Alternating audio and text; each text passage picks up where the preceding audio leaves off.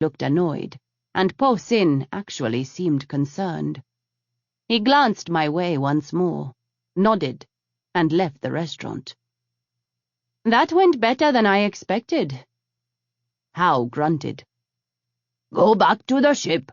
I need to get some supplies. We'll be on our way in an hour. Chapter 23. Guizhou was too close to waste energy on a warp bubble, even if it did mean a 95-hour trip through space. It gave Emery more time to heal, and at night, while Xin was sleeping, I helped Emery walk around the ship.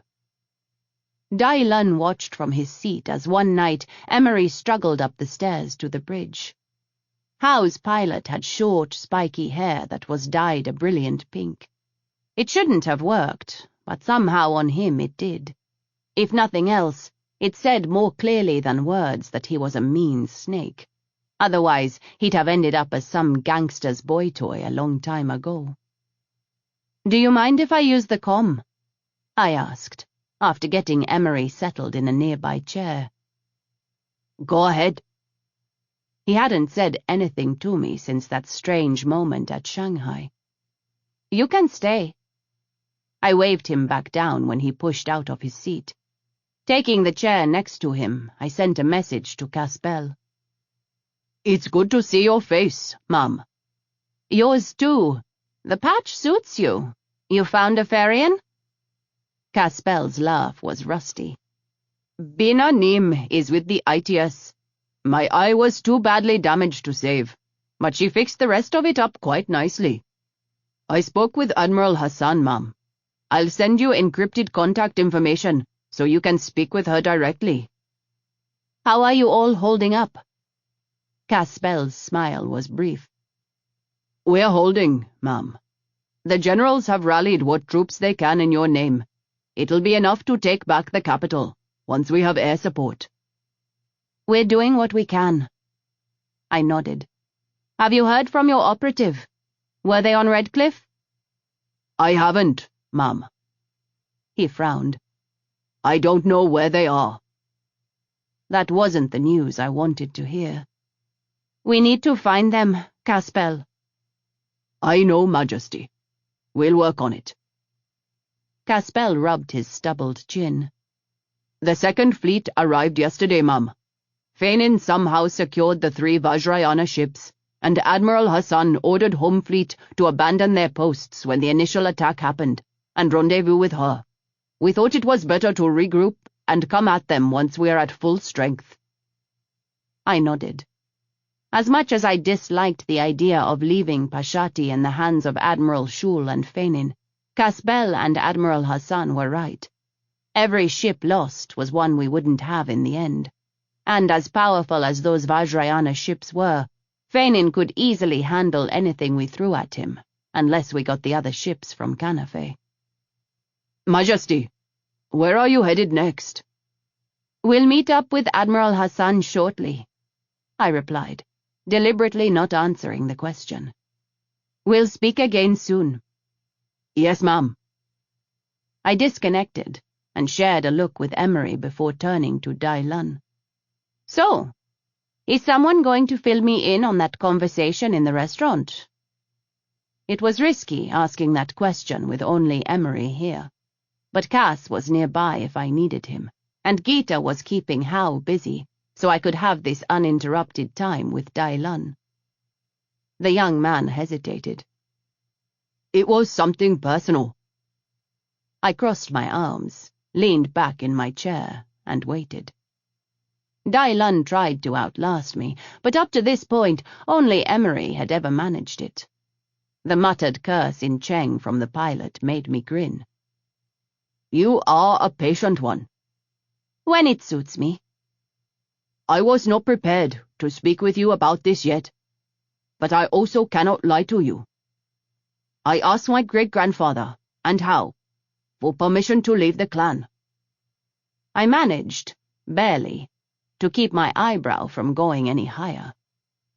Po Sin had allowed one of his great-grandchildren to ride with Hao at such a young age?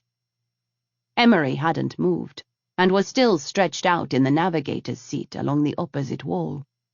I knew he'd heard Dai Lun's comment. Moreover, he'd understood it, since his Cheng was at least as good as mine was. Dai Lun turned in his chair, pushed up the sleeves of his black shirt, and extended his arms toward me in a graceful, almost feminine gesture. The 2 lines of black calligraphy flared with light. Now I could see, clear as day, the marks of Po Sin's clan. But there was more than that. Svatir, I breathed. That explained why Po Sin had allowed someone so young to ride with Hao. Dai Lun carried with him the knowledge of his race. Chronologically, he was barely out of his teens, but he had lifetimes stored in his skull. Emery was up and out of his seat in an instant. I surged to my feet and caught him by the upper arm before he fell. First off, you're not in any shape to be moving like that. Second, just watch. The light grew brighter, silver coating the black until Dai Lun's arms glowed. The air around us crackled with electricity. I could taste the ozone on my tongue. Majesty. Emery's voice was tight. It's all right, Emery. I couldn't quite keep the awe out of my voice at what we were seeing. The silver crawled up Dai Lun's arms, disappearing momentarily beneath his shirt sleeves before it appeared again on the skin of his neck. Dai Lun closed his eyes and shuddered delicately, and when he opened them again, his black eyes were chased with silver, like the stars in the night sky. Releasing the breath I'd been holding, I walked Emery back to his seat before I spoke. Ahala Lokaveria. It was a Svatir blessing that roughly translated meant, congratulations. My mother was Svatir. Dai Lun's voice echoed a little with his transformation into what the Svatir considered adulthood. Her dreaming came early, and my translation was pushed back to my 18th year because of the morning time. He held up his arms, now bare of any mark that claimed him as part of Po Sin's family. Great-grandfather has given me permission for the traveling. I would now ask permission to travel with you for this journey. He dropped his head to wait for an answer, and I was glad for it, because my chin had just fallen all the way to the floor. The traveling? Emery hissed the question at me in the old tongue, a language Dai Lun would be unlikely to know. Lu Xing, I replied, with a little shrug. A rite of passage among those who are both Cheng and Svatir. Po Sin has given his blessing for Dai Lun to separate from the family. He travels a different road than the one traditionally ascribed to him. If he finds something else he'd rather be doing, he's free to spend his life that way. If he chooses to return to the fold, he'll be welcomed with open arms. I blew out a breath and shoved both hands into my hair. This is heavy-duty shit, Emery. Can we trust him? Yes, I replied, without hesitation. He'd bring dishonor not only onto himself, but the whole of his Svatir family and Cheng clan if he went into this with anything other than the purest of intentions. If he screwed me over, Po Sin would come after him with a vengeance. A shudder crawled up my spine. I don't even want to think what his other family would do to him. Do you have to say yes to him? No, I admitted with a second shrug.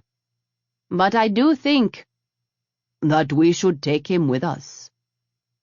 A brief smile flickered over Emery's face at the shock that must have shown on mine.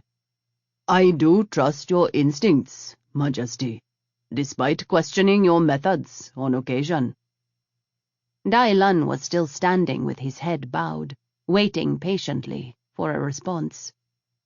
There were a number of benefits to taking this kid on.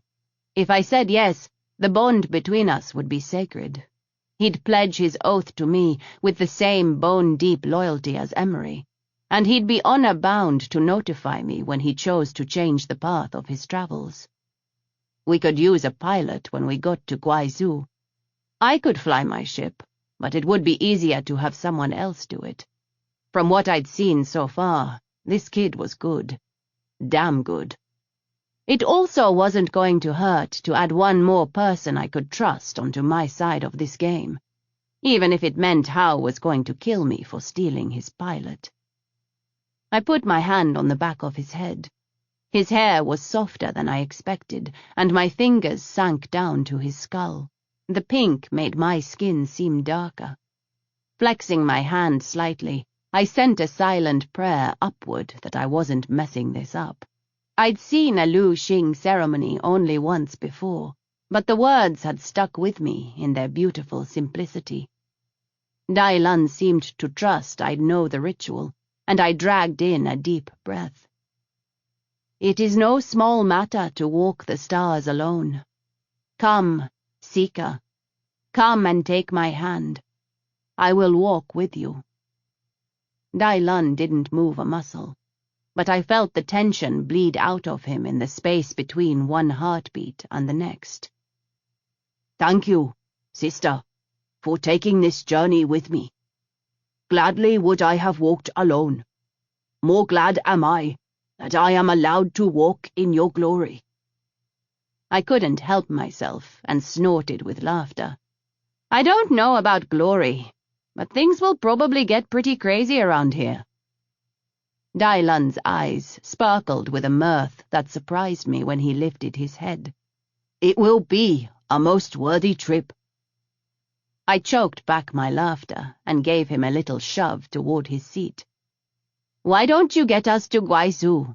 I probably need to go apologize to Hao for stealing his pilot.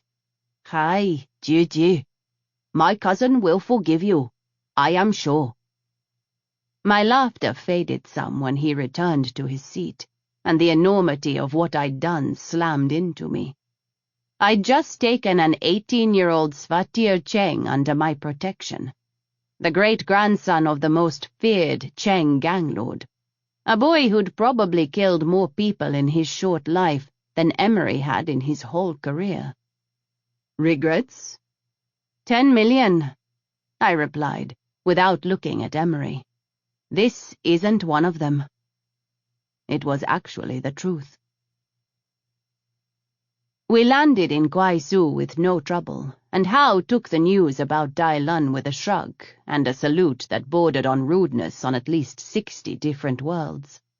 Otherwise, he was surprisingly sanguine about it, which troubled me. Even with his bare arms proclaiming his separation from his families, Dai Lan was well liked in this outback station. We hired a shuttle pilot he promised I could trust, a mute girl named She who communicated in sign language, and were on our way within an hour of landing. Guizhou was a barren planet, prone to vicious lightning storms, unexpected downpours, and long dry periods where the howling winds could rip meat off bone. The landscape was scarred with great plateaus and rabbit-warren canyons, carved out by rivers that ran fast and high during the wet season, but trickled down to almost nothing in the dry. There was little water above the canyons, and even less vegetation. Other than the people clustered around the station, and a strange indigenous creature that some twisted person had named a Harvey, there was little life on the planet. The Harveys looked like a disturbing cross between an Earth rabbit and the spiders from Jupiter 4. For once, the universe cut everyone a break and hadn't made these meter-across monsters carnivorous like the Jupiter spiders. Instead, they were timid creatures that preferred to avoid any contact with the humans who did venture away from the station. Of course, most people erred on the side of caution and avoided wandering this far from civilization. It was one of the major reasons the ready-made cavern I'd won had been built here. Portis and I had both agreed this was the perfect spot for an emergency stash. Memories slammed into me as the shuttle sped through the air and the brown rocks blurred beneath us. I dug my fingers into the seat under me and fought back against the past. I didn't want to see Portis's laughing face. Didn't want to remember sneaking out here in the middle of the night. Didn't want to relive how he'd laid me down under triple full moons and made love to me. All of that was gone, and I wasn't ever getting it back. I was tense and snappish by the time we touched down at the coordinates I'd given Dai Lun. The sun was high in the hazy purple sky, and I shaded my eyes with one hand as I disembarked. Everyone but Cass, Zin, and Dai Lun had stayed on board Hao's ship, despite Gita's protests and Emery's disapproving looks. Emery was in no shape to make the trip, and Gita didn't know how to climb. Plus, I didn't need an audience for the trip down to my stash. It was bad enough that Hao knew what planet it was on. Cass was a silent shadow at my back. He hadn't said much the past few hours, but the silence between us seemed to have settled back into some kind of comfortable rhythm after my fuck-up in the restaurant. There were conflicting reports about what had happened on Redcliffe, who was alive and who was to blame. The Empire was worse. Feinin had been broadcasting all the way back to Pashati and breaking some speed records to get home so fast. All the Imperial stations were on lockdown, but Taz seemed to have a handle on the PR side of things, and several Upja stations were going full tilt to contradict Feinin's claims. "Juju, should I tell Shu to head back to port?" Dai Lun stayed well back as he asked the question. Emery had apparently had a brief, one-sided discussion with him before we left about trust and how close he was allowed to get to me. "Just a moment," I murmured in reply. I closed my eyes to the sun and reached out with my smartie. "Password, Captain." The computer's voice was as dry as the landscape around us. I responded with the complicated 218-digit code. "Verified. Your smartie has been altered, Captain." I breathed a grateful prayer for my last-second paranoia. "Yes, pursuant to backup plan IF, my smartie was reconnected to the Imperial network." "So noted. Please enter appropriate codes at entrance." I nodded in reflex. The computer wasn't expecting a reply anyway, and it couldn't see me from where we were standing. Rolling my shoulders under the weight of my pack, I turned my back on the sun before opening my eyes again. "We're in business. Dai Lun, send your friend back with my thanks." He bowed his head slightly, and the ramp to the shuttle retracted. A few moments later, the four of us were alone on the wind-swept canyon edge. "We go down," I said, and started down the steep path into the canyon. I heard Cass's hissed protest, but I was already out of his reach, and any interference on his part would have dislodged my grip. I was grateful for his impulse control. It was 100-meter tumble to the hard canyon floor if I lost my footing. "Fan out, and watch your step," he snapped at the others. And then I felt the impact of his feet ripple through the ground as he took off after me, and allowed myself a grin. The earth under my hands grew redder, coating my skin with a dull film as I worked my way down. Memories continued to batter at me as I climbed, wearing down my resistance and the wall around my chaotic emotions. Thankfully, I was far enough ahead of the others that my annoyed exhale as I shoved my thoughts aside went unheard. Zin caught up with me when we reached the first plateau. I ducked under an outcropping that offered up meager shade and unstrapped my pack to get at my water. "A little warning would have been nice," Zin said, settling down next to me. "Cass is wound tight enough to snap. How far do we have to go?" "A ways." I shrugged and gestured vaguely with my bottle. "Where's the route?" Zin asked. "Down there."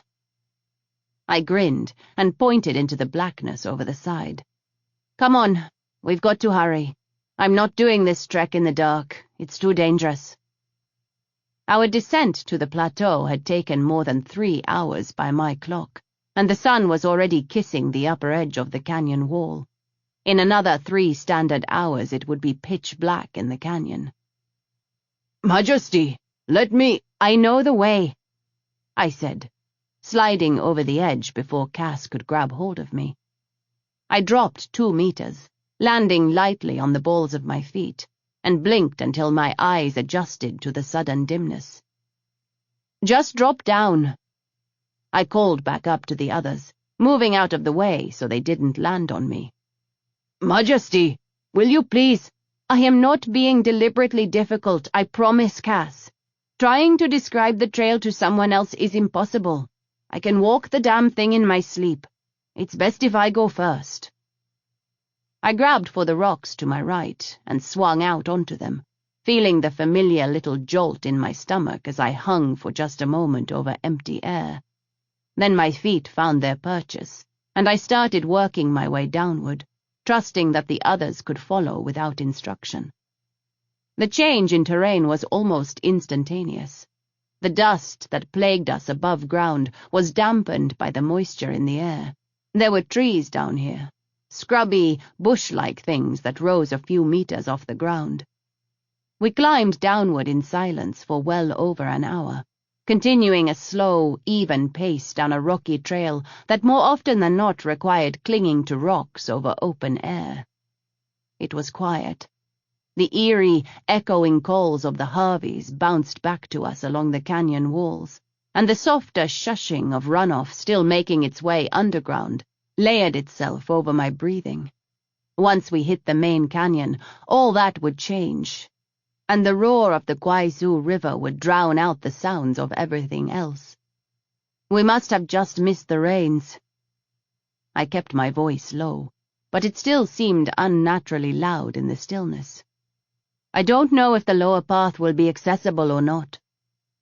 I swung my legs out over the edge of the cliff and boosted down onto the ledge below.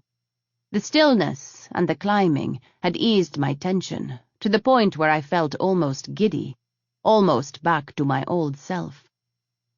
"Majesty, I have a rope." Zin started forward. "This would be easier. There's no point in messing with it. A rope will just complicate things. I know what I'm doing." I grinned up at him, just as the ledge came loose beneath me. Chapter 24. "Hail!" My grin vanished, replaced by panic. I grabbed at the rock face in a desperate search for handholds. There was a sharp stab of pain in my left hand as my nail ripped free, and my swearing mingled with Zin's frantic curses.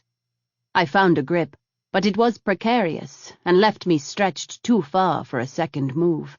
The 30-meter drop below wouldn't leave enough of me for a funeral. Bugger me.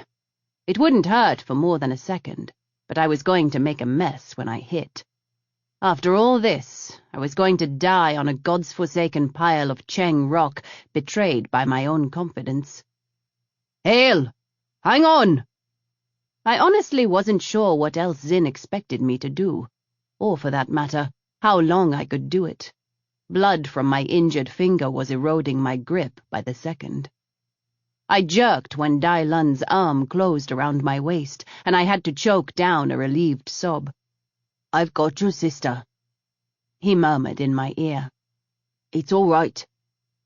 I dragged in a breath, somehow managing to convince my hands to let go of the rocks I'd been clinging to and grab onto Zin instead, as Dai Lun supported me with a strength that was surprising. Zin lowered us the rest of the way down, rappelling smoothly past jagged rock and the grasping limbs of trees growing out of the rock as Cass held the rope like an anchor. We dropped to the canyon floor, where I barely resisted the urge to put my face in the dirt and kiss the ground. Here the dusty red gave way to green, as life flourished out of the brutal sun and winds, soaking up all the moisture of the rains with greedy efficiency. Several Harveys scuttled back into their holes at our arrival. I let go of Zin and stuck my throbbing index finger into my mouth.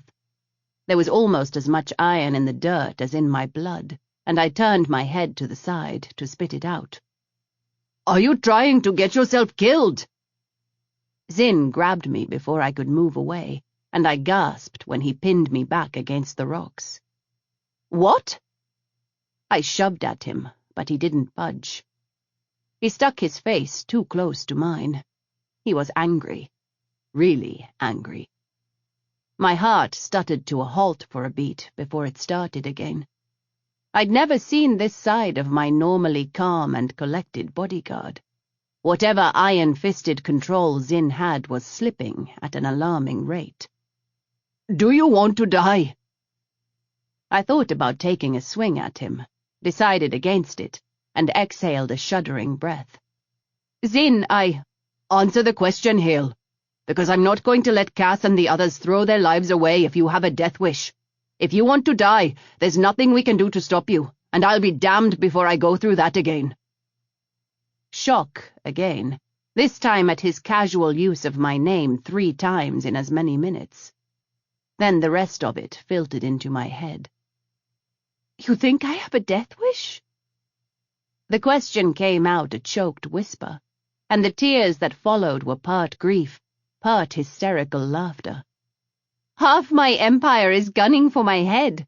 I've made more enemies among the arse side of society than I know what to do with, and you can bet Fainin will put that to good use if he has any sense. I don't need a death wish, Zin. I have a fucking wanted notice tattooed on my forehead. Let me go!" I shoved at him again, but he wasn't in the mood to let me get away. "You can't keep doing this," he snarled. "People's lives are at stake. Your life. I never asked for this. Shiva, Zin, haven't you figured out that I'm not a pampered princess? I can take care of myself." "I know you can. The question I'm asking is, do you want to?" He grabbed me by the shoulders, jerking me onto my toes. "I get that you never asked for this. I was there, remember? But you stayed. And you promised. Are you going back on that? Because ever since Redcliffe, you've done nothing but walk into situations like you're invincible. This recklessness has to stop. You keep waltzing into danger without waiting for us to go first, and you're going to get killed. You're not a gunrunner anymore, Hail. You're the Empress of Indranan." "I know very well what I am. The last woman standing." My voice shook, but I straightened my spine and stared him in the eye. "There's no one left but me. If I go down, I leave Alice and all the rest of you to die. You think I'm so idiotic and reckless I don't feel the weight of that?" I poked him in the chest, forcing him back a step. "I'm it, Zin. I don't have the luxury of rolling over and dying just because I lost everything I've ever cared about." He winced, but I refused to feel bad for the sharpness of my words. "I get to keep going. So guess what? I'm going to do it on my terms. Hail, you're the one who said to me I could be both Empress and gunrunner. Emery trusts me, but the rest of you—" I spread my arms wide, looking at Cass over his shoulder. "It's like you think I'm no longer capable just because I put a fucking crown on my head, the weight of which did not scramble my brains. Thank you very much." The emotions still swirling through me demanded some kind of recognition, but I couldn't find the words for it. I couldn't find the words to express just how much it meant that Emery had put his trust in me, but everyone else seemed to think I was being reckless. Zin opened his mouth to say something, but all that came out was a breath of air. His shoulders dropped fractionally, and he nodded. "Oi, Ma. You're right. I'm sorry. I am. We are all worried about you." His anger had dissolved, and the concern in his voice settled into the cracks in my defenses, freezing and breaking them apart. Cass looked wounded. "Majesty, don't!" I pushed by Zin, grabbed my pack and started forward, then stopped abruptly and sighed. "I'm sorry too." I was glad that the only other witnesses to this were the few Harveys poking their heads out of the trees. For what? This. I waved a hand upward at the rocks. I swear I wasn't trying to get myself killed. It was easier for me to go first. I wasn't thinking. I'm back in a place I feel comfortable. I'm sorry to make things more difficult for you. I really don't mean to do it. Zin looked ashamed. Cass shifted uncomfortably. Dai Lun watched us with an almost refreshing lack of concern for the drama playing out in front of him. Majesty. Cass went down on a knee, and Zin followed him. You are the shining stars in the blackness of space, the hope of the lost and forsaken, the spark that must not be extinguished. We are ever loyal to you. I shared a resigned look with Dai Lun. The young pilot raised an eyebrow at me, but he didn't say a word. I dropped my pack and pulled my bodyguards into a hug, pressing my cheek first to Zin's and then to Cass's. You are all the family I have left. I swear to you, I will never thoughtlessly throw that away. Their arms tightened around me, and we sat that way for a few seconds before Dai Lun cleared his throat. Sister, we really should get moving. I released my bodyguards and wiped the tears from my face with the heels of my hands. Are we good? I asked, getting to my feet. Yes, Mum, they both replied. I picked up my pack and headed up the damp creek bed that would take us to the main canyon. Dark shadows were crawling down the walls by the time we reached the mouth of the main canyon. The light retreated, leaving the damp walls an ominous shade of blood red. The roar of the river was so loud I could scarcely hear my own heartbeat, let alone Cass's shouted question. Holding up a hand, I mouthed, 1 minute, then considered my options as I studied the reddish water rushing by less than 5 meters below us. Our timing couldn't have been worse. It was the tail end of the rainy season, and the Kwai Su was still swollen, which meant the easier path to the cavern was underwater and would stay that way for at least another week.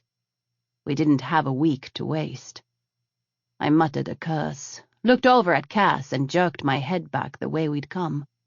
He followed without question, mostly because asking me anything would have been a waste of time. We cleared the bend, and the noise level dropped, blocked out by the jutting rock and screen of trees clustered in the mouth of the side canyon. The lower path is blocked. I was afraid it might be because of the rains, but I was hoping we'd get lucky and the river would still be low. I shoved my hand into my hair, wincing at the reminder of my injured finger. I leaned over and stuck my hand under a trickle of clear water. The blood stained the water, and I bit down on the inside of my cheek, trying to keep the tears at bay. Take a seat, Zin said, slipping out of his pack. I've got a medical kit. I took off my own bag and dropped down onto it. There's another route to the cavern, but it's dangerous enough in the daylight. So we'll camp here tonight, Cass said. Zin crouched beside me, taking my hand and spraying the wound down with a disinfectant that stung enough to have me swearing. Bugger me, that hurts. He just grinned at me and wrapped a seal patch over my finger.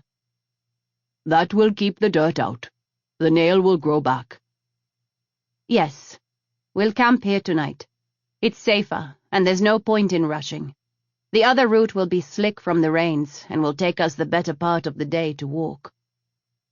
Zin finished with my hand and returned to his pack to pull out the tent. You're sure the cavern isn't underwater? The computer is still active, which is a good sign. There's always a chance that something has broken through in the last 2 years and flooded the chamber, but the entrance will be above water. Dai Lun, help me get some food put together, Cass said. I tugged a collapsible lamp from my pack, shaking it out and tapping it twice until the glow spread out in a circle around us, chasing back the darkness. We finished setting up camp and ate a tasteless meal. I realized my stomach didn't care about my tongue's input and wolfed the food down. Afterward, I rolled myself up in the thermal blanket and, pillowing my head on my pack, fell asleep almost instantly. I woke out of the dream in a haze of confusion and lay there for a minute staring into the blackness before I figured out where I was, before everything came crashing down on me. Majesty. I'm all right, I managed to whisper. Just a dream. I struggled free of my blanket, putting a hand on Zin's shoulder before he could rise. I'm fine. I need to pee, and you're so not coming outside with me for that. Majesty. I started to protest, then sighed as the whole argument we'd just had replayed in my brain. Fires of Naraka. Fine. Come on. I thought I heard a rumbling chuckle as I stepped over him and out into the night. It was cool, but easier to see outside the tent. The first of Kwaisu's moons was high in the sky, and I could see the edge of the second coming up over the rim of the canyon wall. The ghostly outline of Bai Ku, the massive gas giant neighbor, glowed against the dark sky. I'd thought that sleep would have come hard, but the combination of the climb and the breakneck pace of the last few days had left me unconscious for close to 6 hours. I found an alcove, and Zin thoughtfully stayed closer to the tent with his back turned until I finished. Tucking my hands up into my sleeves, I wrapped my arms around my waist and picked my way back out to the main canyon through a combination of moonlight and memory. I sank down onto a rock near the edge and watched the faintly glowing water of the Kwaisu tumble and swirl below. Zin sat next to me. Where's the light coming from? He asked. There is a plant that grows near the river's edge. It soaks up sunlight during the day like a solar panel, and then emits that pale blue light at night, I said. When the rains come, the fragile leaves are ripped free and sent spinning at the mercy of the water.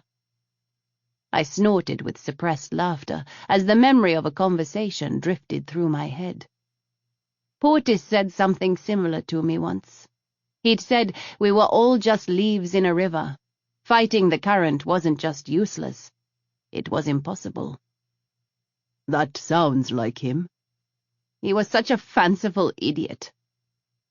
I let the tears fall. Zin wrapped an arm around my shoulders, and I turned into his embrace.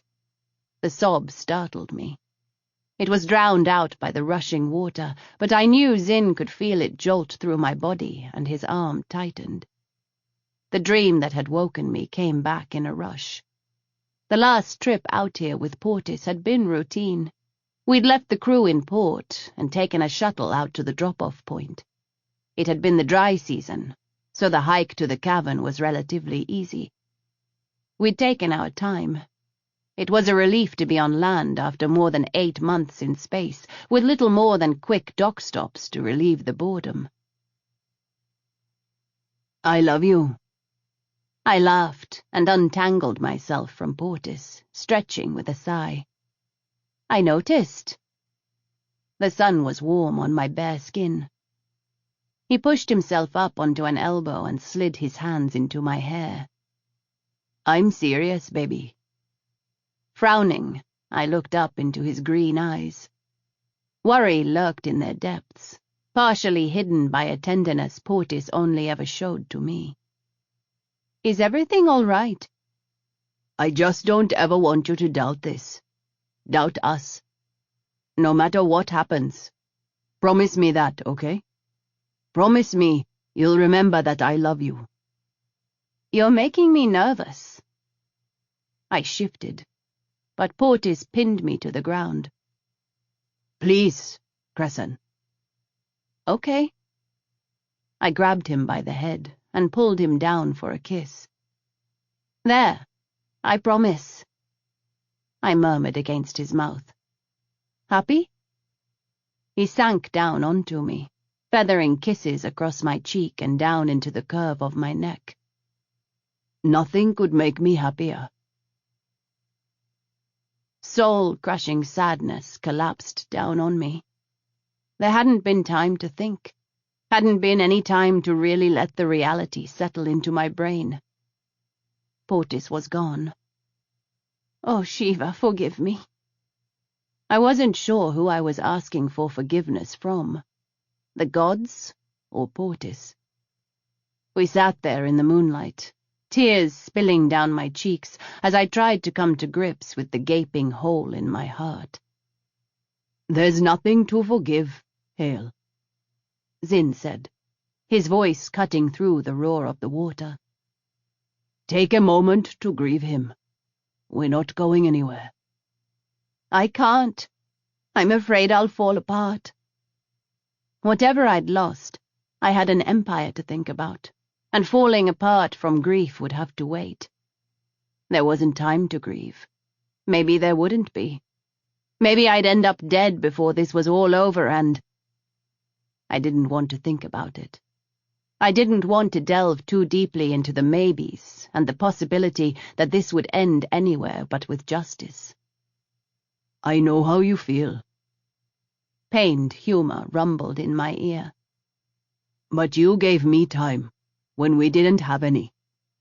Right now, we have all the time in the world." I wish he were here. I whispered up at the stars. Can you imagine the trouble we'd all get into? I wiped the tears from my face with the heel of my hand and blew out a breath, finally feeling like I was ready to face whatever the universe wanted to throw at me since I woke on the floor of Sophie's cargo bay. "It's terrifying to think of, Majesty." Zin helped me to my feet, and we navigated back to the tent. Cass and Dai Lun pretended to be asleep as Zin and I settled back into our blankets. "There's no point in trying to get an early start," I said, ignoring their ruse. "We'll want the sun up to dry some of the water off the path we have to take." "Get some more sleep then, Majesty," Cass said. "There's no telling when we'll have another chance like this." He was right. I reached out, curling my fingers around Zin's as I closed my eyes against the dark, and let sleep drag me back down into the abyss. Chapter 25. I was alone in the tent the next time I woke. Daylight filtered through the fabric and I sat up, stretching my arms out in front of me with a yawn. I felt better, far better than I had in weeks. Dragging my thermal blanket outside with me, I shook it out and then folded it neatly so I could stuff it back in my pack. "Good morning." The greeting I called to Zin when he came into view died in my throat. "What?" "Majesty." There was fury in his eyes, and grief rolling off him in waves so strong I felt my own knees give a little. "What is it?" "Emery just messaged me. Fainin has executed the matriarchs in his custody." It was like a punch to the stomach. One hand flew to my mouth, while I fumbled for purchase with the other on the nearby wall of the canyon. "Mother Destroyer. Their daughters?" Zin shook his head. "Not yet." "Do you have names?" "Zelin, Acharya, Wabley, Surakesh, Naidu, and Maxwell." My aunt, Lena's mother, Matriarch Maxwell. Oh, Shiva. I'd spent my childhood around those women. In some ways, they were as much mothers to me as my own had been, and since my return, I'd forged a new relationship with most of them. "What about Lena? Taran?" "No mention of them, Majesty. Let's hope they're safe." "Zaran? The matriarchs Hassan and Prajapati?" "No word on them either, Majesty. Or if Clara Desai was among those killed. Though I expect if she had been, it would be in the news." My anger rose up, burning the grief like a flash fire, and the next words out of my mouth were jagged-edged and sharp as broken glass. "Get packed up. We need to get moving. I'm not letting those monsters sit on my throne for 1 second longer than I must." Yes, Majesty. We broke down the camp in silence, shouldered our packs, and headed toward the main canyon. The trek was easier than I'd expected. My anger gave me a laser-like focus, and I didn't slip once as we picked our way down the treacherous rocks to another side canyon closer to the raging river. I slowed my pace, smiling in relief at the sight of the rock wall, streaked red by the setting sun, and reached out to the computer with my smartie. "You can drop the camouflage, computer." Holy! Cass sucked in a surprised breath as the rock face before us wavered and vanished, revealing a pair of wide steel doors that stretched all the way up to the rim of the canyon. You did not build this? Nope, I replied, starting forward again with a grin. I won it. Excuse me? Zinn jerked around to stare at me. How? It's a very long story. I waved a hand in his direction, and then slapped my palm down on the reader set just to the right of the door. "Welcome, Captain," the computer said, and a side door popped open in the rock to my right. It hadn't questioned my bodyguard's presence at all, which was interesting. Lights flipped on as we passed through the door into the cavern. The air was musty and a little damp, but a quick scan of things told me all was intact and dry as it could be. I raised my hands and spun in a little circle, facing the three men with a smile. "Welcome to my hideout." My words echoed back to me, bouncing off the cavernous walls. I thought I saw a flicker of amusement fly across Zinn's face, but he remained silent. "Weaponry is over there. There's some on the ship, but we might as well load what we can." "Majesty?" Cass replied with a quick nod and tapped Dai Lun on the shoulder. The young pilot dragged his eyes away from the ship and followed him. I crooked a finger at Zinn and headed for a room on the other side of the cavern. In reality, it was nothing more than 3 walls of transparent aluminum set around a hollowed-out space in the cavern wall. Portis had built it when I couldn't set foot in the old, windowless room where the computer and other equipment had been kept. The walls had been too close, too solid, and triggered my claustrophobia so badly the first time I'd entered that the panic had stayed with me for the rest of the day. I pressed a hand to the panel by the door, and it opened with a quiet snick, sliding aside. The air in here wasn't damp. It was dry and sterile-smelling. The rock wall and ceiling had been coated with the same transparent aluminum as the walls, creating a hermetically sealed environment that kept the hardware from dying on us. The table in the center of the room lit up as the computer came all the way to life. I swiped my hand over it, glancing at the messages that had accumulated in my absence. Most of them were job offers, and I caught myself reaching out to tap on one when Zinn cleared his throat. I glanced over my shoulder with a sheepish laugh. "Old habits die hard." "Where did you get all this?" "Here and there. The ship came with the hideout.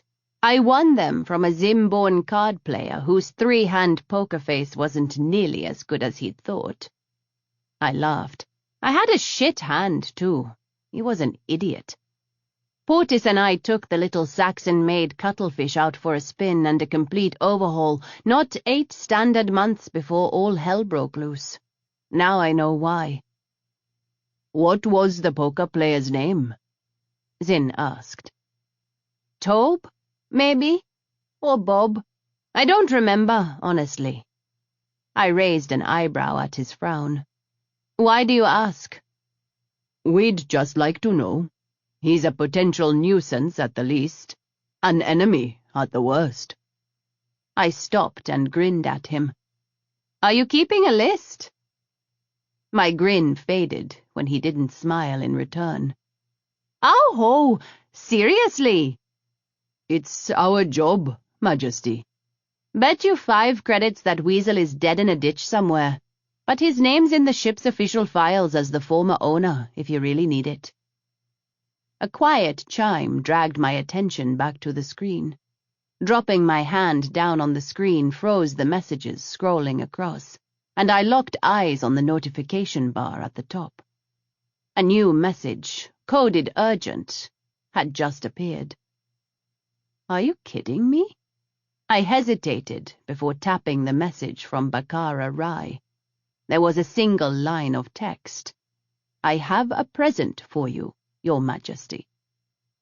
Majesty, who is that? The ping of an incoming message from Hao cut me off. Little sister, trouble is coming. Saxon ships are requesting permission to land in port. Bugger me, we've got company. I was moving even before Hao finished talking. Swiping a hand over the screen of the table, I set the computer to download all my messages into my smartie and shuddered a little when it complied. Zin, we've got to move. Emery just told me. How? I said out loud, so I wouldn't have to repeat myself. We've got a change of plans. We're not going back to Shanghai. Get out of there and head for Santa Pirata. We'll meet you there. Shashu, that is unwise. No time to debate it. Go.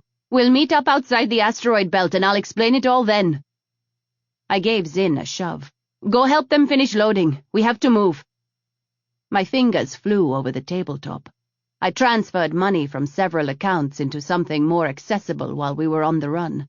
I didn't like doing it, but I also didn't want the Saxons following a money trail back here and finding my hideout. Zin closed a hand on my upper arm. Move.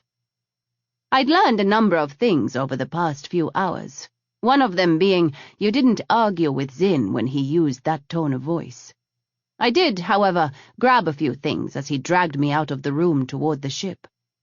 I trailed a hand over the lettering on the side, letting a grin slip free when the reactive paint shifted to change the ship name to the false registry we'd logged her with. I'd fought with Portis over the name, but now I was glad I'd finally caved to his suggestion. The result of the massive credit drop before we'd left the ship here was a sleek, well-armed vessel that was safely registered as a transport for a Solarian conglomerate interest called Injex. The name on the registry, Sakura, was slightly more sedate than its real name, War Bastard. Cass and Dai Lun had finished loading boxes, and my new pilot slid into his seat with wide-eyed reverence. "Try not to get us blown up your first time flying her," I said, and tapped out the code to open the bay doors. "Computer, prepare for departure. Code relock sequence on my authority. Pursuant to Plan IF? Yes, please, and set the auto-destruct to go if anyone tries to tamper with you or the doors." Plan IF? Zin asked, sounding surprisingly calm despite his white-knuckled grip on the instrument panel. Do I dare ask, Majesty? I grinned at him and keyed up my smartie. "Dai Lun, did Hao fill you in?" Hi, Juju. "I'm reading 3 Saxon vessels coming into land at the port. Hao is probably waiting for them to get on the ground before he takes off." I buckled my belt, pleased when the others did the same without having to be told. "I'm fucked." Excuse me? Zin blinked at me. "Plan IF," I said. IF stands for I'm fucked. Because WAF just doesn't have the same ring, Cass muttered. I couldn't stop the laughter that bubbled up out of me. "Precisely. I'm glad you're here, Cass. I don't know what I'd do without you." I wish I could say the same, Majesty. Spoil sport. But I returned my focus to the screen in front of me, watching the alarms for signs of the Saxon ships in port scanning in our direction. There weren't any, but I wasn't sure if that was a cause for celebration or a reason to worry. "There goes Hao. They don't seem to be following him." "We changed the registration tag on the ship in Shanghai," Dai Lun said, easing us out of the cavern entrance and watching as the doors closed behind us. A warning bell sounded off to my right, and I spat the curse out. "We're tagged. Go!" I threw up a smokescreen of another ship registry as the Saxon radar pinged us. It was flimsy, but if they didn't get more than a glance, we'd be okay. Thanks to the fact that the Saxon ships had landed and Dai Lun's remarkable ability to leave the atmosphere of any planet faster than any pilot I'd ever seen, we made it into warp before the Saxons could get a bead on us again. I input the coordinates into the computer for the asteroid belt that bordered the XGCD system. Sister. Dai Lun's quiet exhalation wasn't quite a protest, but it was enough to alert Zin, and I resisted the urge to reach over and cuff my newest charge for it. We should not. We're going to Santa Pirata, Dai Lun. What's at Santa Pirata? Zin asked. An old friend's place, I replied with a shrug. Bakara Rai is no one's friend. That time I did cuff Dai Lun, hitting him just hard enough to make it sting. He rubbed the back of his head with a stoic shrug. Only the truth, Zhe. I would not see you have dealings with one such as him. We need information. He'll have it. Who is Bakara Rai? Cass asked quietly. I contemplated not answering, but Dai Lun would probably tell them everything anyway, so it was best if I chose how things were phrased. He's an associate of mine, one who deals in information, among other things. Zin gave Dai Lun the look, so perfectly copied from Emery that I choked, and I swore the kid folded faster than a drunken Parisian with a handful of low cards.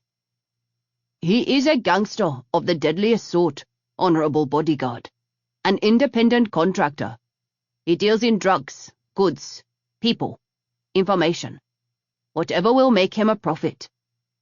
Traitor, I muttered, attaching an endearment on the end so he knew I was joking. He hits harder than you, Zhe, Dai Lun replied, without apology. No, he doesn't. Look, I continued, before either bodyguard could interrupt. It's not the best of solutions, I'll admit. However, I have two very good reasons for my decision. One is that Rai will have information that will be helpful. I'll have to pay him for it, but with him, that's a guarantee it will be accurate. And two? He said he had a present for me. Chapter 26. It was almost 24 hours in warp to the outer reaches of the galaxy. After I'd watched the footage of the matriarch's executions, I spent a good chunk of that trying to catch up on my sleep. The news reports were filled with the breaking story, and it hadn't taken me long to find some less reputable sources who'd published the images released from Indranan. Fainin had held a sham of a trial, in public no less, implicating the matriarchs in collusion with the Saxons in the death of the Empress. It was slick, I had to give him that.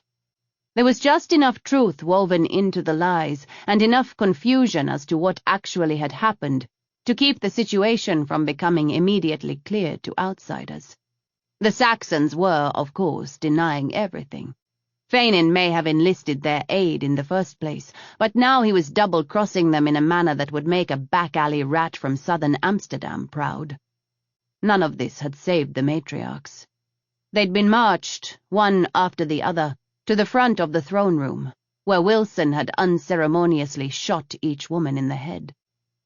A few of the women had cried silent tears. The rest were stone-faced as they walked to their deaths.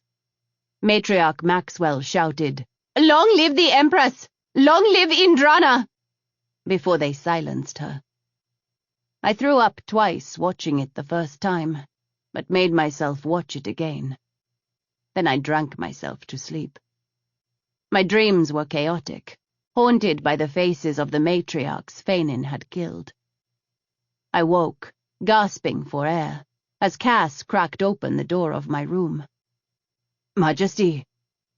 "I'm all right," I croaked, rolling out of the bunk and crawling for the sink in the corner. Cass helped me to my feet, holding me there as I threw up. He reached past me for the faucet. "There's no water." "There is, Mum. We pumped some on board before we left." "Bless you." I rinsed my mouth out, clinging to the edge of the sink until I was sure my legs would support me again. "Occasionally, I get things right." "What are you talking about?" I turned, too quickly, and had to close my eyes as the room spun around me. "You're doing fine, Cass." He helped me to the low bench on the other side of the room. "That's kind of you, Majesty. We both know the truth. I've been a poor replacement for Emery." I grabbed his arm and yanked him down. "Listen here. You're doing the best you can. I'm still alive, which means a lot.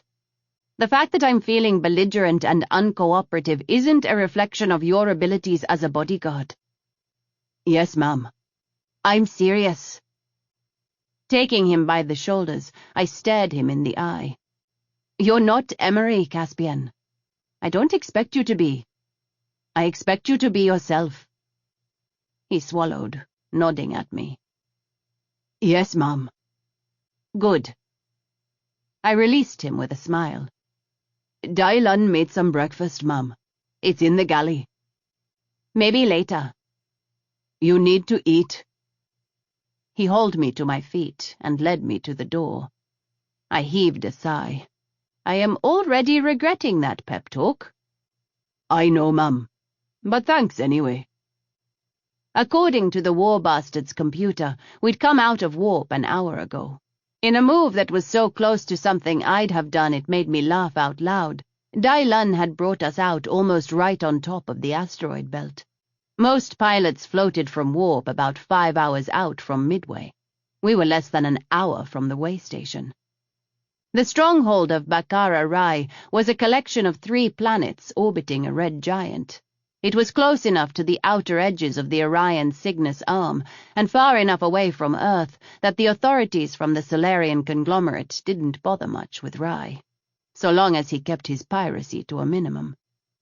From what I knew of the man, he was more than happy to obey, when it suited him. When it didn't, there were hundreds, if not thousands, of private contractors in his employ who would go after an SC merchant ship for the right cut of the profits. Only one of the 3 planets orbiting the star known as XGCD was habitable. Aptly named Isla de la Vida, the Island of Life, it was used for growing what food the colony couldn't bring in via trade. Isla de la Muerta was the planet closest to the star, one that in another few million years would be swallowed by the expanding giant. It was, as the name suggested, uninhabitable, the surface a shifting mass of molten rock. Santa Pirata floated in the middle, too close to XGCD for life to survive on the surface, but far enough away that the solar radiation couldn't penetrate the surface. It was there, in a vast network of underground cities, that the smuggler king, Bakara Rai, made his home. First, you had to make it past the asteroid belt surrounding the system. If you had an invitation from Rai, it was an easy 2-day journey through the heavily guarded artificial corridor. If you didn't, you had to navigate the belt, a challenge that took longer, provided you didn't get smashed to pieces. Hao and I had both made the run. It was a rite of passage for anyone wanting to do business with Bakara Rai. I finished my breakfast and cleaned up as best I could. We docked the ship and disembarked into the thriving port. Dai Lun closed a hand on my forearm. "This way." I kept my head down, hair covered by a hood, as we wove through the crowd. Zin and Cass's presence at my back was a welcome comfort. People melted out of our way, but it was hard to say if it was my pilot's easily recognizable hair or the grim-faced men behind me that caused their flight. Whatever it was, we made it the length of the station and onto the Pentecost without incident. Hal was in the cargo bay, talking with Emery. "We're leaving your ship here," Hal said, by way of greeting. "Why?" He laughed. "Because if we take yours, The chances that Rai will just blow us out of the sky are far greater, and if I'm going to die, I'd rather it was in my ship." "And if we take yours, Majesty, that cuts down on how many people we can take with us," Emery said. "You're not well enough to go with me anyway." "I'll recover on the way out there. Between Henna's work and my systems, the worst of the damage that phase didn't heal is fixed," Emery said. "The rest will be fine by the time we get there. You're not making the trip without me, Majesty." "The war bastard is smaller. It'll be easier to get through the asteroid belt. How?" "I'm not going to tell him no, Shaju. That's your job." Hao shook his head, his barely concealed grin making me want to punch him. I looked at Henna for support. The doctor shrugged, waving a hand in the air. "He's better, out of danger. He will heal." "You're not helping." "I'm coming with you, Majesty, like it or not." "I don't like it," I hissed, and stomped up the stairs. "Ma'am." Stasia handed me my old pants, cleaned and repaired, along with a bright blue shirt that was blank on the front. She smiled and left me alone in our quarters. I finished changing and was folding my dirty clothes when Emery came through the door. He didn't say anything, just leaned against the wall with his arms crossed over his chest. I mirrored his stance, jutting my chin out and wishing I didn't feel like I was in a standoff with my father. "Majesty," Emery said, "my place is at your side, until the end of it. I would go beyond that if I could figure out a way." "I'm so tired of people dying for me." The facade cracked, and the loss of everyone rolled through me. I saw the sympathetic grief surface on Emery's face. "I know. I'm sorry." "He killed them, Emmy." I covered my face with my hands and sank down on the bunk. How did I misjudge him so terribly? There was no expression on Fainan's face as they fell. Wilson— "Majesty." Emery closed his hands, absent his normal gloves, around my wrists, and gently pulled them from my face. "It is not your fault." Zin accused me of trying to kill myself. I'm not, I swear. I'm trying to hold it together, Emery. I just don't know if I can. Everyone around me is dying. I can't keep you all safe. I should be able to keep you safe. I was trying to do the right thing. They suckered me into leaving the planet. And Trace? I haven't ever been that naive about anything. I missed this huge thing right in front of me. I was angry, but not at my Ecom. I left them there alone to die. You almost died, and left me here alone. I couldn't say the words out loud, but Emery heard them anyway. Concern softened his face as he knelt in front of me and tugged me off the bunk into his arms. "I'm still here," he murmured, the words soft against my ear as he wrapped his arms around me. Why me? Why am I the one everyone is depending on? What fucking fluke of the universe put me, of all people, here? His arms tightened, just like Zin's had that night in the canyon. "I don't know, Hail, but I'm grateful for it." You're crazy, you know that? I pulled away with a laugh and shoved both hands through my hair. "I am your Ecom, Majesty. It stands to reason." He offered me a hand as he stood up. Oh, hush. "Tell me about Bakara Rai." He's a dangerous man. Charming, unpredictable. He expects to get his own way, which isn't really surprising for someone running one of the largest smuggling rings in this sector of the galaxy. He's smart enough to stay in Po Sin's good graces, and to keep himself strong enough that Po Sin isn't quite sure whether he could take him out. How much interaction did you have with him? Zin said you called him a friend. I stared at the ceiling as I tried to figure out the best way to answer the question. Friend is probably overstating it. We ran several jobs for him over the years, spent some time at Santa Pirata. I don't know him all that well. No one does, except maybe Johar. Emery arched an eyebrow at me, and I shook my head. That's all you get, Emmy. Sorry. And we need to go see him. Why? He said he had a present for me. I lifted my hands in the air. And Rai isn't the sort of man you want to upset by not accepting his hospitality. The trip through the asteroid belt was predictably tense. It took everything Hao and Dai Lun had to keep his ship, and us, in one piece during the 5-day trip. They switched piloting duties like clockwork, one sleeping while the other flew. I filled in twice, but it was a struggle even for me to keep us from being crushed by the multitude of debris for those brief periods in an unfamiliar ship. Greetings, Vessel Pentecost. You're a long way from home. The young woman at port control was pleasant enough with her wide grey eyes and easy smile, but the undercurrent of tension vibrated like a taut string. That we are, Dai Lun replied. He plastered a smile on his face I was sure was deliberately strained. My esteemed boss, Cheng Hao, would like to speak with Mr. Rai. I'll have someone meet you at G76. Don't disembark until they get there.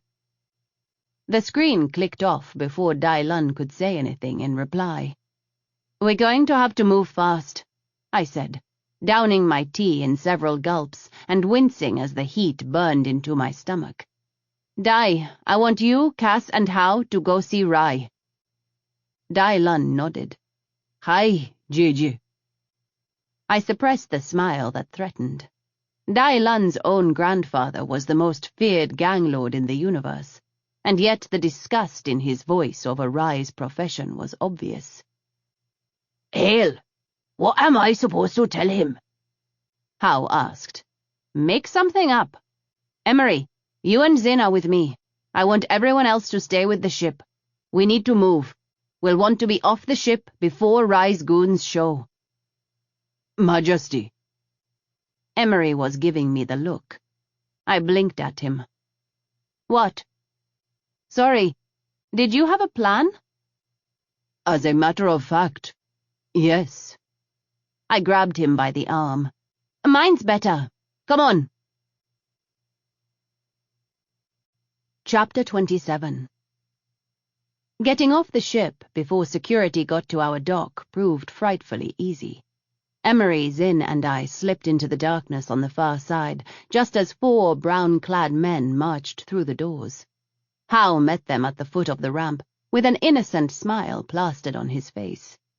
I couldn't hear what he was saying from our hiding place, but the subservient bowing from my new brother and Cass told me enough. Our subterfuge was holding for the moment. I tapped Emery on the shoulder and jerked my head to the left. He frowned but nodded, and I led the way deeper into the shadows. This place smells like sulphur and crime, Zin whispered, and I had to choke down a laugh as we headed down an empty corridor. Emery punched him in the side. So at least my Ecom seemed to be feeling better, even if he wasn't back to 100%. Security in Rai's underground city was tighter than at the palace at home, but that didn't stop enterprising souls from selling schematics to the highest bidder. I suspected it was part of Rai's larger plan, because often the schematics were sadly outdated. No one did that much redecorating without a very good reason. The plans I had, however, were limited to 2 key areas. The outer ventilation shafts, which wouldn't have changed because they didn't pose any kind of security risk to the facility, and the location of Rai's private offices. The second plans hadn't been purchased. There was no one stupid enough to cross Rai like that. I'd drawn them from memory. One visit to Rye's offices, followed by a week's stay on Santa Pirata, where I'd walked every single corridor in the place, had given me more than enough information to complete the map. It was a simple matter to trace the route and follow the most logical course, from the outer ventilation shafts to the interior ones, and from there to Rye's office. A simple matter of locking myself in a tube of plasteel, barely wide enough for Emery's shoulders. Majesty, we could— I'm okay, I muttered, staring into the darkness of the ventilation shaft and trying not to throw up. Besides, there's not really another choice. I forced a bright smile. I'd better go. I'll go first. Emery cut me off. Then you, Majesty. Here. He flipped on a light and clipped it to my collar. Focus on where we need to go. Emery's quiet assumption that I could suck it up and do it on my own did more to shove aside my claustrophobia than any amount of coddling Portis would have engaged in. With a sharp nod, I exhaled and crawled into the vent after him.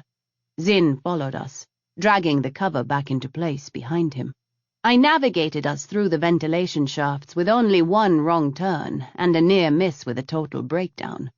Trapped there with the dim light bouncing off the walls, I'd clutched at Emery's ankle and fought with the hysteria clawing at my brain. Breathe through it, Majesty. Emery's voice wafted like smoke, wrapping around me and easing some of the panic. You're all right. Just breathe. I dragged in a breath, letting Emery's words lull me away from the sharp-edged sensation of the plasteel walls closing in on me, and released it. Fear rushed into the vacuum, but I pushed it out with another breath. Very good, Majesty.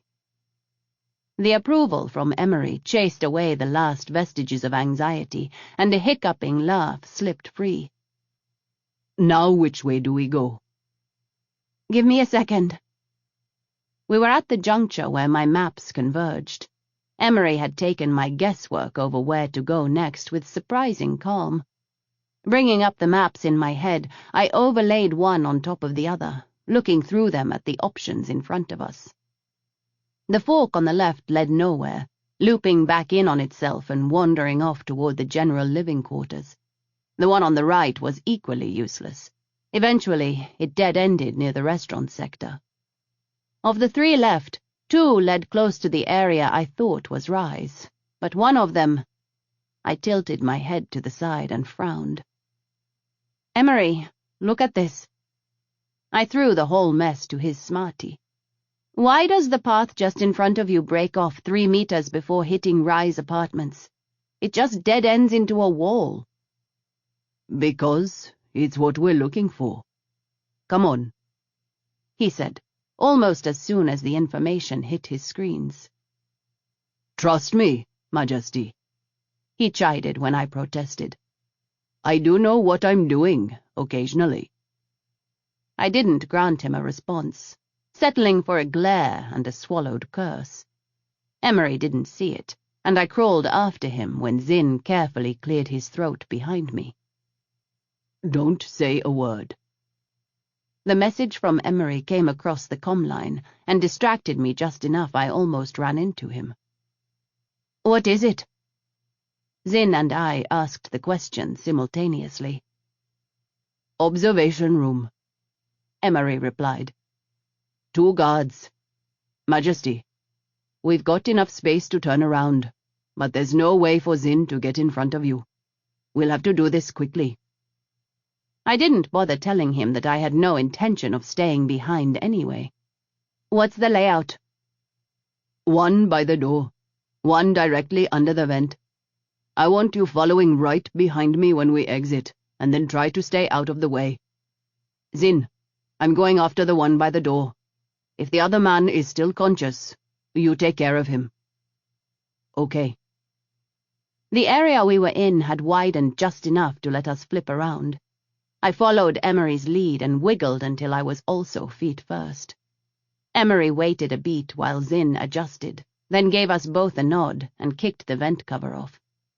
What he did was kick it free and drop from the ceiling, riding the cover to the ground like a plasma surfer from Ontario. The unfortunate guard beneath us played the role of the wave, and I landed to the left of his still form. Emery was headed across the room toward the second guard, who was fumbling for his communication link when I spotted the flaw in Emery's plan. There was a third man in the room, and no time to wait for Zinn to get out of the vent. Time slowed as the wide-eyed young man went for the gun at his side. I vaulted the desk between us and snapped his head back with a spinning hook kick. The guard's pretty blue eyes rolled back in his head, and he dropped to the ground. I landed lightly beside him and turned to find Emery giving me the look. "What?" I hissed. "He was going to shoot you in the back." "Zinn. Sorry, she beat me to him." Zinn threw me a wink when Emery looked away and mouthed, "Nice work."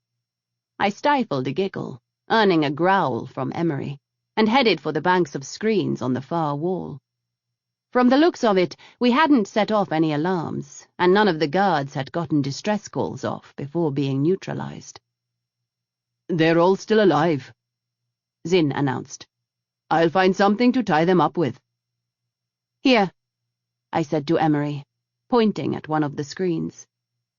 A man with dark brown dreadlocks lounged on a low scarlet couch, his muscled arms spread out over the back. The casual pose was a ploy. Even from here I could see the curious gleam in Baccara Rye's amber eyes as Howe and the others were ushered into the room. "Can we get sound?" I swiped a hand over the table in front of me, bringing up the control panel. A few commands later, the entire wall was covered with the footage from the camera in Rye's private rooms, and conversation was as clear as if we were in the room with them. "Such an honor to have one of Po Sin's greatest generals come all the way out here to visit." Rye's voice was rough, a deep, shifting baritone that could go from seductive to deadly in the space between heartbeats. "I can't imagine what would require such an important man as a messenger, and such secrecy that you didn't ask me for a pass at Midway. Even curiouser to bring the deveu of the currently deceased Empress of Indrana with you, Howe." He made Cass. I spat out a curse and grabbed for the gun on my hip. "Easy, Majesty. Let's see what Howe does." I stared at Emery in shock, but his eyes were locked on the screen. Howe folded his hands together, bowing low as he did so. When he came up, he extended his arms and pushed his sleeves up, revealing his uninked skin. "As you can see, Honored Rye, I am not currently in my uncle's employ. He has released me for a personal issue, and Dai Lun for the traveling." "Clever," Emery murmured. "Did you really think he'd give us up?" I hissed. "It's my job to be suspicious, Majesty. If it keeps you alive, it's worth it." "One of these days it's going to get you in trouble. Howe would be mortally offended if he knew what you just pulled, Emery." "I did not pull anything, Majesty. I merely took advantage of the situation to further prove his loyalty. It won't do any of them much good to go storming in anyway, so—" He gave a little shrug and looked back at the screen. Rye was dressed in a red tank top and loose pants. The grey silken fabric was embroidered with thread as scarlet as the top. He wasn't obviously armed, but he didn't need to be. The hired muscle standing behind Dai Lun had shifted nervously at the mention of Po Sin. "Oh, yes, the traveling." Rye eyed Dai Lun with a smile. "So, you're bringing him here to do what? I don't do fosters, and some would say that coming to work for me is a bit of a step down for a Cheng, let alone the great-grandson of Po Sin. He knows something's up, I said to Emery. He's just playing now. We might as well go out there. Emery didn't look happy about it, but he at least didn't argue with me. Fine. You stay behind us, Majesty. Understood? If people start shooting, you jump back in here and get back to the ship. I nodded, figuring it was a waste of time to tell him that Rai probably wouldn't shoot us. If he wanted us dead, he'd just lock the doors and gas the room. I'd seen that happen once before when some idiotic man thought he could strong-arm Rai. Portis and I had been waiting for our own appointment, and I'm sure that letting us watch the whole scenario through the wide one-way mirror had been a deliberate show of power on his part. Rai had sucked in the blue gas like he was smoking a vanity cigarette, while the other man choked and convulsed on the floor. Later, he'd told me about the poison mod he'd had installed that filtered out all the known toxins in the universe. The trouble with Rai was it could have all been a trick, an illusion to build up his power and feed the rumor mill that already circulated thousands of stories about him a day. Or it could have been real. Either way, after that incident I tended to stay as close to the door as possible when I visited. The door to our hiding spot slid open, and I followed Emery and Zin into the next room. We were just in time to hear Dai Lun say, "My Zhe would like a word with you." Rai's couch was facing the door we exited, with a long bank of windows behind him that looked down on the bustling gambling pit below. The door to the hallway was several meters away, guarded by two granite-faced men. 3 more guards stood behind Hao and the others. The floor under my feet was satin wood, gleaming in the overhead lights. Several other couches were scattered throughout the room, and a table of polished steel nearby was so loaded with food it looked as though it would collapse any second. "Jojo, is it?" Rai rose from the couch in a fluid movement. "Now that, Dai Lun, is a step up." A sly smile spread over his face, and when he bowed, he kept his eyes locked on mine. "Empress, hail me, Mercedes Jaya Bristol. It is good to see you alive and well. I heard a horrible rumor you were dead, and it drove me to tears." "I'm sure it did." Emery stood in Rai's way. Even barefoot, Rai was 20 or so centimeters taller than Emery. Not that it seemed to intimidate my Ecam at all. Or me, for that matter. I held my ground as Rai stepped around him. "So sorry to hear of your boyfriend's passing also. Though I confess I'm relieved the competition is gone. If your Ecam will forgive the impertinence, I'll greet you properly." He leaned down to kiss me. The telltale whine of my Glock powering up filled the space between my lips and Rai's as I pressed the barrel to the underside of his chin. "He won't, and neither will I."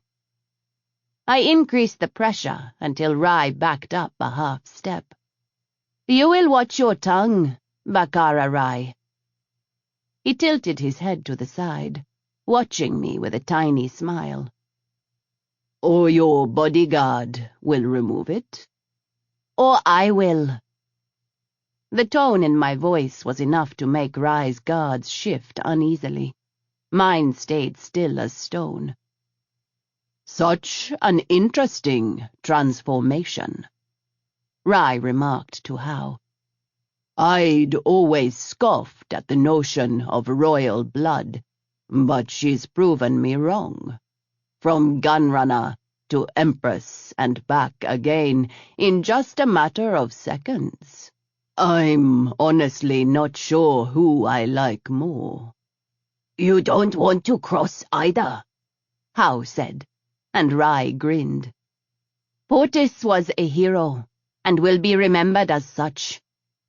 I returned the Glock to the small of my back.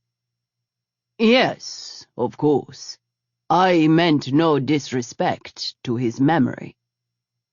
Rai snapped his fingers, and a young woman in an outfit of gossamer threads the color of peaches glided over to him with 2 bowls of something blue and frothy.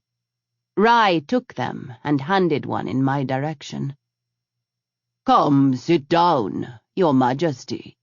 We will toast to the fallen. I promise it won't harm you, but I won't be offended if your Ikam insists on testing it first.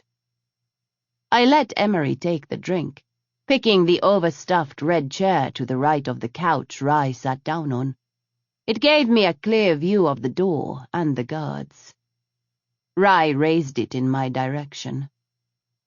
To Portis. So very noble, even at the end.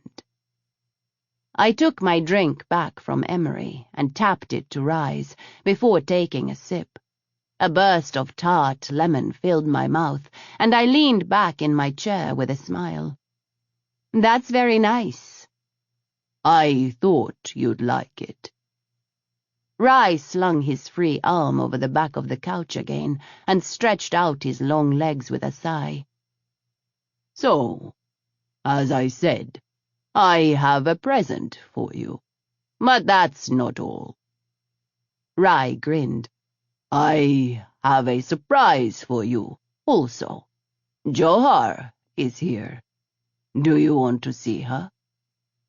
I thought you banned her from Santa Pirata for life, I replied cautiously, using the pronoun Rai had chosen, even though the last time I'd seen Johar, she'd been male. Rai gave a little shrug. I changed my mind. It was a misunderstanding. She shot you. Rai tipped his head in acknowledgement. True. It was a misunderstanding. Come on, Hail. We'll miss it if we don't go now. He stood and offered me a hand. Majesty, a moment. I glanced over my shoulder at Emery, and then back at Rai, catching the amusement in his amber gaze. I'll just wait for you outside, he said, and headed for the door, leaving me alone with my 3 guards, Hao and Dai Lun. Is this safe? My eyes snapped wide and I laughed. We're in a smuggler's hideout, Emmy. Safe is relative. I meant going into the arena, Majesty. Crowd control will be impossible. We should bring the others. No, leave them on the ship for now. I'd rather not show our complete strength to Rai. I shrugged. We'll be in Rai's box, not up next to some drunk bastard in the upper decks. That's safe enough as it goes. You'll be spotted, Zin said. You're extremely recognizable, Majesty. I'm okay with that, I replied. I like the idea of making Fainin out to be a liar every chance I have. This is dangerous, Zhe. I rolled my eyes at Dai Lun's input. No more so than anything else, and you know it. Rai's a potential ally, I replied calmly. I can't risk offending him or Johar. We might need them, and he's not going to tell me what my present is until he's damn good and ready, so we may as well play along. Even if the present wasn't anything planet-shattering, I would need Rai's help, for weapons at the very least, and mercenaries if things got bad. Mother Destroyer, I hoped they didn't get that bad. Emery finally nodded. All right, Majesty. If you think it's for the best. I didn't. But it was the best we could do at the moment, and given what we were up against, it would have to do. Chapter 28. The gleam of plasteel and dead grey concrete faded into the smooth black rock native to Santa Pirata as we left Rye's operational base and moved out into the public areas of the underground city.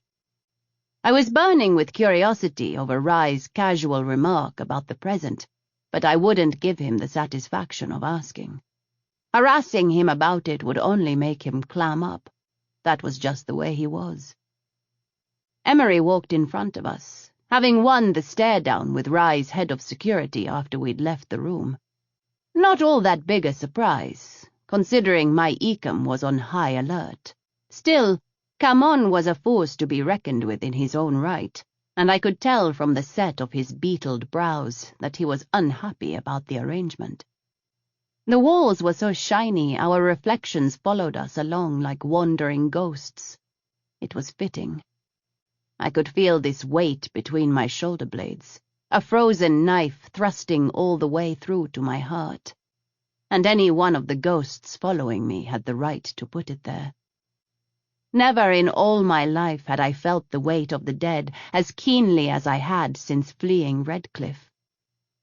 Santa Pirata had once been packed with volcanoes that burned away the atmosphere and smothered any living things on the surface in a thick coating of ash a few million years ago.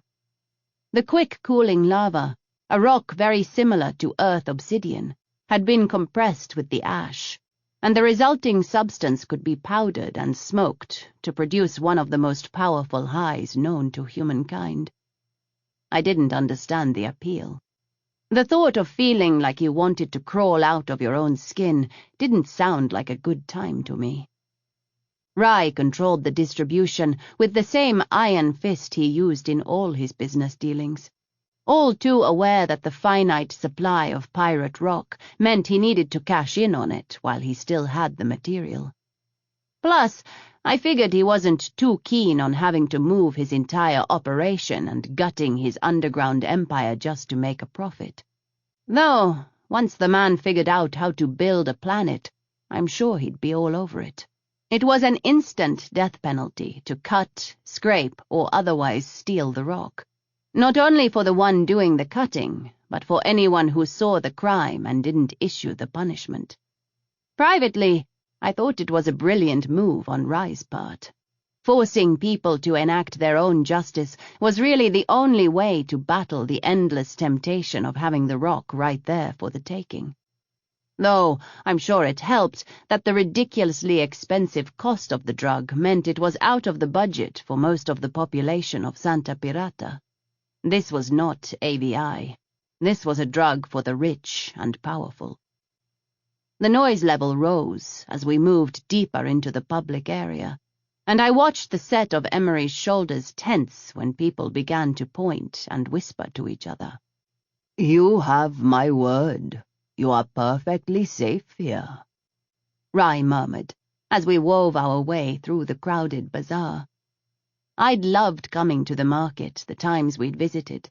Something about the crush of people ironically made it easier for me to relax about the idea of being underground. The first 2 times, Portis hadn't even let me meet Rye, so I'd killed time at a little cafe, drinking chai and watching the crowds flow back and forth. It was as diverse a group as you could get outside the Solarian conglomerate, and certainly the more colorful elements of society were here. I chuckled as I watched a trio of young boys expertly lift a wallet from an unsuspecting man in a deep blue suit. The eldest of the 3 threw a little salute Rye acknowledged with a nod. The thieves would transfer 5% of their score to Rye's accounts. That little cut kept them safe, as long as they kept their pocketing to non-residents and weren't clumsy enough to get caught. According to Emery, I'm never perfectly safe, I replied to Rye, grinning a little when the boy's gaze slid to me and he winked brazenly. He wasn't even half my age. "He doesn't know you very well, then." I smothered a laugh, mostly to spare Emery, because I knew he was listening to our conversation. Actually, he's fully aware of my abilities. I think that's what makes him nervous. He has my sympathies. I cannot think of a more demanding and less rewarding position. That would depend on your idea of rewarding, wouldn't it? Emery asked, without looking back at us. I think you already know the answer to that one, Ikam. Rai spread his arms wide and gave Emery a smirking grin. The gods were gracious enough to grant me this life. I would be remiss if I ignored their gifts. Emery ignored the comment, and we passed out of the bazaar into a quieter tunnel of the same shiny black rock. The silence was only momentary. As we moved farther into it, a wave of noise rushed up and slapped me in the face. It was the roar of the arena crowd, a sound that raised a spark of feeling out of the deadness in my chest. Portis wouldn't ever let me fight, for reasons I now understood, but I'd wanted to. Wanted to so desperately we'd had some amazing rows about it over and over. I couldn't explain the need if you'd put a gun to my head. Maybe it was the same driving force that fed my longing for the military service, something in my blood, or in my very soul. The crowd to my left broke slightly, revealing a familiar profile, and I veered abruptly with a curse. Majesty! Emery caught me by the arm before I'd gotten 2 steps. The crowd shifted again, hiding away the angular golden face and unusual blue eyes of Bialriarn Malik, my mother's former Ikam. "Did you see him?" See who? "Bial," I hissed. "Emery, I saw—" Majesty, Emery murmured, and I could hear the concern threaded into my title. Even if you did, we can't go after him right now. Even if? Only Rai's curious gaze kept me from shoving Emery. Instead, I pulled the recording up in my smartie and sectioned out the playback, sending it to Emery with a raised eyebrow. He muttered his own curse and looked at Zin, who nodded and melted into the crowd. "Dylan, go with him," I said, and my new pilot followed Zin without question. Anything I can help with? Rai asked. "No," Emery and I said simultaneously. Rai watched us, a knowing look not quite hidden on his face, and gestured ahead of us. Johar's match is about to start.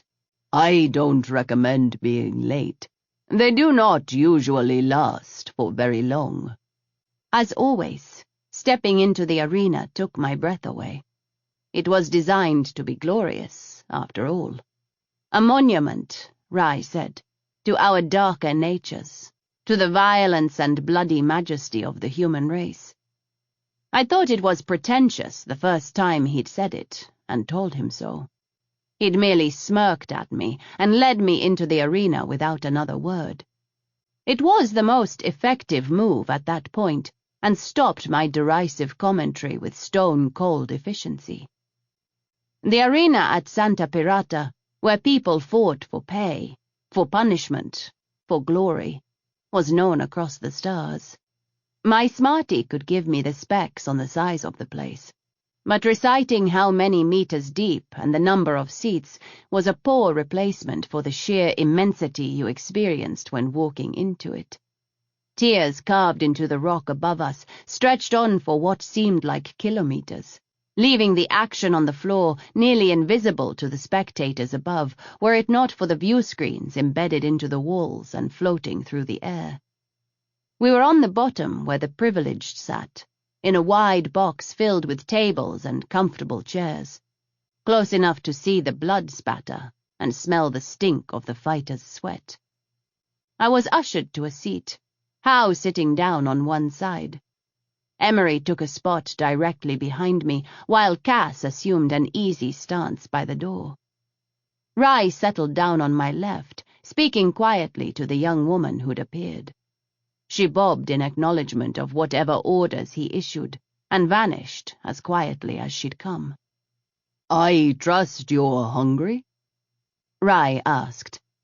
Johar pitched a fit when she was told I wasn't in my seat yet. He rolled his eyes skyward. "So, we've got a few more minutes. Once she calms down, the match should begin. I would—" He broke off, snapping a hand out so fast I couldn't stop myself from jumping. Luckily for Rai, Emery had better self-control.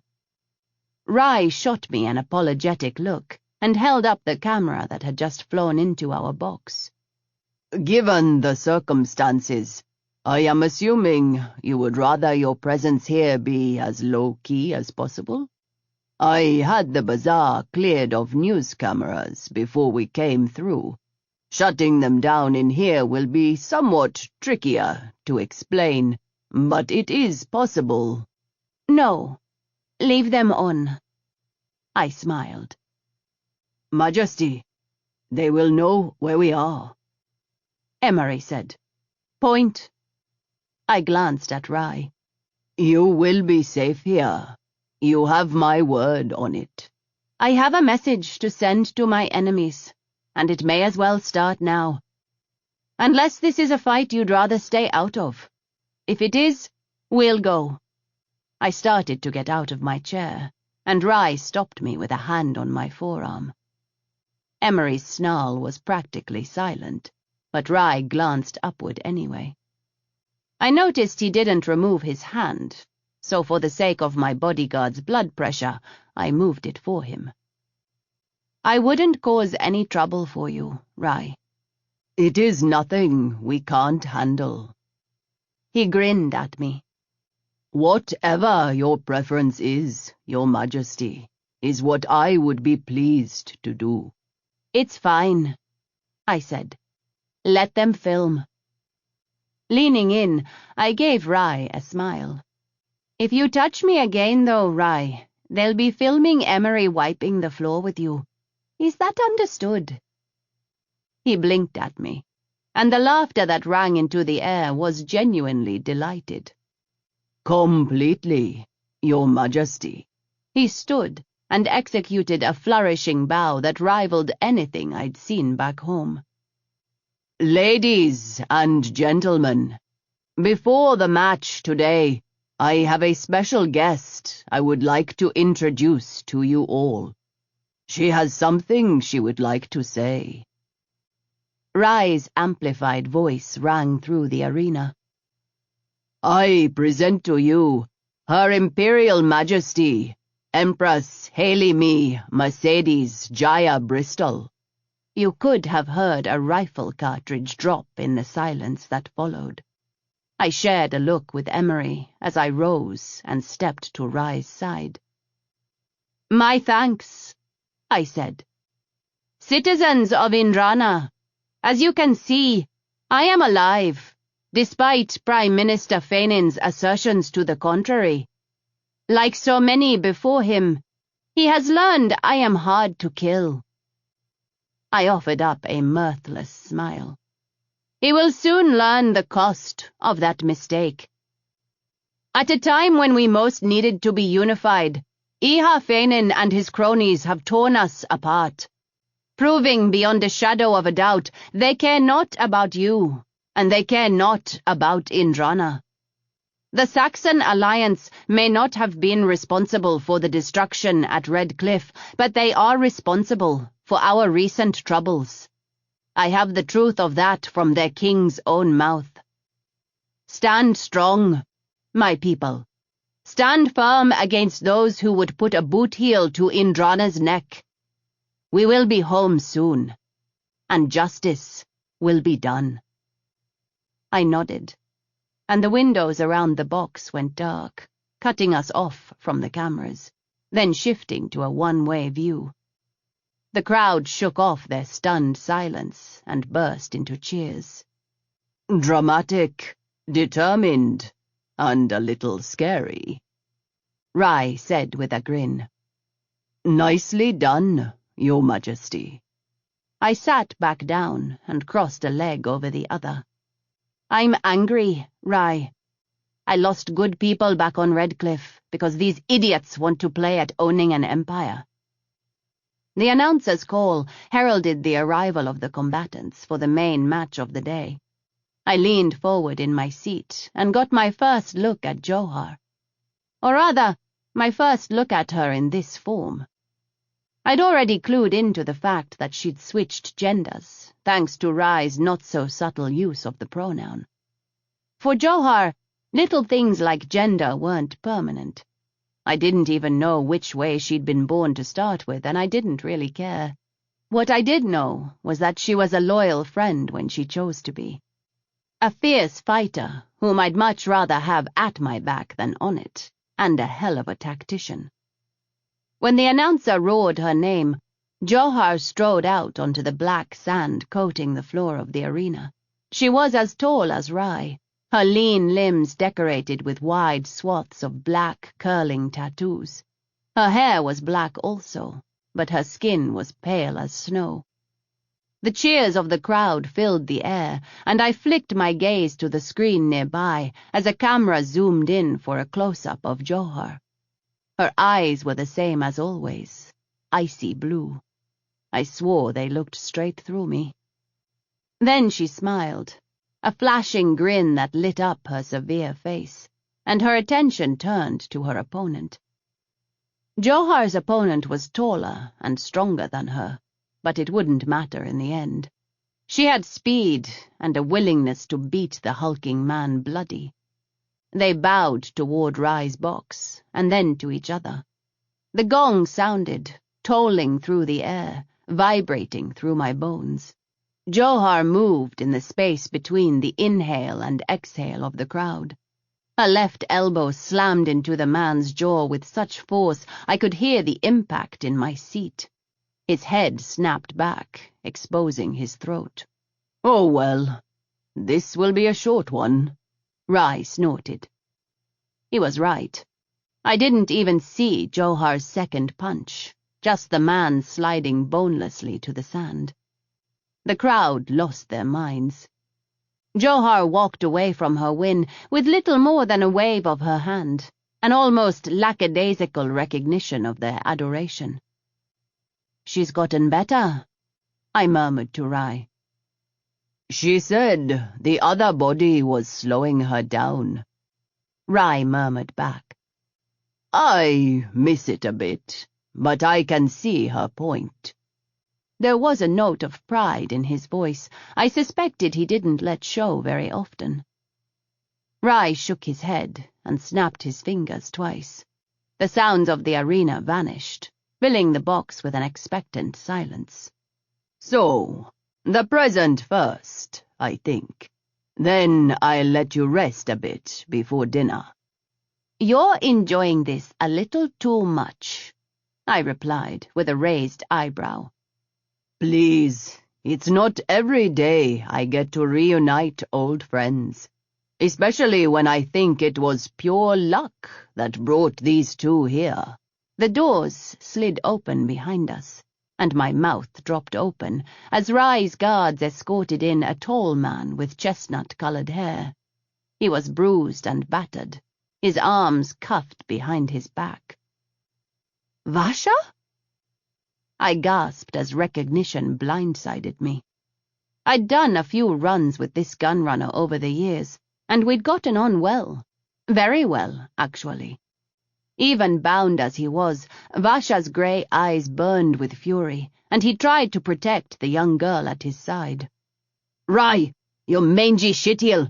When I get loose, I'm going to rip out your spine in sections. You have no idea what you're interfering in." "Rye, what the fuck is going on?" I asked. The only reason I could think Rye would consider Vasha a present was if he'd been involved in the coup. My hand went for my gun as I slid out of my seat and backed away from Rye. Emery took his cue from me, and the room filled with uneasy tension as Cass and Howe stiffened and stepped to my sides without so much as a word. Vasha's eyes snapped wide, and a tiny exhale of what could have been relief slipped from between his lips. Thank Shiva and all the gods, he breathed. Your Majesty, you're still alive. Rai's chuckle was wicked and dragged my attention away from my old gunrunner pal. Easy, Your Majesty. Everything is fine. I'd rather people not start shooting in here. I just redecorated. First point of order, I'm not responsible for the damage there. He waved a hand at Vasha. I believe that was some Saxon shocker who, hopefully, looks worse than Vasha does. He's only in cuffs because he wouldn't calm down long enough to listen to what I had to say, and I needed to be sure he was safe. It would have been embarrassing for him to try to kill you while you were under my protection. Your Imperial Majesty. The child at Vasha's side slipped around him, and I realized she wasn't a child at all, but a very tiny woman. She dropped into an elegant curtsy despite her blood-stained pants and dirty shirt. It is a very great pleasure to see you well. Who are you? The question slipped out, even as Rai muttered a curse. Go on, Gia. Ruin all my fun. Rai rose with a languid gesture. Your Majesty, if I may introduce your loyal subject, the governor of Kanafe Minor, Gia Lee Ashwari. Chapter 29. I blinked, unsure if the words I'd just heard were real, but my smarty confirmed it. Bugger me. Governor, I didn't think we'd be seeing each other anytime soon. You were supposed to meet us on Redcliffe. We were on our way when you were attacked and had to change plans, Gia replied, a smile curving her bruised face. This was an unexpected destination, but fortuitous. I glared at Rai.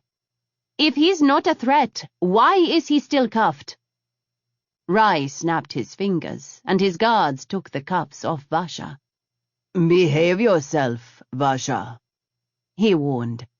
And don't be grumpy about the lockup. You know if you try to take my spine out, it'll make Johar mad.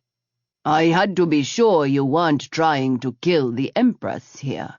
That kind of publicity is hard on business.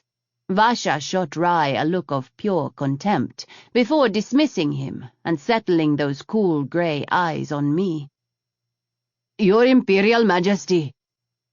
He dropped to a knee. I groaned. Oh, come on, Vasha. Ignoring Emery's protest, I moved forward and helped him to his feet, embracing him. The wince wasn't all from his injuries, and I rolled my eyes as he shifted away. We used to be friends. More than friends, actually, but I figured it was best to not embarrass the both of us by saying so out loud. You used to be a gunrunner, Your Majesty. His smile was fleeting, and he glanced quickly over my shoulder at Rai. We need to speak in private. I've had rooms prepared for you. Kamon will show you the way. Rai spoke up. If you could join us for dinner, Your Majesty, I know that Johar will appreciate it. Thank you. I will. I dipped my head at him. The movement felt oddly regal. A physician for Vasha? Has already been called. We don't have any Farians, for obvious reasons. He'll meet you at your rooms. Rai gave another flourishing bow. Your Majesty. We had a Farian, but she was still unconscious, a fact that grew more worrisome by the day. I'll see you at dinner, Rai, I said, when what I really wanted was to tell him to move his ass before I shot him. How? Go on back to the ship and get the others. Tell Stasia, Gita, and Indula to stay with Faze. Hal nodded sharply and left. No one else said a word as Camon led us back out of the arena and to the lavish set of rooms prepared for us. I waited in the hallway with Cass until Emery gave the all clear. The hardwood floors gleamed under the soft recessed lights. Couches of varying shades of grey dotted the front room, and the table by the wide fireplace was already filled with a dizzying array of treats. Most of the splendor was lost to the far wall, and the beach scene projected on the view screens that stretched from floor to ceiling. The moment the door closed behind us, I whirled on Vasha. "What in the mother's name is going on? Not that I don't like you, Vasha, but you're not really one for civic duty. How in the fires of Naraka did you end up with my governor? Caspel was sending an operative in after her." "Your Majesty," Gia started, but Emery cut her off. "Just a moment, please, before we get too deep into this conversation." He held up his hand as he and Cass moved through the rooms in a smoothly choreographed search for listening devices. "Vasha, sit your ass down before you pass out," I snapped. "I'm fine, Majesty." Shaking his head cost him his equilibrium, and Gia wasn't anywhere near strong enough to hold the big man upright. Emery moved before I could, glaring at me so fiercely I actually took a step back. He caught Vasha under the arms and dragged him over to the couch. "Don't worry yourself, Ikam. I'm loyal to the Empress."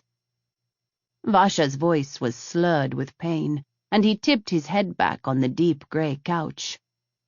"Even if I weren't, I'm in no shape to do her any harm. I've seen her fight. Just give me a moment. That Saxon shitheel got in a few good licks and I'm running on empty." "He is loyal, Your Majesty," Gia murmured from my side. "Possibly more loyal than I am. He didn't even mention that he knew you." She moved over to sit next to Vasha, resting a hand on his knee.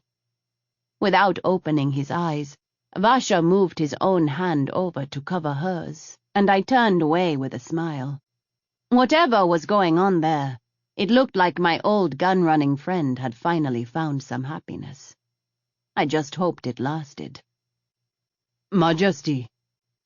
I raised an eyebrow at Emery. "Clear?"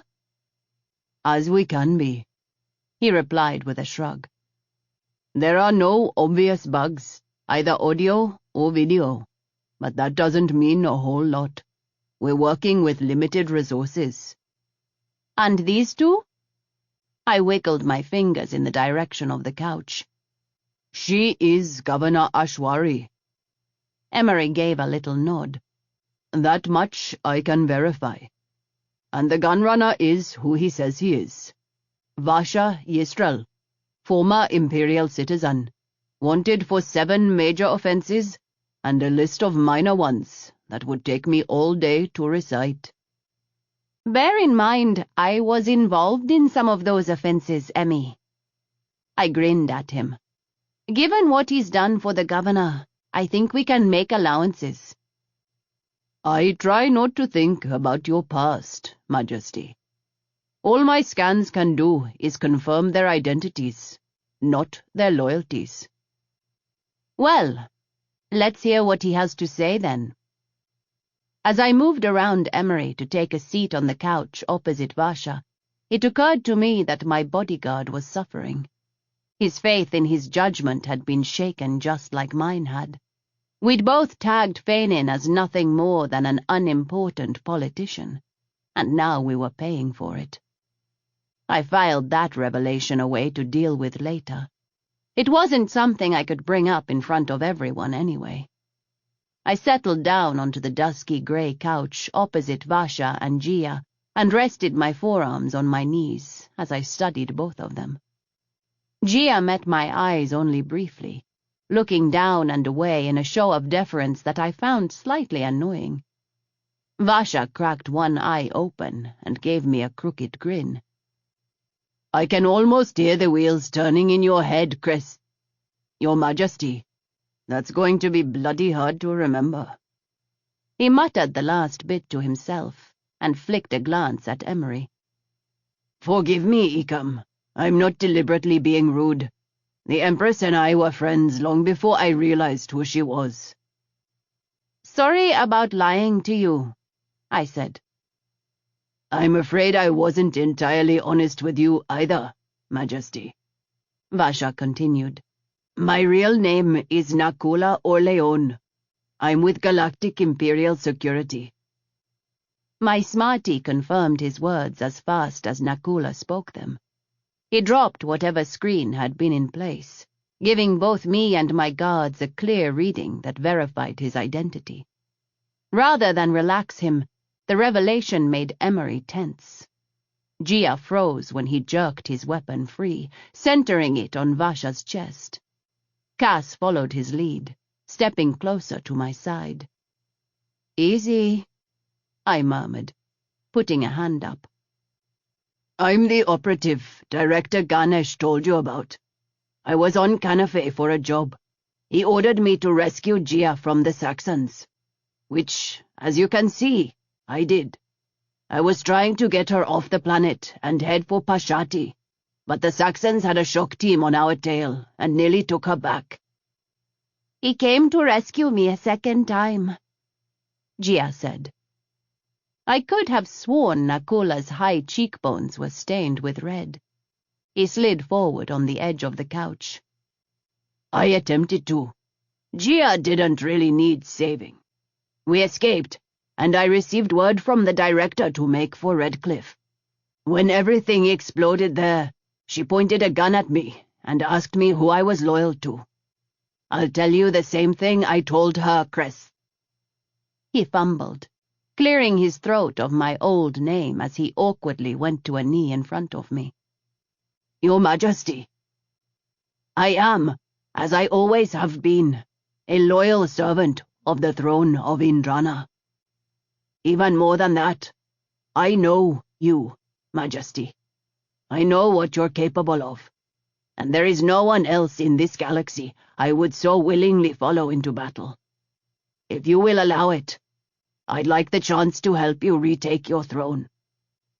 I was a bit shocked by the tears that sprang up in response to his declaration, and reached a hand out, sinking my fingers into his thick hair. Your help is more than welcome, I whispered. And your faith in me. I hope I can live up to it. Nakula lifted his head when I removed my hand, and smiled at me.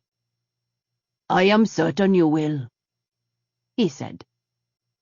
The door chime announced Zin's return, and saved me the embarrassment of scrambling for an answer. Any luck? I asked, meeting him at the door. Zin shook his head. Vanished like a ghost. Dylan wanted to look around more, so he took off on his own. If Bial's not off Santa Pirata already, we could ask Rai too. He broke off when Emery and I both shook our heads. I don't want to owe Rai any more favors than necessary. What do you think he was doing here? I can't believe it was a coincidence, Emery said. As soon as I have access to a secure line, I'm going to try to get in touch with Winston and see where she and Pesh are.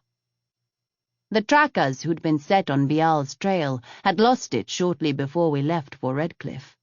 If they'd found it again, it was possible they were nearby. Let them know we're about to head out to meet with Admiral Hassan if you get in touch, I said with a nod. I'm going to speak with Howe about using his contacts to keep an eye out for Bial also. They're a lot less noticeable than a pair of trackers. The door chimed again, and Zin went to answer it, ushering the doctor inside and over to Nakula. Howe returned at the same time with the others and greeted the news about Nakula with a snort of disgust. Is no one just a dumb criminal anymore? If I end up paranoid from this whole thing, it's your fault, Shaju. I stuck my tongue out at him and walked to the bank of view screens on the far side of the room. The turquoise-blue waters and palm trees were stunningly realistic. So much so, I almost smelled the salty air on my inhale. Majesty, Alba smiled, and I leaned in to hug her. I am relieved you are all right. How's your arm? Almost healed. She wiggled her fingers. I am cleared to move around, though, if you need me. I'm sure we can think of something for you to do. Your Majesty. Gia's lilting voice floated on the sounds of the surf. I can confirm that the ships at the Canafe major shipyards were still intact as of a week ago. I can't believe the Saxons haven't destroyed them. I spun around and stared at her. She was standing next to Cass, but was far enough away from me not to be a threat, her hands folded placidly in front of her. The Vajrayana ships had better weapons systems, better Alcubierre white drives, and better technology. But locked down, they were nothing but dead weight. The Saxons should have just blown them up and been done with it. Gia smiled. They are still hoping to get the lock codes from me. I would very much prefer to give the codes to you. I held my hands out, the tiniest glimmer of a plan springing to life, as Gia pressed her palms to mine and passed the coded information along our Smarty link. A look of relief flashed over Gia's pretty face. What else can you tell me? I asked. Because the Saxons can't unlock the ships, they're attempting to reverse engineer some of the tech instead, Gia said. I suspect the idea is that if they can get it to work, they'll be able to use it for their own navy. She rubbed her hands together and looked over her shoulder at where Nakula sat with the doctor. There is a Saxon shock team after us, Majesty, led by Captain Hume. He caught up to us at Midway.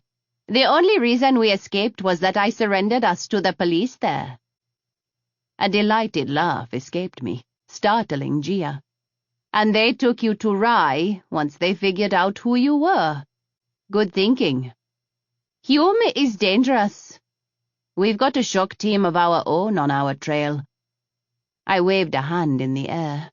We'll deal with them. Cass, go tell Emery I need to speak to him. Ma'am. Cass, please. I could break her in half. And given everything they've been through to bring these codes to us, I think it's safe to say they're on our side. I waved a hand at Gia, who bit her lip in a poor attempt to hide her smile.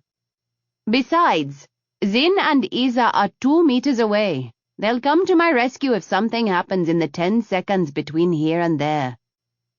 I gave him a little shove. Go. Majesty, what are we going to do now? Gia asked. I waved Kisa over. You're going to go with Kisa and Alba here and get cleaned up. If I know Rye, and I do, there are clothes for you in the bathroom. Then we're going to have dinner and get a good night's sleep and worry about things in the morning. Thank you, Majesty. May I go see to Nakula first? She didn't hesitate or trip over his real name, and I held in a smile that desperately wanted to break free.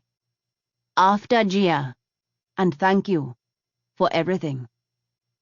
She dropped a curtsy, still a consummate politician, even with the strange circumstances, and allowed Kisa to lead her away. Gia and Katerina accompanied me to dinner, along with Howe, Emery, and all but 2 bodyguards. I'd been right about the clothing for my governor, and Rye had also made sure the rest of us were dressed properly. Johar babbled something unintelligible and launched herself into my arms before Emery could stop her. I hugged her back, waving my Ecam off before he could do anything offensive, like touch her without her permission. You lied, she said, releasing me and shaking her head. I am so very disappointed in you. It was a necessary evil. Forgive me? Johar smiled, her tattoos fading from red to a more soothing blue and then back to black. Forgiven. I tease anyway. Lying is good for the soul. Bakara made dinner himself. He's very anxious about it. Johar, hush. Rye smiled when he said it. and pulled a chair out at the head of the long table. "Your Majesty." "He'll just stand behind me if you don't seat him next to me," I murmured as I took the chair. Rai glowered at me, but gestured to the next one. "Ikam?" He seated the others, glowering again when Johar stole the seat on my other side with a beaming smile and took the remaining seat. He clapped, and servers paraded out with trays full of food. They were all well trained and stopped at Emery's spot first, offering the food to him so he could serve it to me after checking it. "To the Empress of Indranan." Rai raised his glass, and the others echoed him. We settled into the meal. "Katerina, tell me about Indranan." Johar smiled across the table at the matriarch, who smiled back. "What would you like to know?" "Everything." A steady stream of curious questions and observations issued around the table as we ate. After dessert was cleared away, I leaned back in my chair and toyed with the delicate teacup in front of me. "Rai, what's it going to cost me to get your help?" He raised an eyebrow as the room fell silent. "That would depend on the kind of help you require, Your Majesty." "I'm not entirely sure yet. What would the promise of help cost me?" Rai mulled it over, lifting a shoulder, and then he named a figure that had everyone but me wincing. Even Johar rolled her eyes at the ceiling and smacked him in the back of the head. "Rude!" "It's business, my darling," Rai replied. "She's a friend." "Crescent Stone was a friend, Joe. This is the Empress of Indranan." "I am so tired of hearing that." I stared at him. "I'm the same damn person, Rai, and we both know it. So can we lay off the shitty excuses? If you don't want to help me, just say so." He blinked at me, and for a second I thought I'd gone too far and really offended him. But he folded his hands together and shook them in my direction. "You are right, Your Majesty. My apologies for my rudeness. I am, of course, willing to entertain requests from you. Obviously, I have my business to consider, but I can make you a priority. Is that acceptable?" "Quite." I sipped my chai. "I can tell you what I need right now. Information on a man named Wilson." Rai wordlessly held his hand out, and I took it, passing along what little information we had on the man to him. "I'll see what I can do, Majesty." "Thank you." I pushed my chair out and stood. "The meal was lovely. I hope you don't think it rude of me if we all retire?" "Of course not.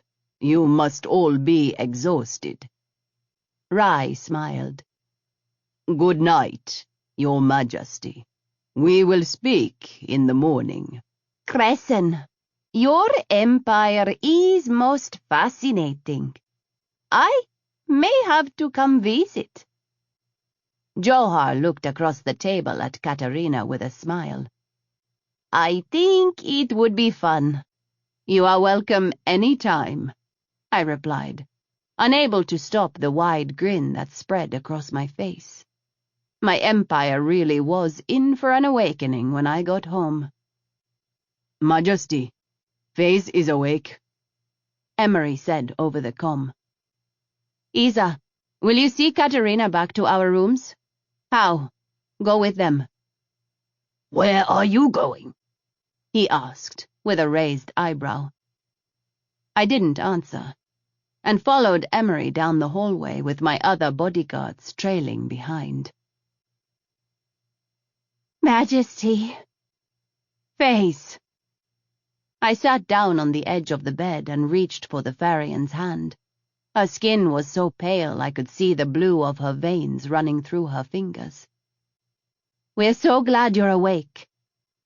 A sad smile flickered over her face. I wish I could say the same, ma'am. I know, Faze. I'm sorry. I can't even begin to understand how you— Please don't. She flinched.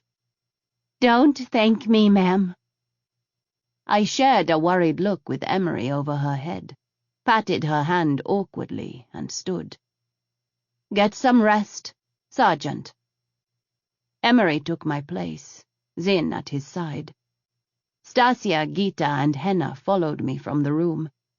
I waited for the door to close before I said, "Talk to me." Henna shrugged. "Physically healthy, Crescent? I am not an expert on Farians." Something troubles her, ma'am, Stasia said with a glance back over her shoulder at the frail Therian on the bed. I think she fears she's done something terrible by saving Emery. There aren't any laws against it? I wasn't overly familiar with the extensive religious dogma the Farians followed. Killing with their power was a death sentence, but I couldn't believe they would view giving life the same way. I don't know, ma'am. My maid shook her head. All I know is she is not herself. I'd recommend we keep an eye on her. Done. You and Kisa stay here with her. Call us if you have concerns, no matter how small. Gita, I'd like you to come back with me. Yes, Majesty. I mustered up a smile and touched Stasia's cheek. Chin up. All will be well. Yes, ma'am. In the other room, Emery rose and pressed a kiss to Faze's forehead. Zin followed suit, and they met us out in the hallway.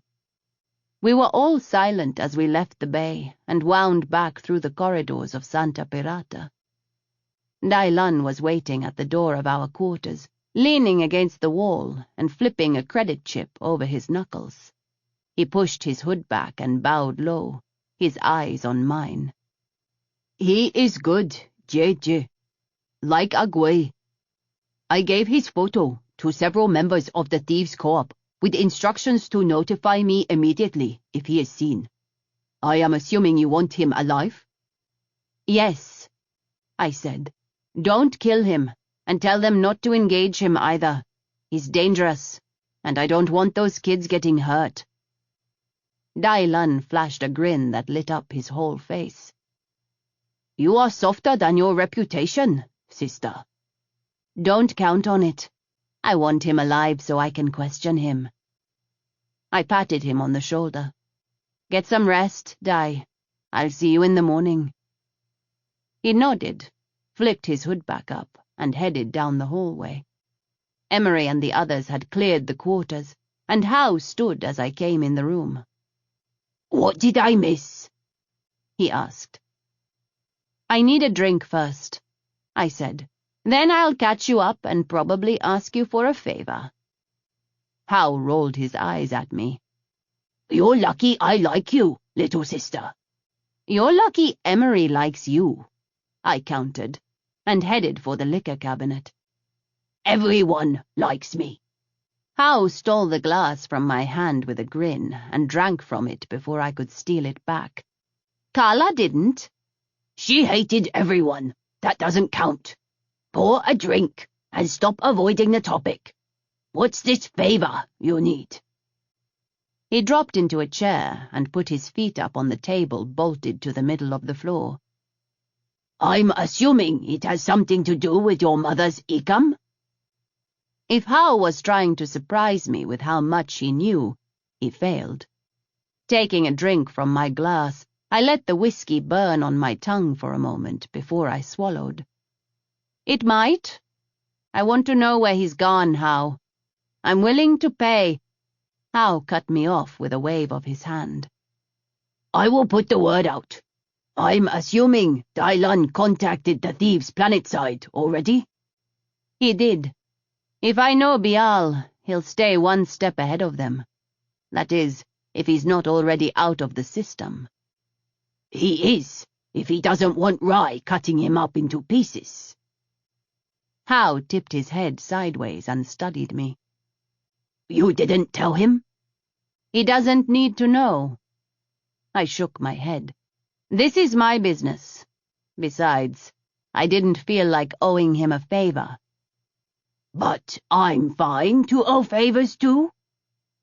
Howe's grin was just this side of wicked. I owe you a lot as it is. I didn't try to stop my answering smile. One more isn't going to make much of a difference. Chapter 30. In the stronghold of a smuggler, I slept through the night. No dreams, no waking up with my heart stuck in my throat. Just uninterrupted, blissful sleep. Breakfast was a quiet affair, with Alba, Gia, and Katerina. Gita stood by the door, arms crossed over her chest. My chamberlain, with her still healing arm, had returned to running my time as though we were in the palace. I was grateful for it, and for the fact that she was still with me. Supplies are sorted for the next leg of the journey, ma'am, Alba said, ticking off a box on the list the four of us were sharing over our Smarties. I let Hal coordinate most of it, but I was able to find a tea merchant in the marketplace who sells your favorite chai. Remind me to give you a raise when we get home, I said with a grin. So, what's the news on Matriarch Tobin? After dinner last night, Nakula and I were able to get in touch with someone in his network, Gia replied.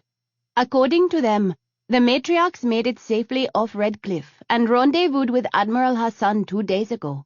The details of how are still a little fuzzy, but I figured since we were talking to the Admiral later this morning, we'd be able to ask them directly.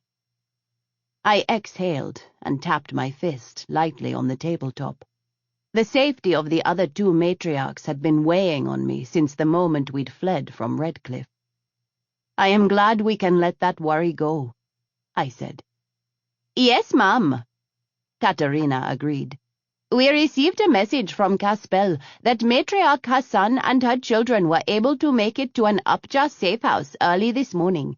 With the exception of Matriarch Desai, all my fellow matriarchs are accounted for and safe, or have gone to temple. I touched my hand to my heart, lips, and forehead. The 3 women echoed the gesture, and we sat in silence for a long moment. I cleared my throat. What's the news saying, Alba? Once the initial shock of the attack on Redcliffe died out, the intergalactic stations aren't covering much of the situation on Indranan. I see scattered reports and some think pieces about what it means for stability in the region, but not much else. What I don't know is if that's because Fainin has the official news stations on lockdown, or because no one is talking. At least one of the royal stations had suffered catastrophic equipment failure and gone off the air permanently, which was to say Fainin had blown the building up when they refused to stop broadcasting a message of support for me. If the Solarians are interested, they are keeping it very quiet at the moment. Oh, they're interested. Trust me. I pointed a finger at Katerina. I want you to write 3 press releases for me. The first one detailing our outrage at the senseless violence inflicted on us and on a Solarian negotiation planet by the Saxon Alliance. The second one needs to condemn Iha Fainin's illegal takeover of the Indranan government and his barbaric murders of the members of the Matriarch Council. Katerina nodded as she logged the information into her Smartie. And the third? You'll want to talk with Johar about this one. She can walk you through how to do it. I want a bounty on Fainin's head for 45 million. Alive is optional, his head is required. Katerina paled. Majesty, the Empire cannot— That's not for the Empire. I'm paying the bounty out of my own pocket. I smiled slowly. Use Crescent Stone on the notice if it helps ease your mind. For once we can get something out of the fact that I used to be another person. Yes, ma'am. Good. I tapped my knuckles on the tabletop again. We're done here then. You can all go. I need to speak with Emery, and then I believe Nakula and I have a call with Caspel. Gia, if you'll let him know to head this way." "I will, Majesty," she said with a smile. The three women left me alone with my ikam, and I got up to pace the floor as I debated how to broach the subject of the Canafe ships to him. Why I even bothered, I don't know, as my ikam once again proved he could read me better than most. "We'll go after the Vajrayana ships, Majesty?" Emery sighed when I stared at him. "It's the best plan we could have. Fënin's got 3 already. I've been reading up on the specs for them. Even if only half are intact, it will be enough to defeat Second Fleet and give the Saxons pause in their plans to go to war." I laughed. "I owe you an apology, Emmy." "For thinking I'm just another pretty face?" He grinned at me, but then sobered.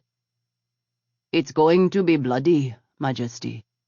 The Saxons won't give up Canafe without a fight." "That's all right. I'm kind of spoiling for a fight."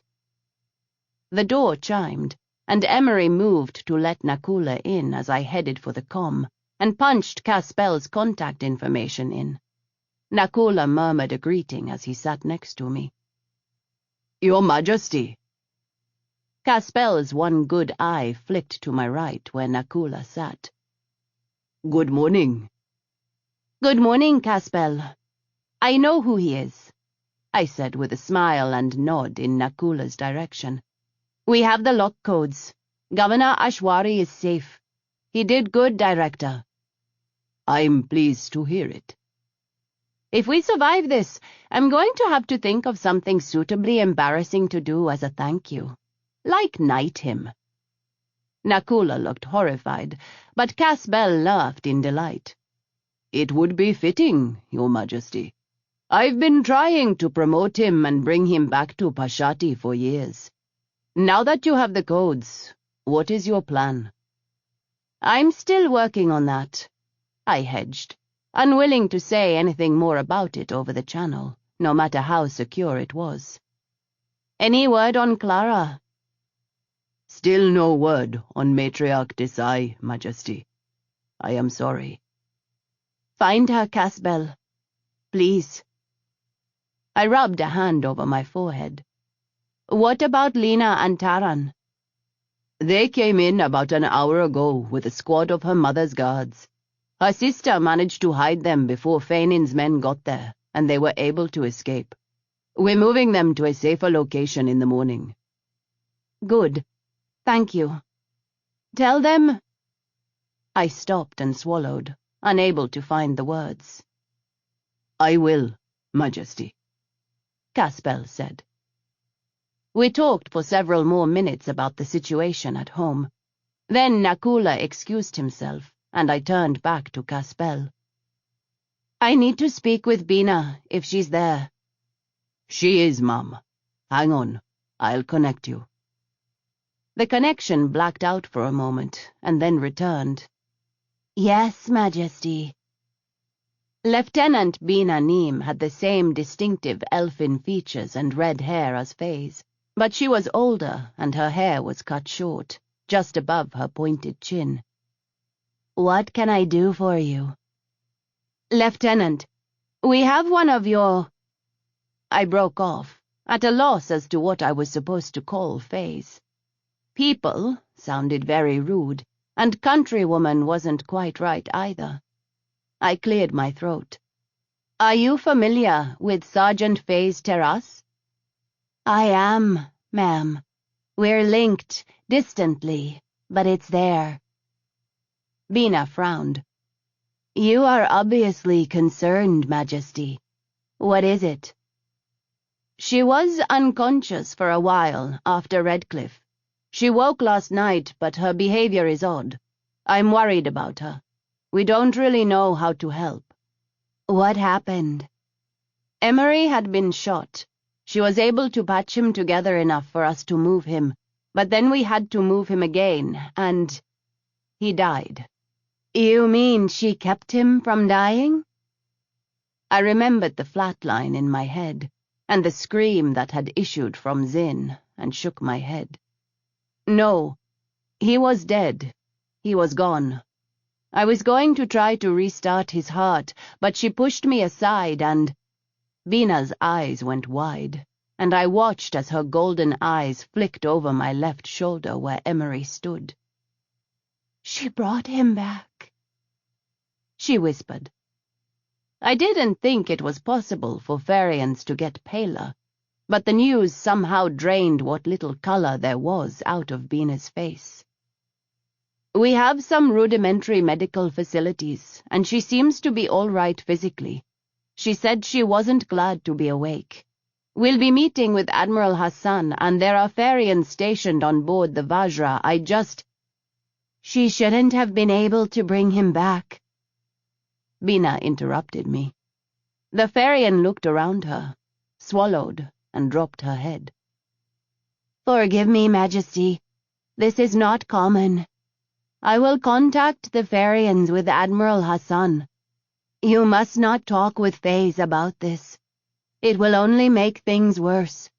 Wait until you get to the Admiral for my kin to take over. There is nothing you can do to help her."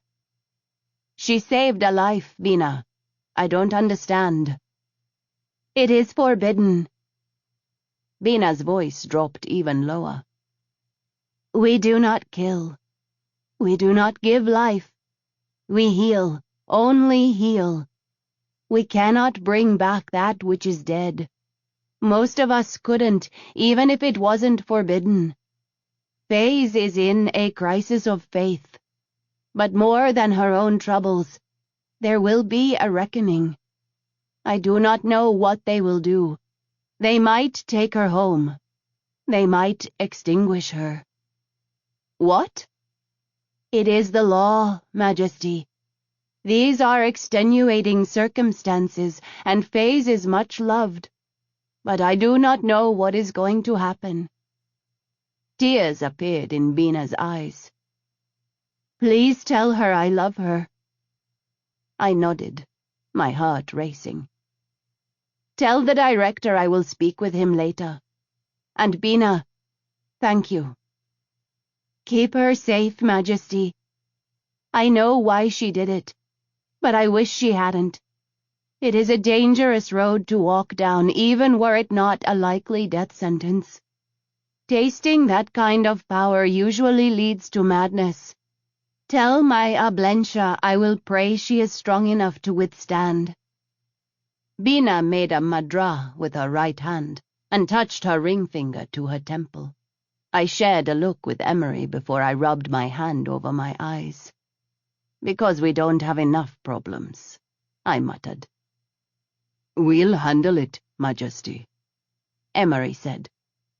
"Will you be all right here for a while?" "I'll be fine. I need to talk with Admiral Hassan, and Rai wanted to have lunch before we left. Go." I waved a hand at the door and turned back to the comlink. I typed in the address Caspel had given me for Admiral Hassan and leaned back in my chair as I waited for a response. "Breathe, Majesty," Gita said as she took Emery's spot. "Your Majesty." Admiral Hassan's face appeared on the screen. "You look exhausted." "So do you, ma'am." I laughed. "How are you holding up, Inanna?" "We're okay. Running low on supplies, ma'am, but spirits are good. We'll need to get somewhere safe to replenish water and food within the week." "I can do better than that. I'll take you right to supplies. Send me your coordinates. Encode them. We're leaving here in a few hours." "Yes, ma'am. Admiral Shul brought most of 2nd Fleet to Pashati. I ordered the remainder of Home Fleet to run when he showed up." She shook her head. "I'm sorry, ma'am. It seemed the best solution. He had the Vajrayana ships locked up as soon as we left the system." Caspel told me. It was best. They could have made a stand, but they were outnumbered. I'd rather have the ships, Admiral. We'll get the planet back. "Admiral Fon is in charge. She's headed our way, but they did take some damage in the escape. We'll deal with it as we need to. We can move personnel around once we're all together." I've got the lock codes for the Vajrayana ships, Admiral. Start picking crew members. Hassan's eyes lit up. Yes, ma'am. Inanna, your mother and your sisters are safe. I don't know if Caspel had a chance to tell you. Admiral Hassan's eyes filled with tears, and she pressed 2 trembling fingers to her lips. I am relieved to hear it, Majesty. I'm sending you a message for the ranking Farian with you. Lieutenant Bina Neem will be contacting them also, but I wanted them to hear it from me. Yes, ma'am. Curiosity was thick in Inanna's voice, but I shook my head. I'll tell you more when I see you. I signed off and pushed out of my seat. Brushing the wrinkles out of my blue shirt, I tipped my head at Cass as I crossed the room. Let's go. I'd like to talk with Rai before lunch. Indula, you and Isa get us packed and let Emery know you're headed back to the ship. How, Nakula, and Gia are with us. We headed out from our quarters. The idea that had sprung to life with Gia's appearance grew with every second, and every little piece that fell into place. I'd know better once we met up with the Admiral and saw what kind of fleet she had, but for now I hoped we had a shot at securing the Vajrayana ships. The door to the dining room slid open before Cass could move to clear the room, and I nearly collided with the man exiting. I'm so... My apology died on my lips when I met the eyes of the silver-haired Saxon I'd shot back on Redcliffe. He grabbed me by the hair, shoving me sideways into Cass and knocking my devur into Nakula. I saw a flash of metal, and just barely got my right arm up in time before the garrote closed around my neck. Geeta rushed at him, right into a kick that probably broke most of her ribs. She dropped to the floor with an awful sound. My attacker dragged me back into the room, and the doors closed behind us. Let's have a private chat, Your Majesty. His voice was shards of glass driving through the air. He jerked his gun free and shot out the door panel. I reached up with my free hand, digging my thumb into his shoulder, where I hoped a gunshot wound was still healing. His wince of pain confirmed it, and I used the distraction to slam us both into the wall. His Winchester 77 spun off across the polished floor. I spun in his grip, and 2 quick punches to the kidney loosened his hold on the garrote, but he nailed me with an elbow to the solar plexus and knocked all the air from my lungs. He grabbed for the garrote, yanking it into the air, and I gagged as the heel of my hand got shoved into my throat. The wire cutting into my wrist was still better than the alternative, and adrenaline surged through me with the sharp, stinging pain. I kicked high, pleased at the wheezing exhale when my boot met some kind of soft target, and felt the garrote loosen. Kicking again, I managed to yank the wire off my head and sent it spinning after the gun. Go, baby, move in. Portis's order echoed in my head. I lunged. He was bent over, and I rammed my knee into his head with all the force I could muster, grabbing his head at the same time to steady him. His knees collapsed, and he went down. I followed, punching him in the side of the head. Hell! Several pairs of hands grabbed me from behind and dragged me away from the unconscious Saxon. He's out. One of them grunted when I shoved an elbow into his gut, but held on. You're okay. It's okay. Is she hurt? Rai barely slowed to hear Howe's response as he bore down on the Saxon. I am shamed. In my own home. He kicked the man twice and pulled a very nasty-looking knife from his belt. Don't kill him! Rai glared at my order, but stopped. You have 15 seconds, my dear. I need longer. He's shock core. He'll have intelligence I need. I held up my hand, streaked with blood. You owe me. Fine. Rai kicked the man again and walked away. Johar, find out what mangy piss stain let this man ride on their ship through the belt, and I want to know why Port Authority didn't tag him the second he set foot on the dock." I sagged in Howe's and Nakula's grip, and they lowered me the rest of the way to the floor as Emery and Zinn bolted through the pried-open doors. "She's all right," Howe said to Emery as my Ecam went down on a knee at my side. I coughed. "Water." Zinn took a glass from Alba and passed it along to Emery, who scanned it and handed it to me. I drank it all, coughed again, and grabbed for Howe as I sat upright. "I'm all right," I said, my voice rasping in my abused throat. "Help me up."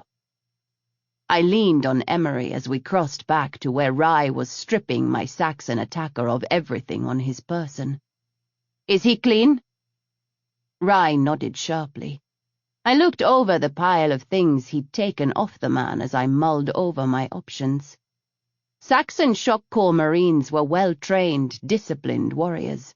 If we were going to have any shot at breaking him, it was going to be in the first few minutes of our encounter. If he had time to get his defenses in order, it was going to be easier to put a blast through his heart and recover what we could from his smarty. Then I spied it. A small gold locket buried among the weapons. Reaching down, I pulled it loose and flipped it open to reveal a miniature digital of a little girl with jet black hair. I looked around. "We've got one shot at this. Everyone follow my lead. If you think you can't do that, get out." There was a chorus of assents. I leaned down and slapped the man until he opened his eyes. They were pretty, deep blue eyes that darted around, not quite focusing properly. "Wake up," I said, slapping him again. He tried to scramble away, but the wall blocked his escape, and the whining charge of his own Winchester filled the air. Rye was pointing it over my shoulder. "Nowhere to run." Dropping into a crouch, I shook my head. "You should have brought your whole team." "I thought I could handle it." He eyed me, wiping the blood from his face with the hem of his grey shirt. "I figured the stories about you were exaggerated." I shrugged. "Oh no, they're all true. What's your name?" "Captain Ernest." "You got a first name? Or am I really going to call you Ernest this whole time?" He studied me carefully, eyes betraying his confusion. "Preston, ma'am." The respect was good. The kid was younger than me, probably closer to Cass's age. The girl in the locket couldn't have been more than 3 or 4, so I was guessing she was his younger sister, though his daughter was also a possibility. "Good, Preston. That's good. How many other shock teams did they send to kill me?" He swallowed, looking from me to Rye to Emery and back again before he shook his head. I clicked my tongue. "Preston, we have a few problems here. The first and biggest is that you're in a room full of people who aren't very happy with that useless sack of shit calling himself your king. See, he's involved himself with criminals who've killed a whole bunch of my people. Children, my family. My little sister died of Ebolenza. Have you ever seen what that does to a person? You get a fever and chills. Can't keep anything down, so you throw up until you run out of stuff to throw up, but your body keeps trying anyway. Then your organs start to liquefy. You die, usually, from coughing your lungs out, literally up and out of your mouth." I gestured with my hands. "Do you have children, Preston?" He turned sheet white, but still didn't talk. "Anyhow, that's how my sister died. The other one was blown up. So was my niece. And someone poisoned my mother. So you could guess I am very angry right now. Rye? He's angrier, because he said I was safe here, and then you tried to kill me. When he gets angry, That's when bad things start happening. I let the locket fall from my fingers and dangle in front of his face. He couldn't stop the look that flashed through his eyes. Rye's got contacts all over the galaxy. You have to ask yourself, if the criminals your king supported could infect a princess of Indrana with Ebolenza right under the noses of her bodyguards, how easy would it be for a man as powerful as Rye to infect the daughter of some random Saxon soldier? I handed Rye the locket without comment and watched Preston's eyes follow its path. Your other problem is, I have places to be, and not a lot of time to fuck around with you playing this closed-mouthed game. Frankly, I'm kind of inclined to leave you here with Rye rather than mess with you myself, especially if you're not going to cooperate. You can't do this. It's a violation of interstellar law. She's a child. I don't care what kind of stories they're telling about you. You wouldn't kill a child. Our kingdoms aren't at war, Preston, I reminded him with a gentle smile. You're a criminal who tried to kill me, surrounded by a whole lot of other criminals who are far better at their jobs than you were. Did I mention that I'm angry? I got closer until his eyes filled my vision, and I could smell the fear on him. How many other teams? Preston looked at the wall and then back at me, and I knew I had him. 2 more at Midway, plus the rest of my team. Who's in charge? I was, but now Colonel Hume is. Nakula, thankfully, kept his mouth shut, though I swore I could feel him tense behind me. Ah, Colonel Hume. He was looking for my governor. I let the smile spread across my face, and Preston swallowed again. I found her first. Chapter 31. We left Preston under Zinn's watchful eyes and moved into a room down the hallway so I could talk with the others in private. You're not going to let me cut little pieces off him, are you? Rye asked. I snorted and rolled my eyes at him. Not unless he does something stupid. He already did that, Majesty, when he tried to kill you. Emery, are you actually suggesting I let Rye cut him up? He gave me the look. I'm just asking because I was bluffing about the whole infecting his daughter with that awful disease.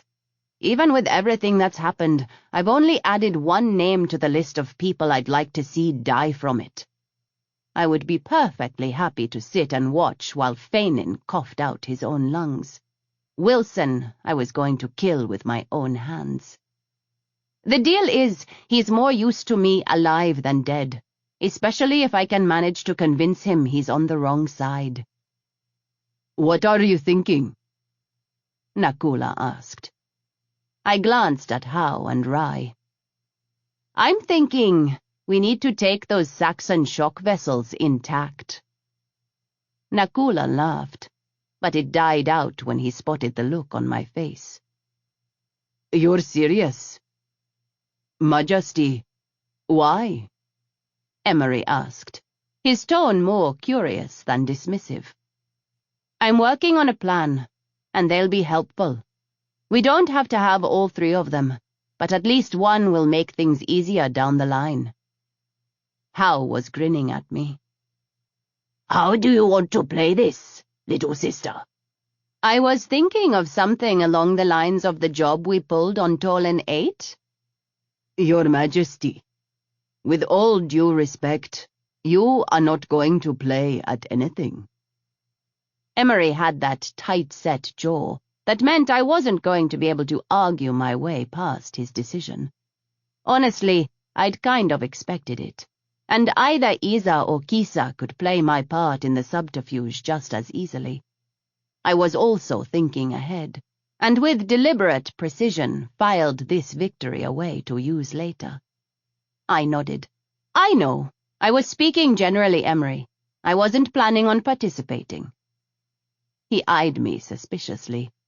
I smiled back, keeping my heartbeat and breathing even to hide my lie. It wasn't really a lie, anyway. I was okay with not taking the Saxon ships myself. What I was going to do was take back the Vajrayana ships, and I knew that would present an even bigger fight with my Ecum. Rai ignored the tension as he thought over the problem with pursed lips. Give Howe and me half an hour to plan things out, Hail. I've got a few tricks up my sleeve, and it is my port. I'd rather you not blow anything up. Of course. I caught Emery and Nakula by the arms before they could follow. You're not going either, Ecum. I want you here, where you're safe. And you are not well enough, I said to Nakula when he tried to protest. Go talk to Gia. I want a rundown of all the forces you know of in Canafe to present to Admiral Hassan when we meet up with the fleet. He glared at me over his shoulder, muttering as he left, This is why I became a spy in the first place. What are we going to do with Captain Ernest? Emery asked. I sighed and dropped into a chair. I don't want to kill him. Thoughts? You're right about how much use he could be if we can turn him. Though, explaining how he escaped will be tricky, especially if we end up killing everyone else.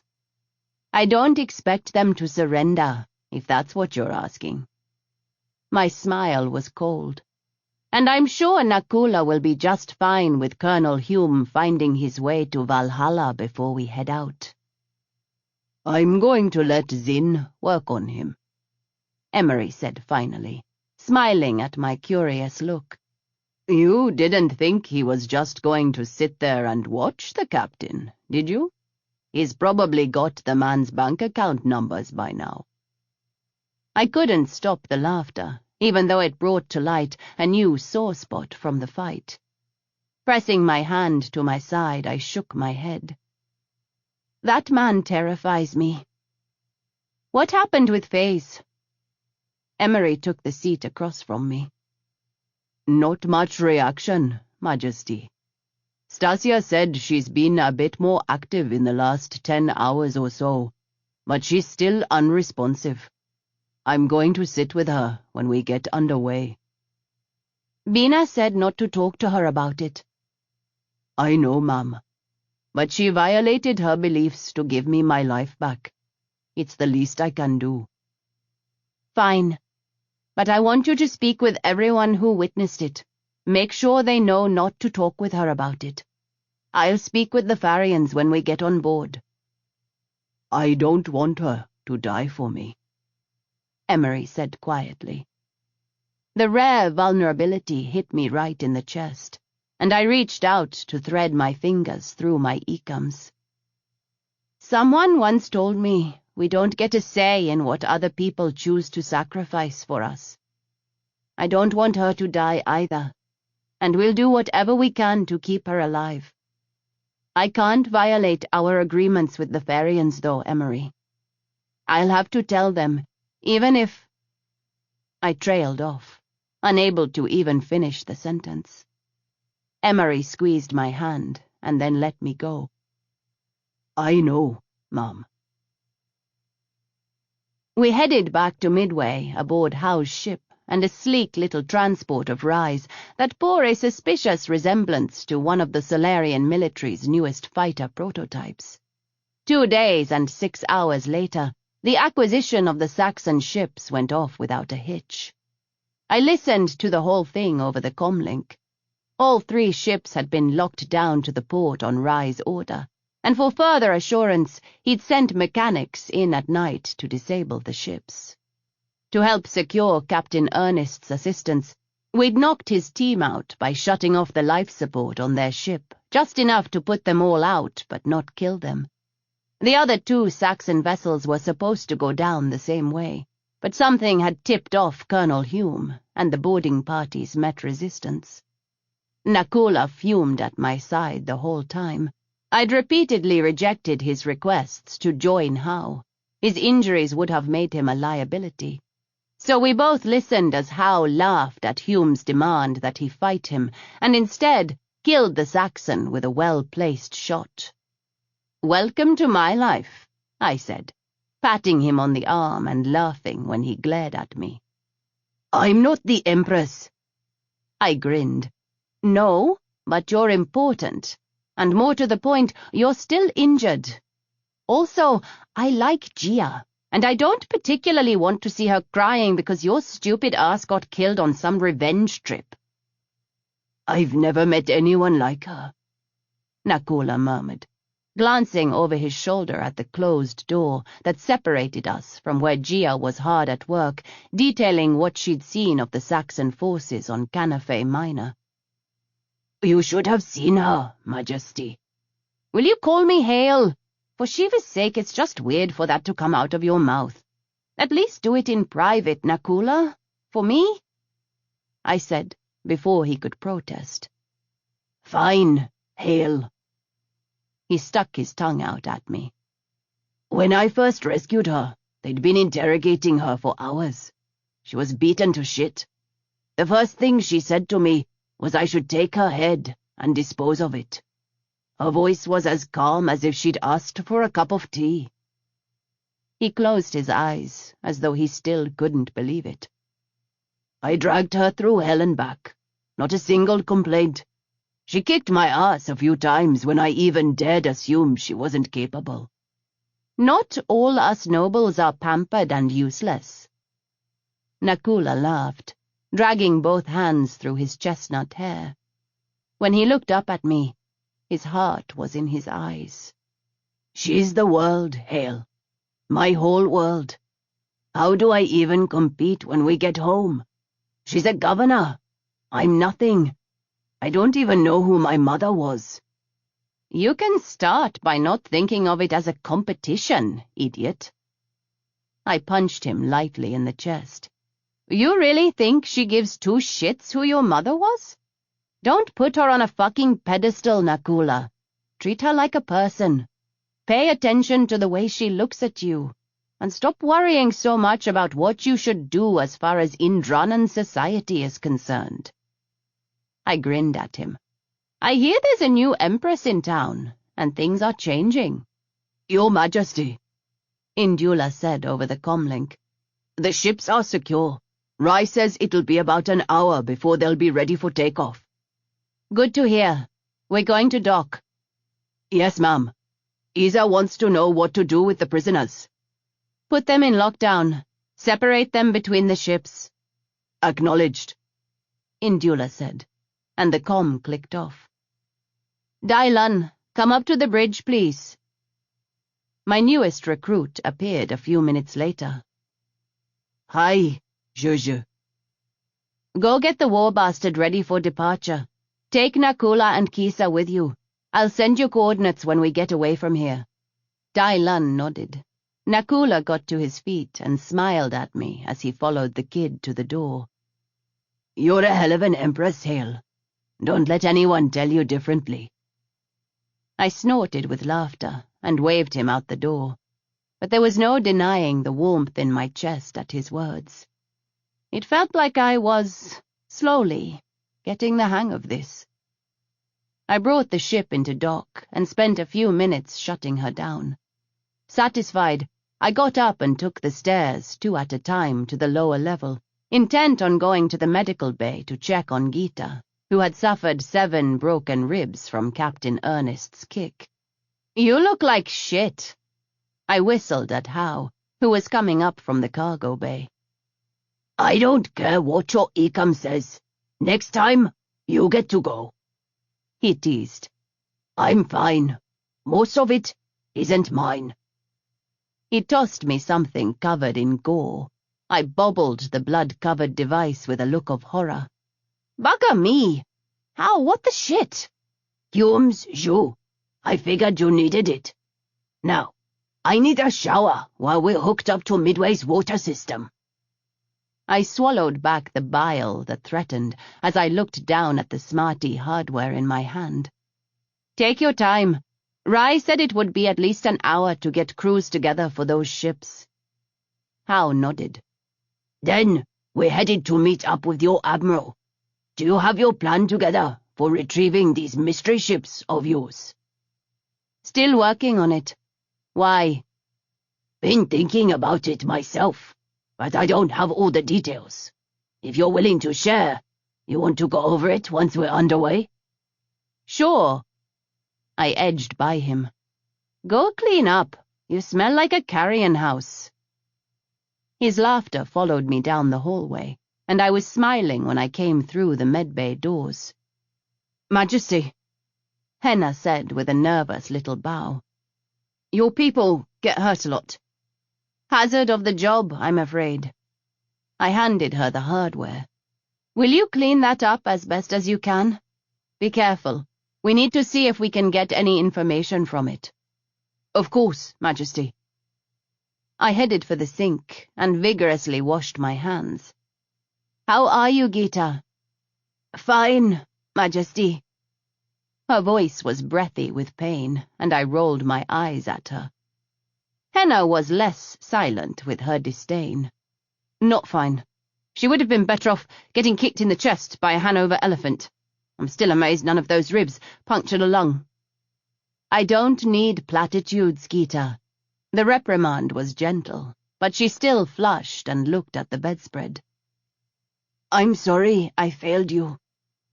I perched on the edge of the bed and rode the wave of pain I knew was going to come with my words. You know, Jet said something similar to me, right after he'd saved me from being killed, all because I'd gotten shot in the process. That Saxon was waiting for me, and you were right where you needed to be, between me and him. Don't beat yourself up over the fact that he moved faster than you. Find a way to make sure it doesn't happen again. Yes, Mom. Now rest. You're out of the lineup until we meet with Admiral Hassan and can get a Farian to heal you. I looked through the glass windows to where Emery sat by Faye's bed. Still not talking, Henna offered, anticipating my question. Better, though. Reading's improved. Life coming back. Here's your brain chip. She handed me a little bag with the hardware inside. Emery told me about your conversation with the Farian back home, Mom, Gita said. Is it really that bad? It could be, I replied. What are you going to do, Mom? I don't know. It's out of my hands. I hated saying it, but it was the truth. I could object to a decision to end her life and plead Faye's case with them, but the Farians were our allies, and I couldn't risk that for just one woman. I gave Gita and Henna a final nod and crossed through into the other room. Alba got up from Emery's side as I came in the room. Alba, I'll need you in a moment. I just wanted to check on Faye's. I rested a hand on Emery's shoulder. He had his hands wrapped around hers, her pale fingers so tiny in his grip. I put my hand over the top, wishing I could just will her better. How did everything go? You didn't listen in? I asked, surprised. Emery shook his head. I thought it would be better to be focused on her. There wasn't anything I could have done anyway. The ships are ours. Colonel Hume is dead, along with most of his team and all of the other team. They took Captain Ernest's team alive without firing a shot, though. And Hal got this. I waved the bag, and Emery's eyebrows shot up. Is that? Yeah. I'm not even going to ask him how he got it out. Give it to Zin. Hopefully, he can retrieve something off it. I'll have him coordinate with Dailan. I sent Nakula and Kisa with him to get the war bastard prepped for departure. Emery nodded. Go find Zin now. I'll catch up with you in a little bit. The faster he gets into that, the better chance we have of not dying when we attempt this insanity.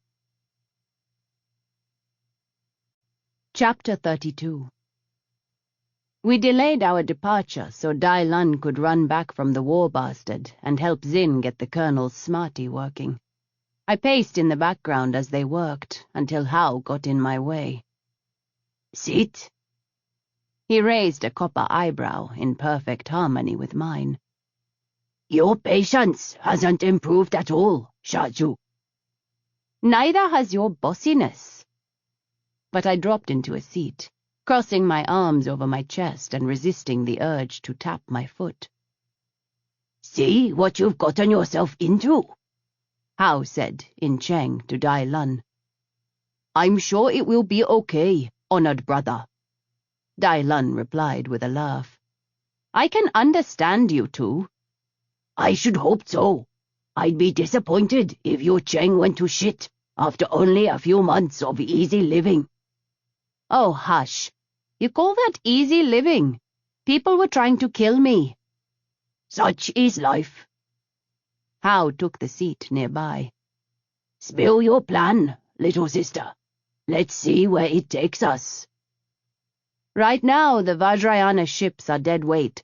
When the lockdown went into effect, it shut down everything. Navigation, engines, life support, gravity, the works. So, why haven't the Saxons blown them up? I tapped a hand on the console. According to Gia, it was because they still had her in custody and were trying to get the lock codes from her. I'd hazard a guess that now they're trying like mad to learn whatever they can from them, even if they can't get the things to fly. There will be Indranan technicians as prisoners also, Hao said, and I nodded. I'm hoping they're keeping some of them in the shipyard and didn't send all of them down to the surface. If they're trying to reverse engineer anything, they'd need some techs there. Cooperative or not, it wouldn't matter. I leaned back in my chair. We'll need a few, I suspect, so breaking them out is the priority. So your plan is to fly in, take the shipyard, break the techs out of prison, get the ships, and take the system back? It's a little more complicated than that, but essentially yes. Might I suggest something other than brute force? Since storming a Saxon-held shipyard is likely to get us all killed? You're being awfully lippy today. Digging through someone's brains for a computer chip does that to me. Yatta! Dai Lun thumped the console and grinned at Zin. That should do it. Code started crawling across the screen, and Zin nodded in approval. Looks like it did. Good job. Dai Lun nodded, first to Zin and then in my direction, before he scrambled out of his seat and headed off the bridge. Rai! I keyed up the comlink. We're ready to go. Hiya. You have coordinates for me yet? When we're far enough away from Midway that I can be sure no one's listening in. Rai grumbled, but I held firm. We couldn't be certain that Captain Ernest had told us the truth, and I wasn't taking any chances, beyond trusting Rai not to sell me out about the location of Admiral Hassan's fleet. Aho! Zin waved a hand in the air. Got to go, Rai. I'll send the coordinates when we hit the rendezvous point. I hopped out of my chair and leaned over Zin's shoulder. Hao took the pilot chair and began running through the departure checklist. Colonel Hume was on Canafe Minor, overseeing Governor Ashwari's interrogation. It's all here, ma'am.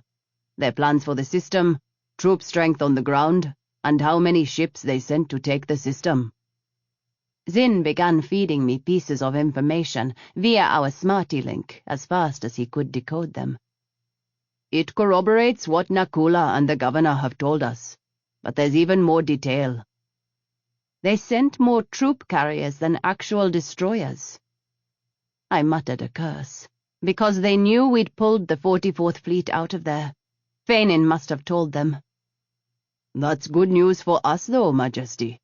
Easier to take the system back if there's only a handful of ships able to do battle. We're not taking the whole system back. Zin frowned. You didn't argue when Hao said it. Hang on. He grabbed me by the arm to steady me as the Pentecost lifted off from the dock.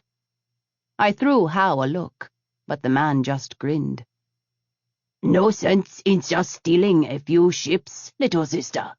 Not when you can take the whole system.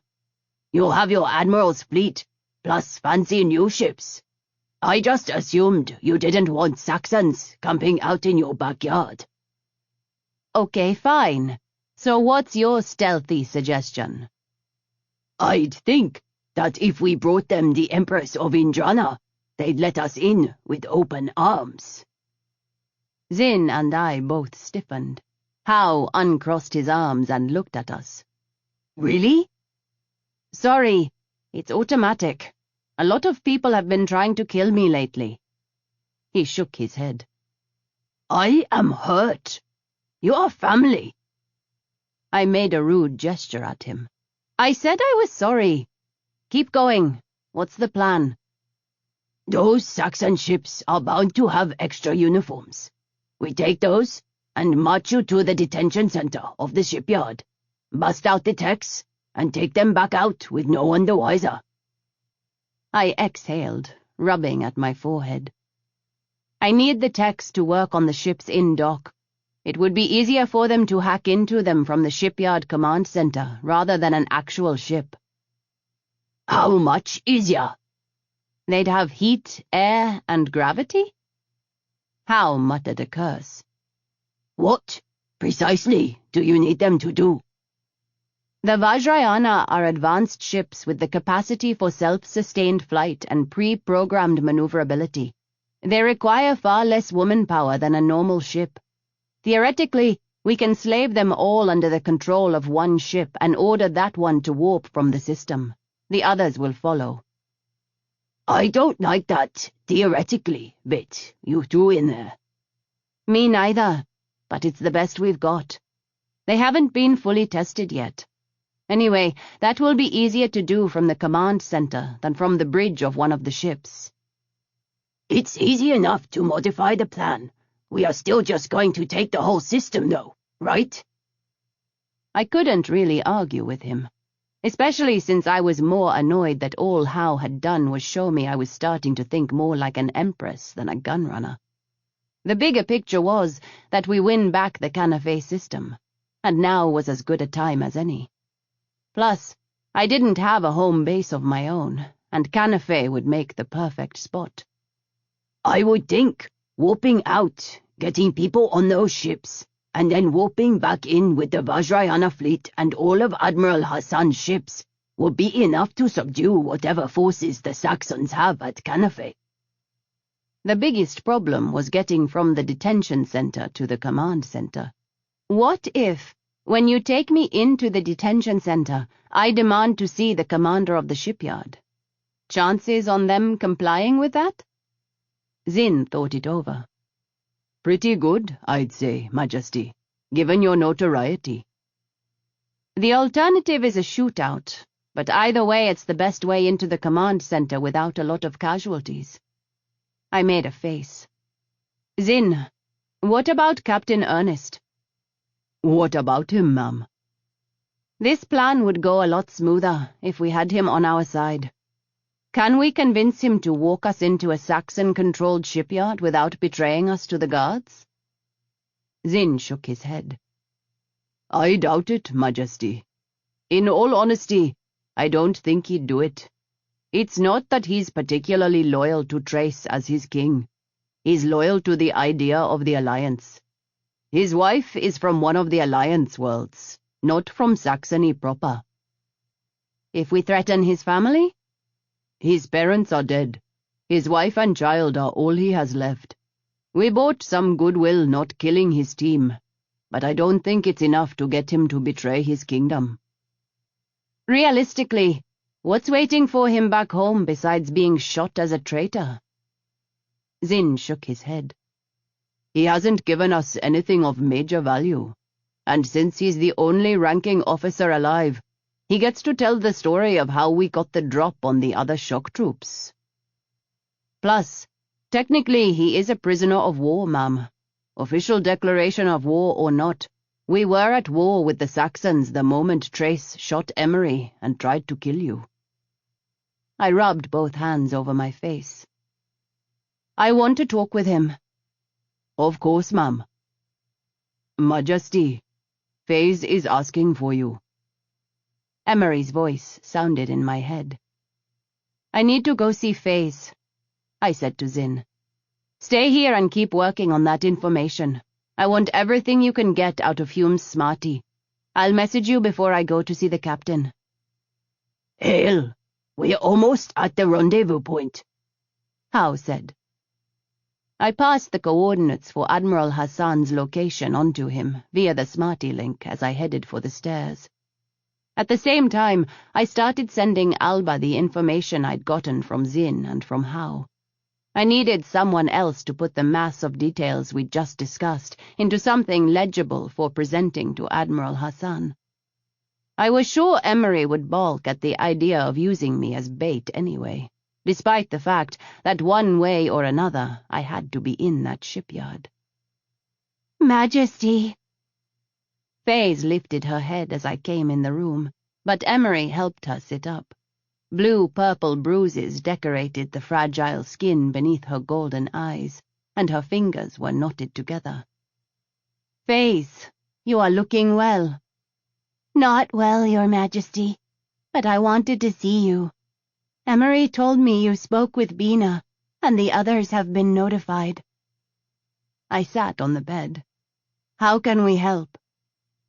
Her smile was wan. You cannot, Majesty. I have violated the laws of my people. I have enjoyed your empire, but you cannot do anything to help me. Promise me. But you, good intent or not, Majesty, it is wrong to bring life from death. Only the gods have that kind of power. Only the immortal ones should have that kind of power. We are too weak for it. Even now, I think of the feeling when I returned Emery and I... She broke off and shuddered. Faze. Emery's voice was calm and seemed to help her agitation. That's enough for now. We'll talk about it later. Go back to sleep. She lay back down and closed her eyes, and her breathing evened out almost immediately. Majesty, outside. I followed Emery into the hallway. I see why Bina said not to talk with her about it. What do we do? He shook his head. A crisis of faith isn't something that's easily solved, Majesty. No matter what we believe, Faze believes she's done something unforgivable. He looked at the ceiling. I will keep talking to her, but I fear there is not much we can do until the Ferians get involved. Bugger me. See if you can get in touch with Captain Gill through Caspel. Maybe if we talk to her about this, she can do something? I don't know that it will do any good, but I can try. Emery smiled slightly, but shook his head. We can't force her to do anything. Your authority doesn't supersede her faith. I was afraid of that. I tapped him on the arm. Zin cracked into Colonel Hume's smarty. We've got the Saxon numbers at Canafe, and we've got a plan for taking back the system. The system? Emery raised an eyebrow. I thought we were just going in after the ships. The plan changed, I said with a grin. Come on, I'll let Alba explain. Emery didn't take the news that I'd be going into Canafe as well as I'd hoped. Absolutely not. We get to the fleet, and you're staying on Admiral Hassan's ship until this is over. Emery, it's the best plan we've got. Their guards will be down thinking they've beaten us. Even if we can't convince Captain Ernest to help, we'll figure something else out to conceal the fact that the Saxons bringing us in as prisoners aren't Saxons at all. If you get killed, Where does that leave us? Alice is perfectly capable of leading an empire, possibly even better than I replied, and threw my hands in the air. I let you have the ships in Midway. That was an unnecessary risk. This one is necessary. I won't let you, Majesty. You can't stop me. I raised an eyebrow at him. I have the lock codes. You could have heard a shell drop in the room. In what, under less stressful circumstances, would have been comical, my bodyguards looked at each other in silent question. Gia stared at me with a horrified expression over the comlink. Only the gunrunners, both those in the room and those watching on screen, seemed unsurprised by my announcement.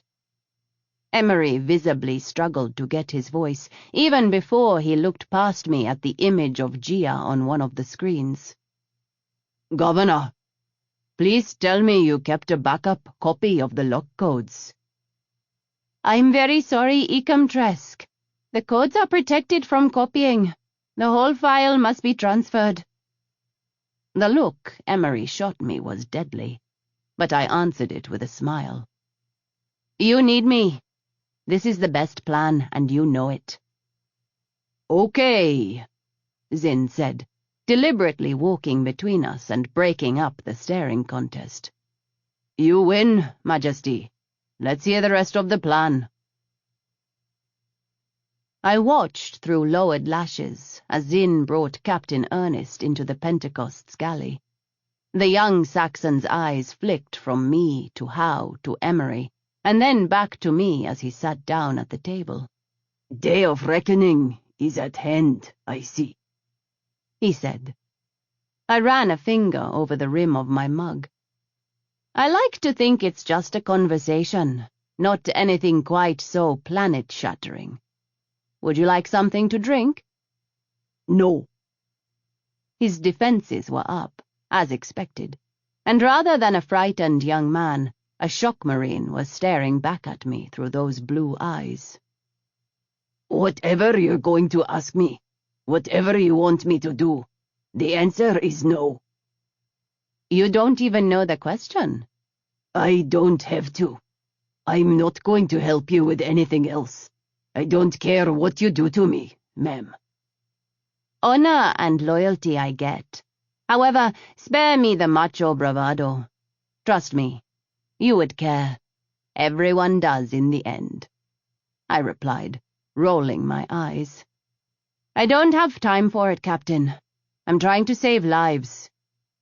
Indie lives. Saxon lives, I countered, coolly, and watched his eyes narrow. Do you really want Saxony to go to war with Indranan? Your home is right on the border, Captain. You don't think there's a damn good chance your wife and child would end up as casualties? I'm not threatening them, I said, with a hand up, before he could say anything. I'm asking you to think about what happens when two giants fight. Do you really think they care about the ants that get trampled underfoot in the process? I've already betrayed the core. You're asking me to betray my nation. He shook his head and looked at his hands. I can't do it. I'm asking you to help me stop a war before it starts. How is that a betrayal? The last few words were clipped as my temper struggled free. Hail, take a step back, Howe said over our smarty link. You won't get anywhere angry. I'm not getting anywhere, period. Why am I doing this again? Because you're stubborn? I couldn't stop the snort of laughter, and Preston blinked at me as I pushed away from the table. You're right, I said. Not to him, but to Howe. Zin, take him back to his cell. We'll do this the hard way. Chapter 33. Your Majesty. Admiral Hassan went to a knee, her command staff and the other sailors in the massive bay of the Vajra following suit. Inanna, I am glad to see you well. I urged her to her feet and embraced her. I have some prisoners for you, and a few people who could use some assistance from a Varian. Of course, Majesty. Chief Warrant Officer Yash will take them into custody. Admiral Hassan snapped her fingers, and a stocky woman with impressive biceps appeared at her side. Majesty. She bowed low. Zin will give you the details, I said, with a smile and a nod. This is Lieutenant Hassai Moren, Inanna said. Majesty. The slender young Varian held his hands out, his golden eyes warm. I took them, and relief swept through me. May you be well. Thank you. I swallowed back my fear. Despite Bina's warning, my gut was screaming at me about Faze, and I couldn't ignore it. Are you the oldest Varian on board, Hassai? We need to speak about Faze. I sent a message ahead. I am not. The others are on their way. I was told to instruct you to take my sister to your quarters, and we will look at her there. The comfort of friends is best in times of crisis. She is your sister? He shrugged. Of a sort. The distinction is too complex for your language. We will take her to our quarters if you will meet us there. I'd like to speak with you all privately before you see her. I will let the others know. Major Mori would like you to be reassured. Things are not always as bad as they seem. Do you have more injured? Start with him. I grabbed Emery by the collar and dragged him forward before he could protest. Hassai performed the same ritual, and my Ikam lost his hunched-over posture. The lines of pain that had etched themselves into his face disappeared. Faze walked by her kinsman, leaning heavily on Stasia. Hassai only glanced her way with a gentle smile, and then moved past to Alba so he could check her arm. Masami, Sabine. I embraced Matriarch Tobin and then Vandi with genuine joy. I am so very relieved to see you safe. Be relieved at this one's charms, the elderly matriarch replied, jerking a thumb in Sabine's direction. She's the one who talked an Indranan freighter captain into hiding us from the Saxons and getting us off the planet. He was going to do it anyway, but I may have promised him a government shipping contract as a reward, Majesty, Sabine said, her cheeks flushing as she looked at the floor. My surprised chuckles turned to laughter, and the young matriarch blushed harder when I patted her on the back. Well done. Get with Alba so she has the man's information. Once things have calmed down, we'll get him on the payroll. Yes, ma'am. Admiral, allow me to introduce Cheng Hao, Johar, and Bakara Rai. After much discussion, we decided it was best if the bulk of Hao and Rai's people stayed with the ships, but I wanted these two with me for the discussion of our plan, and there was no way Johar was staying behind. Greetings were exchanged all around, with Johar holding Inanna's hand a little too long. Rai elbowed her, and she rolled her eyes at him, but released my admiral. If you'll follow me, I have guest quarters set up for all of you. Inanna cleared her throat and started across the bay. Everyone has instructions not to interfere with your bodyguards or your other companions, and they are all authorized to wear weapons on board. Though I'd ask if you wouldn't mind swapping them out for something slightly more friendly toward my ship. I laughed. Of course. We've had more than enough excitement lately, and there's plenty more to come. I don't think we need to add explosive decompression to the list. No, we do not. Who was the traitor? Sadness swept over Admiral Hassan's face. Cole, Commander Hamprasad, she clarified for the others. My aide. I muttered the curse. I'm so sorry. I'd met the Admiral's aide several times. Alba had worked with her closely, and I glanced at my Chamberlain with a sympathetic smile when she gasped. "Me too. I trusted her. Hell, I groomed her for the position. Fainin got someone on board down in engineering. Cole let him sweet-talk her into betraying the Empire. Stupid idiot. Lantel shot her. We've got the man in the brig." "Where are my bodyguards?" "In your quarters, Majesty. As soon as we got them set up, they insisted someone be on duty at all times. They've been running in shifts for several days now." "They'll be happy for some relief, then." "I'd offer you food, Majesty. Don't worry about it. We're headed for a place to restock. Pass these coordinates to your fleet." I'd chosen this spot because it was just a short warp hop away from one of Po Sin's resupply stations. I'd spent an hour on the comlink haggling with him over the cost. Even Alba had been pleased with the results, though Matriarch Saito had gone paler than I thought possible as the cost went up. "Yes, ma'am." We came around the corner, and I spotted Lantel at the door. The older man smiled, touching his hands to his heart and lips and forehead. "Your Majesty, it is a great relief to see you again." I touched the back of his head, pulling him in and touching my forehead to his. "You as well. How are the other two?" Eliza and Aikiki were both new guards, which was part of the reason they'd been on the ship and not on planet with us. "They are sleeping, Majesty." "Let them. And you go get some sleep as well." I looked over my shoulder at Emery, who nodded. "In a moment, Majesty." Orders were issued in a flurry.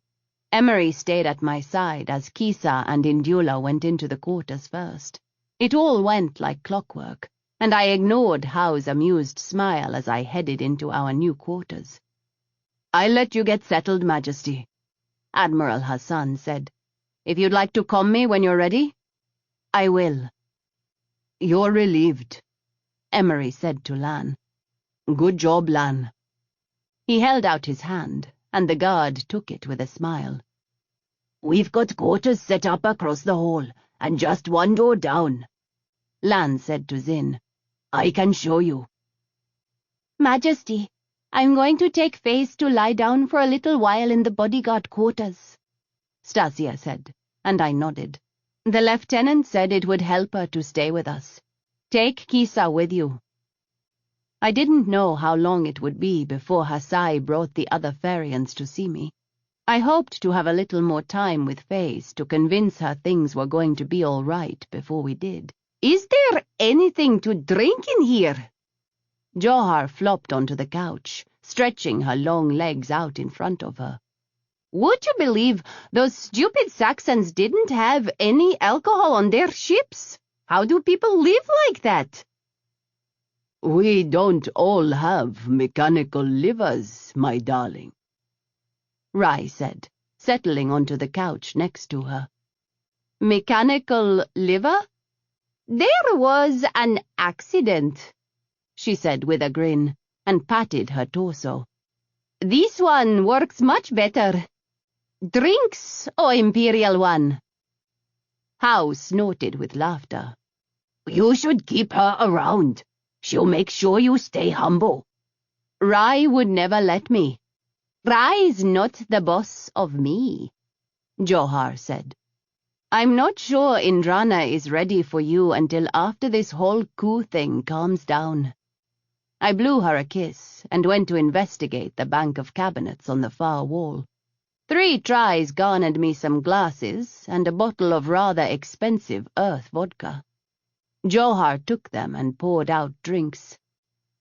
"The universe is a horrible place.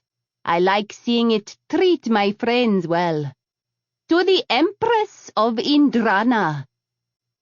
I laughed and tossed back the shot. "Don't break the furniture," I said, as I handed Hao my glass for a refill. Taking it back, I headed for the bedroom. "Alba, I'm going to lie down.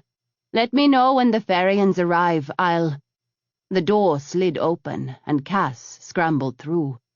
Majesty, it's Faze. Bugger me. I set my drink down, sloshing liquid over the rim onto the table, and booked it out the door. Emery was right behind me. Where is she? In the landing bay. I don't know how she got past me, ma'am. She took Kisa down at the door. She didn't. Cash shook his head. No, she didn't kill her. Just knocked her out. Stasia went after her. Majesty, what is going on? Admiral Hassan met us in the hallway with Zin on her heels. Admiral, call your Farians to the main landing bay. Emery, tell her. Emery's voice was clipped as he filled Hassan in on Faze. I tuned him out, trying to calm the fear in my chest as we ran through the ship. Get all these people out, I said, pushing my way through the crowd that had gathered. Once the sailors realized it was me, the crowd parted. Faze stood at the far edge of the bay with a gun in her hand. My maid was several meters away, her hands up, and though I wasn't close enough to hear her words, I knew she was pleading with Faze. Tears streaked down Faze's face, and her golden eyes darted wildly to me when I skidded to a stop. Faze, please put down the gun. We will fix this. There's nothing to fix, Majesty. I am unclean. I abandoned my faith, everything that matters. I am broken. Faze, you saved 2 lives, Zin said from my side. Please, there has to be some good in that. Your gods can't be so unforgiving they wouldn't see your intent behind your actions. I can feel it. Faze slammed her fist against her chest. You humans can't understand. Let me go. I slipped out of Zin's grasp. Get everyone back. That's an order, Zin, I said when he didn't move, and the sharp crack of my voice shook Zin out of his shock. Faze. Holding my hands up, I crossed the yawning space between us. I could feel Emery staring at me from my right side, but he didn't move. There wasn't time. There wasn't any time to talk over a plan, and all I could do was hope that my Ecam had reached a point where he could at least guess my motives enough to play along. You're right. I can't even begin to understand how you are feeling. Then don't stop me, ma'am. Tears spilled from her eyes, tracking down her face. Let me end this awful nightmare. Don't you see that I can't? I whispered, taking a step closer and reaching a hand out to her. You are mine, Faze. I won't abandon you, not when you need me the most. I can't understand your pain. I won't insult you by trying to pretend I can. All I can do is tell you to take a breath. Put down this decision, even if only for a moment. Let me carry it for you. Faze's empty hand fluttered upward, her fingers brushing mine. Majesty, Your Majesty, please step away. You are putting yourself in danger. Faze stiffened at the new voice and pressed the gun to her chin. Faze, please no, Stasia whimpered. I swallowed my curse and glanced over my shoulder. 3 Farians crossed the bay. Lieutenant Morin followed the 2 women. It was the older one who had spoken. Her red curls were streaked with white at the temples. Child, put down the gun, the woman said. It does not have to be like this. I gave him life. I know I shouldn't have, but Zin... Faze looked in his direction. I could feel his heart breaking, and I just... Child, you sinned. It is not. The power... Faze shook her head. The awful rush of playing God, ripping life from the hands of death. There is nothing left for me. I crossed the line that should never even be approached, and this is what is required of me." Her finger tightened on the trigger. "No!" I grabbed her hand and watched her eyes go wide. The Ferians behind me gasped. "Majesty, no! Let me go!" "Why?" Faze shook her head. "If you're touching me when Majesty, please! It could kill you too." I tightened my hand around hers. "Then so be it, Faze. You swore to me you wouldn't hurt me. Remember?" I stepped closer and pressed my forehead to hers. "Death you deal, and death you shall become. You have dealt no death, Faze.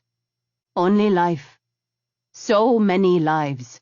Emery's life, Zin's life, Captain Gill. How many people have you saved over the years? All you do is give life. How is that wrong? Now it is my life in your hands. And on my honor, if you want to walk into the darkness, I will walk there with you."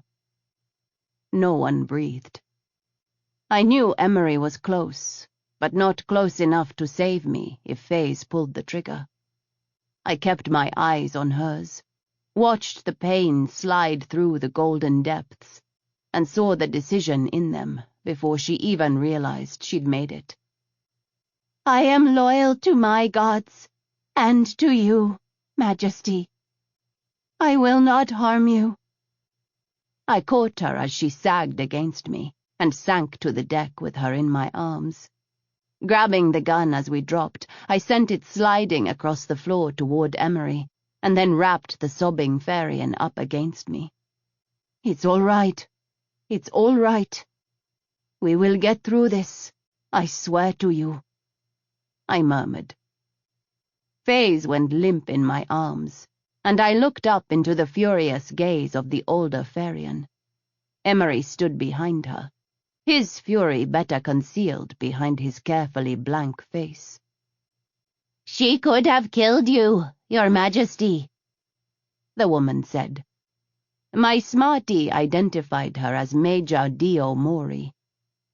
The probability was better that she wanted to keep me safe more than she wanted to die. I didn't fight as the other two Ferians lifted Faze out of my arms, because she was dead set on dying until I made her add me into the choice. I got to my feet and stared her down. The better question is, did I just save her for a worse fate? The question shocked the woman, and she stared at me for a moment before she visibly composed herself and bowed. "My apologies, Majesty. This has been extremely upsetting for all of us. Forgive me for not being here sooner. I didn't understand the gravity of the situation, and I should have told Hasai to bring Faze straight to me. I did not think Faze would take it so hard. He had just informed us you were here when the call came. Thank you for what you have done for her. I do not know what the future holds. That will be up to her and to the Pedalion to decide. However, you gave her the time, and for that I am grateful." "I would do the same for any of my people, Major." "Of course." Dio bowed again. "I suspect your Ecam would like a word with you in private, Majesty. I will keep you updated on Faze's condition." "I appreciate it. If you'll allow it, I'd like Stasia to be able to go with you." Dio glanced over at where my maid stood, slightly supported by Zin, and nodded. "Of course. It may help." She gestured and walked from the docking bay with Stasia at her side. I headed for the door, Emery and Zin falling into place on either side without a word. I got the distinct impression of being marched back to my quarters like when we first met. No one said a word until we came through the door, and Howe got up out of his seat. "Is Faze?" "She's alive," I said, heading for the liquor cabinet. "Should I go?" Howe looked between me and Emery with a raised eyebrow. "No, stay. You'll enjoy this." I poured a drink and dropped onto the couch. "Emery's about to chew my ass." Howe's eyebrow went higher. "She grabbed a Ferrian with a death wish and practically dared her to kill them both." "You what?" "Oh, bugger me." I rolled my eyes at the ceiling and tossed back my drink. I'd heard that tone from Howe a few times over the years. "Are you kidding me? What were you thinking?" "That I didn't want Faze to die," I snapped. "You don't lead your people by throwing yourself recklessly into danger," Emery said. "Too right." Howe nodded in agreement. "I taught you better than that, Shazoo." "Oh, shut up, both of you." I got up for another drink and eyed Zin, who was leaning by the door with his arms crossed. He had been strangely silent while the other two shouted at me. "You especially, Howe, pretending to be a criminal, but where do you think I learned the concept of never letting my people take the fall for me?" I waved my drink at him. "I never once saw you put yourself ahead of the crew, and you—" "I haven't taught you anything, Majesty." "Cow shit! You care about Faze the same as I do. You always put others in front of yourself, Emolian Tresk, even when you don't have to." My Ecam actually looked away, and I could swear I'd embarrassed him. "Are you going to weigh in here?" Zin raised a shoulder in a half shrug. "She did good." He shook his head and pinned his partner with a look. "Stop shouting at me, Emery. You didn't want Faze to die any more than I did, any more than she did. Hail did something about it. Possibly the only thing that could have stopped a grief-stricken Ferrian from blowing her Shiva-damned brains out all over the docking bay. We're not loyal to the throne or to Indrana as much as we may try to pretend otherwise. None of us are. We're loyal to her." Zin jabbed a finger in my direction. "Because she's worth it. Because we know when it comes down to it, she's just as willing to sacrifice herself for us as we are for her. Even this one," he said, pointing at Howe, "is here because of her. There's no other reason a member of Po Sin's own family would be helping us." Emery closed his eyes. "Zin, she could have died," he whispered, his voice hoarse. "Chrydium." Zin murmured the endearment, pushing away from the wall and grabbing Emery by the back of the neck in a surprising display of affection. "So could we all. But Faze is alive, and so is our Empress. I, for one, will take the winds where I can get them." Chapter 34. Zin's words hung around me long after my team had departed and left me to sleep. It had been desperation, more than a concrete plan, that had driven me to grab for Faze. But I hadn't really considered that I'd been counting on her loyalty to save us both. More than that, Zin's quiet certainty that not only he and Emery, but Howe as well, were here purely out of loyalty to me and not because of some grander purpose, was something that I couldn't quite wrap my head around. That kept me up at night as we made the otherwise uneventful trip to the refueling depot. It was better than nightmares, even if it did result in me being right back to exhausted and unable to function. The resupply went off without a hitch, and later that evening I joined Admiral Hassan, the matriarchs, and several members of her crew for dinner. We'd brought 8 ships to Redcliffe for the negotiations, and all of them had made it out safely. 8 more had defected from Second Fleet when Admiral Schul arrived, and a dozen more from Home Fleet had arrived at the rendezvous point just before us. We retired to her office to discuss the strategy for Canafe, joined by the matriarchs Alba, Emery, Nakula, Howe, Rai, and the Admiral's staff. Thanks to the information the Empress retrieved, we have a good idea of the number and types of ships the Saxons have at Canafe. Admiral Hassan tapped a few keys on her desktop, and an image of the Canafe system appeared. It zoomed in around Major, where the shipyard and my Vajrayana ships could be found. There are few to no vessels around Mina. All the fighting there has been on the ground. Even if there are ships in that vicinity, it would take them the better part of a day to make the trip in-system.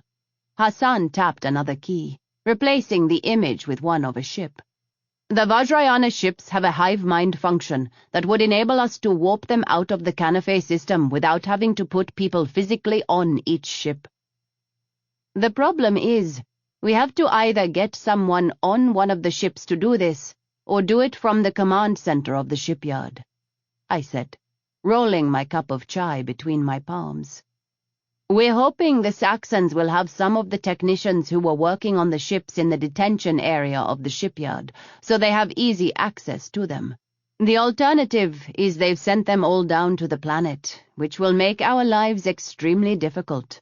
I'd bet good money they've got people in the shipyard, Majesty, Nakula said. Colonel Hume made several comments about how they could get help elsewhere once they'd gotten the lock codes from Governor Ashwari. True, I nodded, and Gia said she was sure they'd be trying to learn whatever they could, which makes me think we'll be dealing with a bunch of engineers rather than Saxon shockers. I pushed to my feet and leaned on the Admiral's desk, setting the image back to Canafe. We'll take 2 of the Saxon ships right into the shipyard. No one will question our presence. We grab a few techs from the detention center, head up to the command center, take over, get the ships linked up, and we all warp back out before anyone realizes what's happened. Majesty, how do the teams get past the security in the docking bay? Any kind of confrontation and the alarms will be raised. Admiral Zellin had shuttled over from the Hail Bristol. The slender officer didn't show any outward signs of grief over her sister's death, but I'd offered my quiet condolences when we met. We'd never found any proof that Matriarch Zellin was involved in the plot, but if she had been, her punishment had already been carried out. Well, we were hoping we could convince Captain Ernest to change sides, but that's not going to happen. So, how? I gestured for him, and he pushed himself away from the wall. I have several programs that provide excellent identity masking. It won't stand up against deep scans, but should be enough to get us into the shipyard and past the guards in the detention center. Good. I nodded. Once we're on the bridge, we'll have the technicians do their magic. The ships will warp out, and we can leave in the chaos. No one is going to question 3 Saxon ships booking out of there when that's exactly what all the Vajrayana ships are going to be doing. That sounds like an excellent plan, Majesty. Admiral Hassan crossed her arms and raised an eyebrow. You want to tell me why you think I'm going to let you do it? Well, for starters, because Saxon shock troops bringing the Empress of Indranan back as a prisoner is going to open doors pretty damn fast. I grinned at her. And I've got the lock codes. This doesn't happen without me. Admiral Hassan looked at the ceiling, and then at Emery, who lifted his hands in surrender. I tried to tell her no, ma'am, but short of forcibly removing the codes from her smarty, there's no way to get them. I'm surprised you didn't hear the argument before we landed, I said. Emery was quite upset. Majesty, we're not going over it again, Admiral. If Emery couldn't convince me, I can promise you won't either. This is the option that gives us the best chance of doing this with no casualties. Anything else is going to end with more of my people dead, and I will not stand by while that happens. Am I clear? Inanna eyed me for a long moment, while the hammering of my heart filled my ears. Finally she nodded. "Perfectly, Majesty. Once we warp back here, we'll transfer personnel as quickly as we can. I'm assuming you'll come up with a plan for the actual assault on Canafe, Admiral. But things are obviously going to be much easier with at least half the Saxon ships away from the planet, trying to figure out where the Vajrayana ships went." "Admiral!" A woman sporting a pair of brand-new commander insignia cleared her throat and looked nervously around the room. "Yes, Commander Zen." "If we can get them to act in concert, why don't we just have them fire on the Saxon fleet?" Admiral Hassan shook her head. "They're not autonomous, Petra. We could have them fire a salvo or two, but battles require split-second thinking and the ability to read a situation. The hive mind function was designed to help with coordinating warping into and out of battles, as well as for maneuvers where the timing needs to be exact. It won't help us here." She smiled. "Good question, though. Keep them coming." "We'll take the Saxon ships into Canafe," I said. "Emery, Howe, and I will be prisoners on one, with Cass, Indula, and 3 of your crew members, Admiral." We were short on people who could pass as Saxons, and so Emery had agreed to pick from the Admiral's crew to fill in the gaps. Zin, Gita, Rai, and Johar will be on the other, with Kisa and Isa as well as 3 more of your crew. I can pull names for your Ecom to look over, though given our current predicament, we're reasonably sure everyone here is loyal. There were chuckles around the room. "That'll work. Once we're in, Cass and the others will take us to the detention center, where I'll demand to speak with the commander of the station immediately. Cass and his team will escort us up there while the others stay behind and take over the detention area. Once we know they have things under control, we'll make our move up on the command deck." "With all due respect, Majesty," Admiral Zellin said, "there are a lot of things that can go wrong with this plan." I grinned. It was sharp enough to have several of the staff shifting.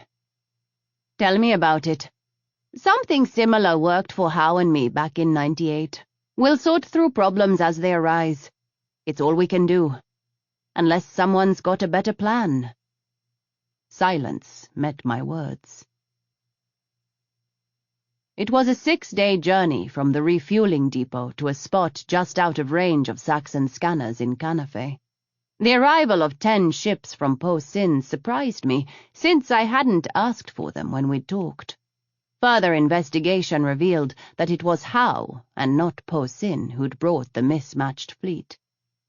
"Some people owed me favors, and it seems a better idea to have as many ships as possible for this little adventure." Howe waved a hand at me. "Plus, this way, you've still got Po Sin's promise in storage for when you really need it." What in the universe kind of favor could someone owe you that would convince them to bring that into a battle they're not a part of? I waved a hand at the window, where a gigantic, if somewhat obsolete model Solarian dreadnought hung in the blackness of space. "Trust me, you don't want to know. Honestly, though, with Mel, I'm not sure this isn't just an excuse to test out her guns. Usually, no one messes with her." "For good reason. Look at that thing." "True enough. I got word on that favor you wanted," Howe said. "Your target somehow made it off Santa Pirata without being seen. But a dock worker on Midway spotted him boarding a ship headed for Andiel. I have several contacts there. I've already let them know to be on the lookout for him." Howe tilted his head toward Emery. "He knows about it." "I let Winston know, Majesty," Emery said. "If they can get ahead of him, they'll take Bial into custody." "Will your contacts coordinate with trackers?" Howe shrugged. "Possibly. They're not nearly as official as some of your other people, so there's a good chance it won't spook anyone. I can't force them to cooperate, though." "I wouldn't expect it," I said. "If they will help, it's appreciated. Financially." Howe grinned. That will make a difference, Hail. Send Dai-Lan. Tell him to take one of the Saxon ships. Hao raised an eyebrow, but nodded, and passed the instructions along to Dai-Lan over the comm. After he finished talking to Dai-Lan, he turned his back on the ships we were looking at up in the Vajra's observation deck and studied me for a long time in silence. "What?" I asked. "How are you?" "I'm fine. We're moving in the morning." "You look like you haven't been sleeping." My nightmares had come back with a vengeance last night, thanks to the anticipation of the fight for Canafe, but I wasn't about to tell Hao that. Or anyone else, for that matter. Emery and the rest of my bodyguards knew, of course. It was hard to hide that sort of thing from people who were wired into your health and well-being. "I'm fine." "Gita says you're having nightmares." "Gita needs to shut her damn mouth." Hao's mouth twitched, and he failed to hold back the smile. "Your Ikam would say the same if I asked. He trusts me." "Cow shit." "I know you, Hail." Hao turned abruptly serious. "I watched the security feed of what happened in the docking bay. Zin was right. You saved her life. You won't always be successful. I know that feeling of being responsible for the welfare of everyone around you, and just how much it hurts when you can't keep them safe." I closed my eyes to hold the tears in. "You've had a rough couple of months, Shashu, and lost a lot of people you care about. Your Ikam is more forward than most of the men on your homeworld, but even he won't question your competence outright. I will. I need to know if you're okay to do this, or if you need to be honest with yourself and pass those lock codes over. We can come up with a new plan, and I'd rather do it now than in a shipyard surrounded by Saxons." "I should break your nose." "But you didn't." He smiled. "That's a good sign. Temper is still under control." There is a hollow place in my chest, filled with the screaming ghosts of the dead, I said in Cheng. "Aye, little sister." Hao wrapped his arms around me. "Poetry from you is always painful to my ears." I choked back a sob and clung to him. Once upon a time, we'd been mentor and student. So much had changed since those days, but the man I'd relied on time and time again to tell me the truth of things was still here. "I have lost so many good people." "Any life worth living collects ghosts," Hao said. "The only certainty is we will join them someday." "Do you remember what you said when I left?" "I believe it was, 'Don't fuck this up. You've got people's lives in your hands.'" "This is far harder than being captain of my own ship," I whispered. "So many lives at stake, Hao, and I've barely been able to keep those closest to me safe." "We can't keep people safe," he said, and pulled away. Taking me by the upper arms, he smiled. "You lead them. Give them opportunities to make their lives better, but you let them live their own lives. Faze would have chosen her death. You saved her from that, at least for the moment.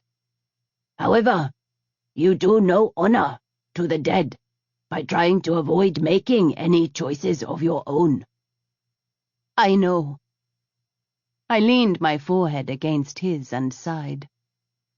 "I'm exhausted." "You need to sleep. Go on." He spun me around and gave me a gentle shove toward the stairs. "I'll talk to you later. I've got all the programs hammered out for our teams. I'd like you and Emery to take a look at them." I shot an amused look at Emery as we headed down the stairs and into the hallway. He always made me feel like a child who'd just been lectured by her father. He was, in a sense, Majesty, a replacement father, Emery said. For a young woman grieving the loss of her own. A good one, though he'd deny it. I shoved a hand into my hair as we walked the quiet hallway. I think I recall my father saying something very similar about loss to Mother after a battle. Hal was right. I hated it, but I couldn't deny it.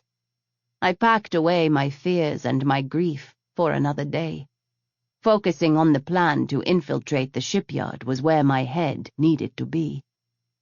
I went to sleep and wasn't bothered by a single dream. I slept like the dead and hated myself for it in the morning. Chapter 35. Majesty, please stop pacing. I paused in mid-step aboard the bridge of the Saxon shock vessel Falke and glared at Emery. It helps me stay calm. It makes the rest of us nervous. I kicked the back of Howe's seat. No one asked you. Cass, when we get to Canafe, can you make sure they lock him in the tiniest cell they have? Of course, Your Majesty. Power-hungry warlord. Howe grinned at me. The banter helped calm my nerves more than the pacing. Howe and I used to drive Portis to distraction with our sniping just before missions.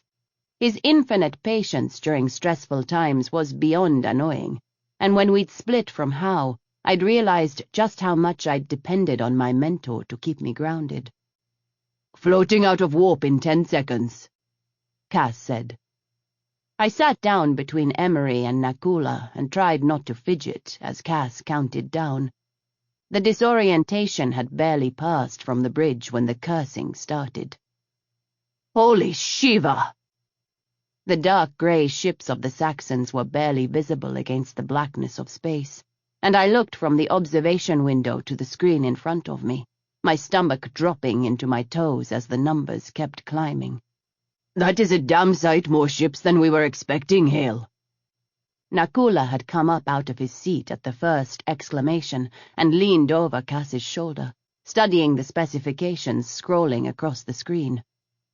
Majesty, we've got a major problem. That's the entire Saxon 17th Fleet out there. 57 ships.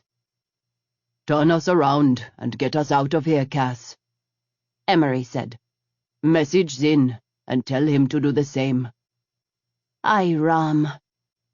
I rubbed a hand over my face and got up out of my seat. Everyone calm down.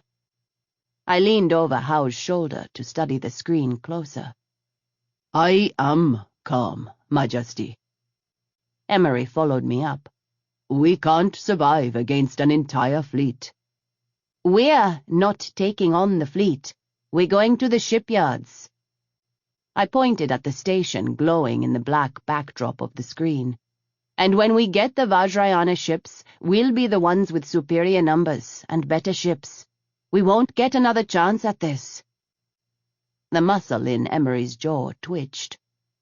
Hail, this is too dangerous. We need those ships. Otherwise the ones in our little fleet aren't going to survive past the first battle. Emery, I'm being hailed.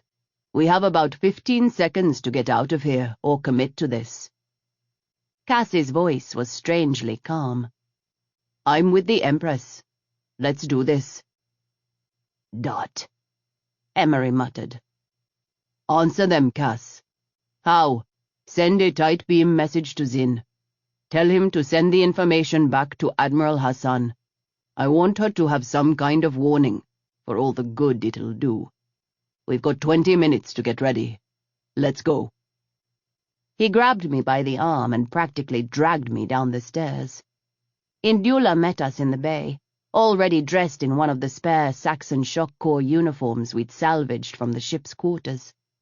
Standing with him were the 3 crew members from Admiral Hassan's ship, and I had to check my smarty to remind myself of their names. Lieutenant Byng was tall and black-haired, towering over her shorter, stockier companions. The two ensigns, Shola and Roche, had obvious Saxon ancestry in their light complexions and angular faces. "Lieutenant, get upstairs and take over for Cass," Emery ordered. "You're staying with the ship. Don't let anyone on board, except for us." "Yes, sir." She saluted and took off. Emery looked back at me. "You ready?" I nodded. He pulled his punch, but stars still exploded behind my left eye, and I staggered back a step, spitting curses into the air. As soon as the bells stopped ringing in my ears, I returned the favor. Emery's head snapped back, and he wiped the blood from his now split lip on the sleeve of his white shirt, smearing it across the fabric and rubbing it in to make the injury look far worse than it was. Howe came down into the bay. He already bore a long gash in his upper arm and stripped his shirt off as he crossed to us. Of all Howe's tattoos, one had always stood out to me. A single white rose was etched over his heart, the petals falling across his chest. The significance of it was known only to him. He'd refused to tell me, no matter how many times I'd asked. Indula wrapped the cut on his arm, and Howe pulled his shirt back on with a nod of thanks. He grabbed Nakula by the chin and sliced him across a cheekbone. "Gia's going to kill you," Nakula said, pressing a hand to the cut and then flicking blood down the front of his shirt. "Girls like scars." Cass came down the stairs, sporting a bruise on his right temple, and dressed in the same uniform as Indula. "We're docking in 10, he said. "Everyone better get their costumes on," Howe said.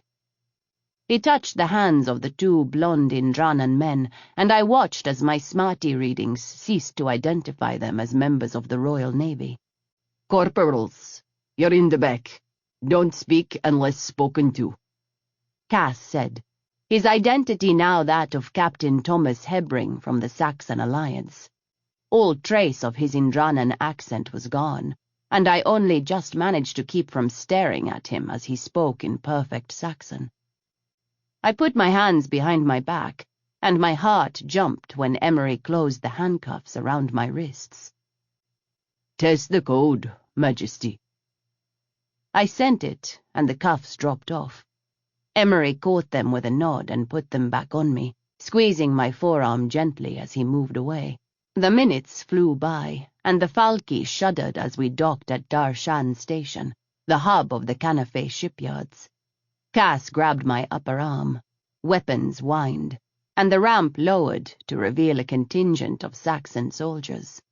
Cass and the others saluted sharply. "Captain Hebring." The man at the front saluted back.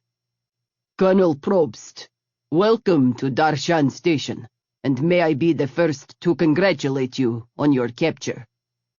"Thank you, Colonel." "We can take the prisoners from here, Captain. You and your men get some rest. I'm sure it's been a long trip." "With all due respect, Colonel, they're our prisoners, and they'll stay that way."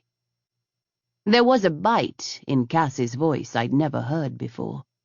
The colonel flushed, but the reputation of the Shock Corps held. Even though he outranked Cass in the broader Saxon military, the Corps was an entity unto itself, and unless someone from the Corps showed up who did outrank him, Cass was in charge. "We'll escort you to the detention center at least," Colonel Probst said, trying to recover some semblance of authority in front of his men. "Desperate people can make stupid decisions, eh?" He grabbed my chin and tipped my head back, examining the bruise decorating my face. I kicked him in the nuts, and he dropped like a rock on a 10G planet.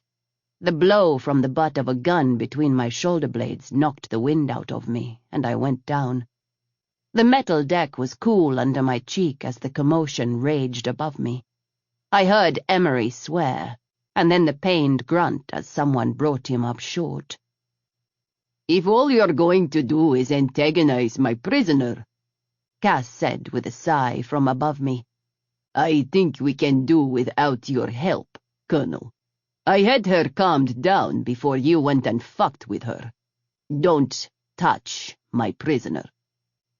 He jerked me back onto my feet and propelled me over the man still writhing on the floor.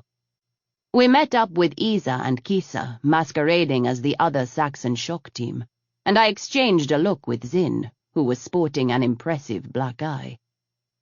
Our arrival had been announced to the detention center, but the notice hadn't seemed to help the poor sweating sergeant who had the misfortune of being on duty. Captain! He saluted, swallowing hard. We're in the process of transferring some prisoners to make room for you. I want to speak with the idiot in charge, I said. Cass backhanded me without even looking in my direction. I spat the blood at him and stared him in the eye when he shoved his gun up under my chin. The Saxon-made Browning X vibrated as it powered up. You're not going to shoot me, I said with a sneer. You and I both know it, so knock off the macho cow shit, Captain. I want to speak to someone in charge, and I swear to Shiva I will bring the weight of the Intergalactic War Tribunal down on your head if it doesn't happen in the next 5 minutes. Cass sneered back, but he holstered his gun and turned to the sergeant. Which way to the command deck? Sir, you really should process them all first. She's not going to stop her bitching, Sergeant. And after a week of it, I'm really tired of hearing her voice. So you process the rest of this rebel. I'm taking Her Majesty to see someone who maybe can get her to shut up. He raised an eyebrow. I trust you can handle it? Of course, sir. Down the hallway. The first left you come to, and at the end of the hall are the elevators. Take the elevator up to the top. I'll let them know you're coming. Good. Lieutenant Toss, and you two, with me. The rest of you, stay here with the prisoners. Cass marched me out the door, with Indula, Kisa, and Isa behind us. We piled into the lift, and after the doors closed, I exhaled. That poor bastard is going to get eaten alive, I muttered under my breath, and watched Cass bite his lip to keep from smiling. We are not in the clear yet, Majesty, he said over the comlink. I have faith in you. Nice job back there. You were pretty scary. The lift came to a stop, and the doors opened. Move, Cass said, shoving me forward. We marched down the hall and through the doors onto the command deck. Everyone turned to look, and the normal sounds of a command center died out. An older man with a hard-edged face got to his feet. Sir, Captain Hebring. Cass snapped a salute. The prisoner requested a word. Your Imperial Majesty. The man etched a bow that was somehow elegantly sarcastic. Allow me to introduce myself. Commander Giles Nielsen. Welcome to my station. It's my station, Commander, I said. I want to register a formal protest over the treatment of myself and my people. According to the rules of the Extended Geneva Convention of 2767, all prisoners of war are to be treated— Yes, my dear. We're all very familiar with the EGC. Commander Nielsen waved a thin hand as he approached, and gave me a sly smile. I'm sure it'll all be sorted out in the end. Cass, tell Emery to move now. I'm sure it will be, I said, unlocking my cuffs and catching the Browning X from Cass. My 4 bodyguards moved at the same time, their weapons snapping up and aimed around the room. Anyone who feels like dying today, feel free to stay where you are, I said, and pressed the barrel of my gun against Commander Nielsen's forehead. If you'd like to live, get face down on the floor. All the Saxons dropped to the floor, except for the commander. whose panicked look lasted right up until Indula clocked him in the back of the head with his rifle. He collapsed, and I stepped out of the way as he fell in a heap. "Making friends, Majesty?" Emery asked as he came out of the lift. "Of course. What about you? How is the sergeant?" "Locked in the cell with the other guards." He smiled and waved to 3 women.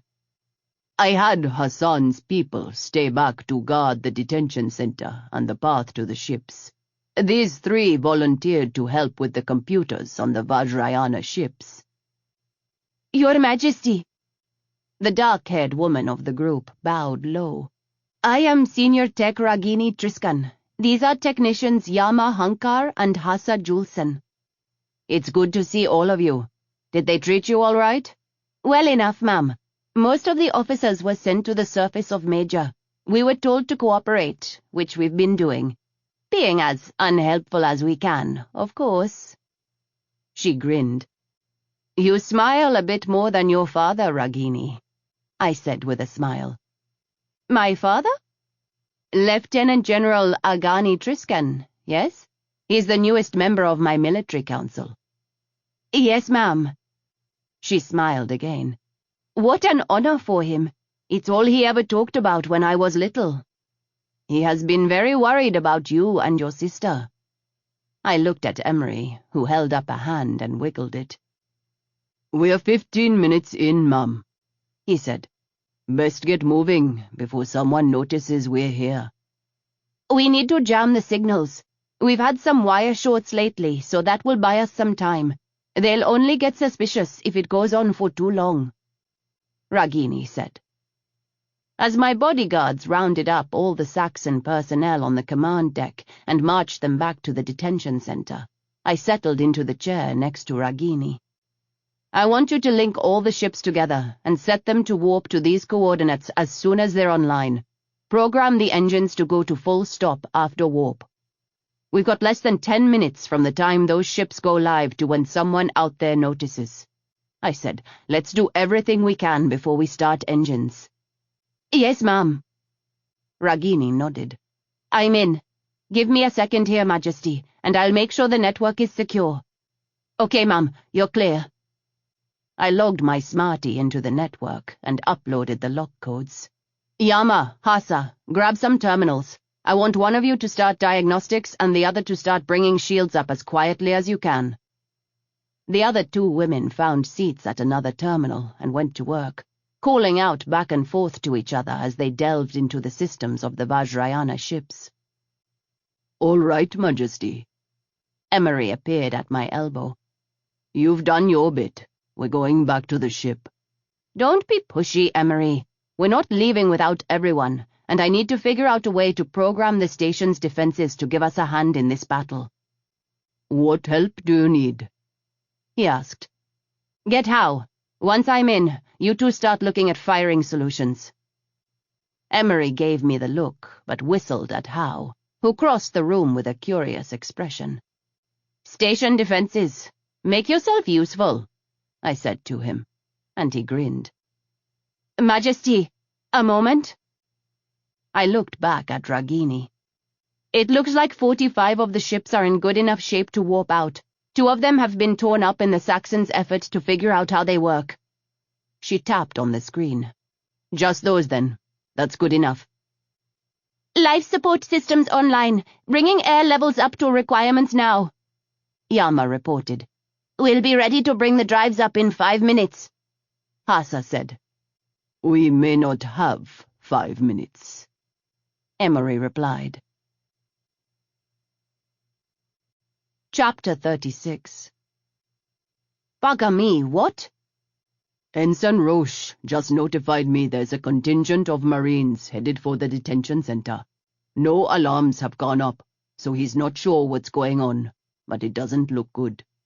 "Tell them to head for the ships. I don't want them getting trapped in there. We'll be right behind them. Ragini?" "I heard, Majesty." Her fingers flew over the screen. "We've got to get enough air into those ships or they'll be useless." I scanned the screen in front of me and then swore. There was a check-in. Bugger me, Emery, the detention center missed a check-in, which means the command deck did too. Ma'am, one of the ships is hailing us. Ragini swallowed. It's the Indomitable, Fleet Marshal Kreskin's vessel. Cass, why does that man have your last name? I teased. Don't look at me, Majesty, he said with a grin. Maybe an extremely distant relative, but that's about it. Kreskin isn't all that uncommon a surname. I shared a look with Emery, who lifted one shoulder the barest amount. Put it through, Ragini.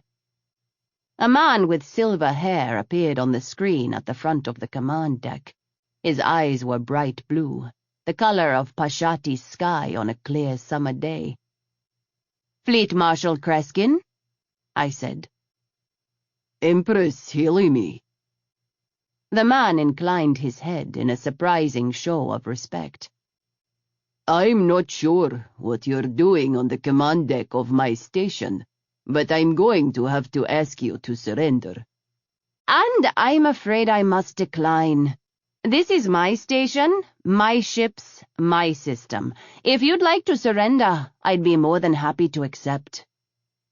I cut the sound off and turned my back to him. Yama, can you disable the network communications? I know we shut down the smarties for all the prisoners, but I want the whole station to go dark. Yes, ma'am. Do it as soon as I end this communication. Ragini, 2 minutes, she said, before I could ask the question. Hassa, will you grab that? Got it. Ships have full life support. Just say the word and I'll send them out of here. Emery, tell Lieutenant Bing to get her ass over to the other ship. Help them get everyone loaded, and then get the hell out of here when the Vajrayana ships warp out. We can fly ourselves. I don't want her hanging around waiting for us. If those Marines come after her, she won't stand a chance. Emery nodded, passing along the instructions. They avoided the Marines, ma'am. They'll be ready to go in a minute. We've got incoming of our own. I turned back around, hitting the open mic and smiling at the Marshal. Your Majesty, he said with a frown. You are outnumbered and alone, and there is no way you can get enough of your people onto those ships before we blow them to pieces. And I promise you, my orders are to blow them to pieces, rather than surrender them back to Indranan. I lifted a shoulder. Alone, maybe. Outnumbered? I've been in worse. Where were we? How? Pluto, he said. Too right. I grinned, pleased with the worried frown that knit itself into Kreskin's forehead. So, forgive me for this, but I think I'll take my chances. I cut the link. Yama, now! How long until the Marines hit the detention center? The alarm sounded, and I rolled my eyes. That answers that question. Rai, Johar, the door. They nodded in concert and moved for the right side door. Zin and Indula were already headed for the door on the other side when the explosion rocked the command deck. Emery shoved me behind the terminal, his hand on the back of my neck holding me down. Until he released me, all I could do was listen to the sounds of gunfire and shouting. Clear, Majesty. Launch the ships, Ragini, I said as I got to my feet. 45 ships pulled away from their docks in unison and disappeared, leaving nothing behind but the shimmering space of their warp bubbles. I could only imagine the panicked shouts aboard the Indomitable's bridge. We've got more incoming, Zin announced. I recommend a change of venue, Majesty. Hassa, how long will it take to get one of those 2 ships online? I don't need life support, just the engines. Not long, Majesty, she replied, especially if I don't have to do anything more than bring the engines up. Do that, and then input this flight plan. I tapped the information into her console. Majesty? She turned her wide, dark eyes to mine, and I smiled grimly. I know, it's awful, but we've got to buy some time. I crouched at her side and pressed a hand to the panel beneath her terminal. As soon as you're done, let me know.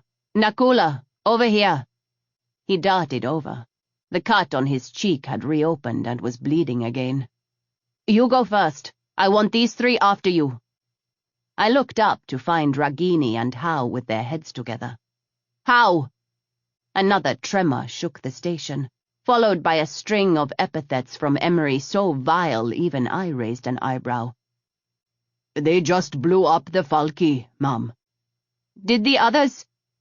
Emery nodded, even though I couldn't finish the sentence. They got out. But we're stuck here, with an entire fleet of pissed-off Saxons staring at us. Hey, How? What was that about having to come up with a new plan on a shipyard filled with Saxons? I can't take you anywhere, he replied. I said I didn't want to do it, Hail. Talk to the Marshal. He's the one who blew up our ride. I can't believe Portis didn't shoot you two, Zin said, before How could reply. He threatened that a lot. I grinned. He knew better, though. Majesty, I have that ship online, Hassa said. Do it, then slag the shit out of your terminal. She punched the button on her screen, and we watched as a lone Vajrayana ship streaked away from the station. The target was the Indomitable, but another Saxon vessel intercepted V-14 before it could complete its mission. It collided with the Vajrayana ship, and both vessels exploded in a searing ball of light. The silence on the command deck lasted a full heartbeat before we jumped back into motion. Both exits are blocked with those pissed-off Saxons you were referring to, Majesty, Zin said. We need a way out of here, and fast. We've got one.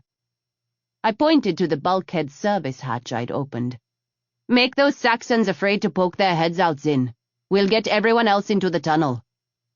I pushed Kisa and Isa toward the opening. You two next, I said to How, and held up a hand before Ragini could protest.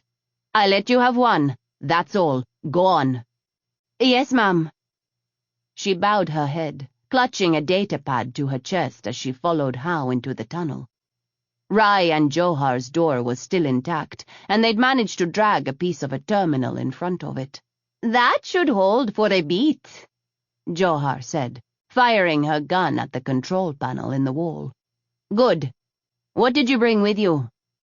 I smacked Rai when he gave me an innocent look.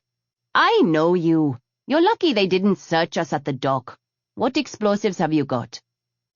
Rai pulled a handful of what looked like plastic straws from his vest, and I whistled. Really? I looked at Johar. You let him carry suckers around? One punch from a guard and we all could have gone up. We figured out how to stabilize the mixture, she said with a shrug. They're still a little twitchy, but it's better. All right, gimme. I took the handful of explosives. Detonator? I'll keep it. You'll give it to me, Rai, and get your ass in the tunnel. Everyone is leaving today. Nobody's dying. We're all dying, Majesty.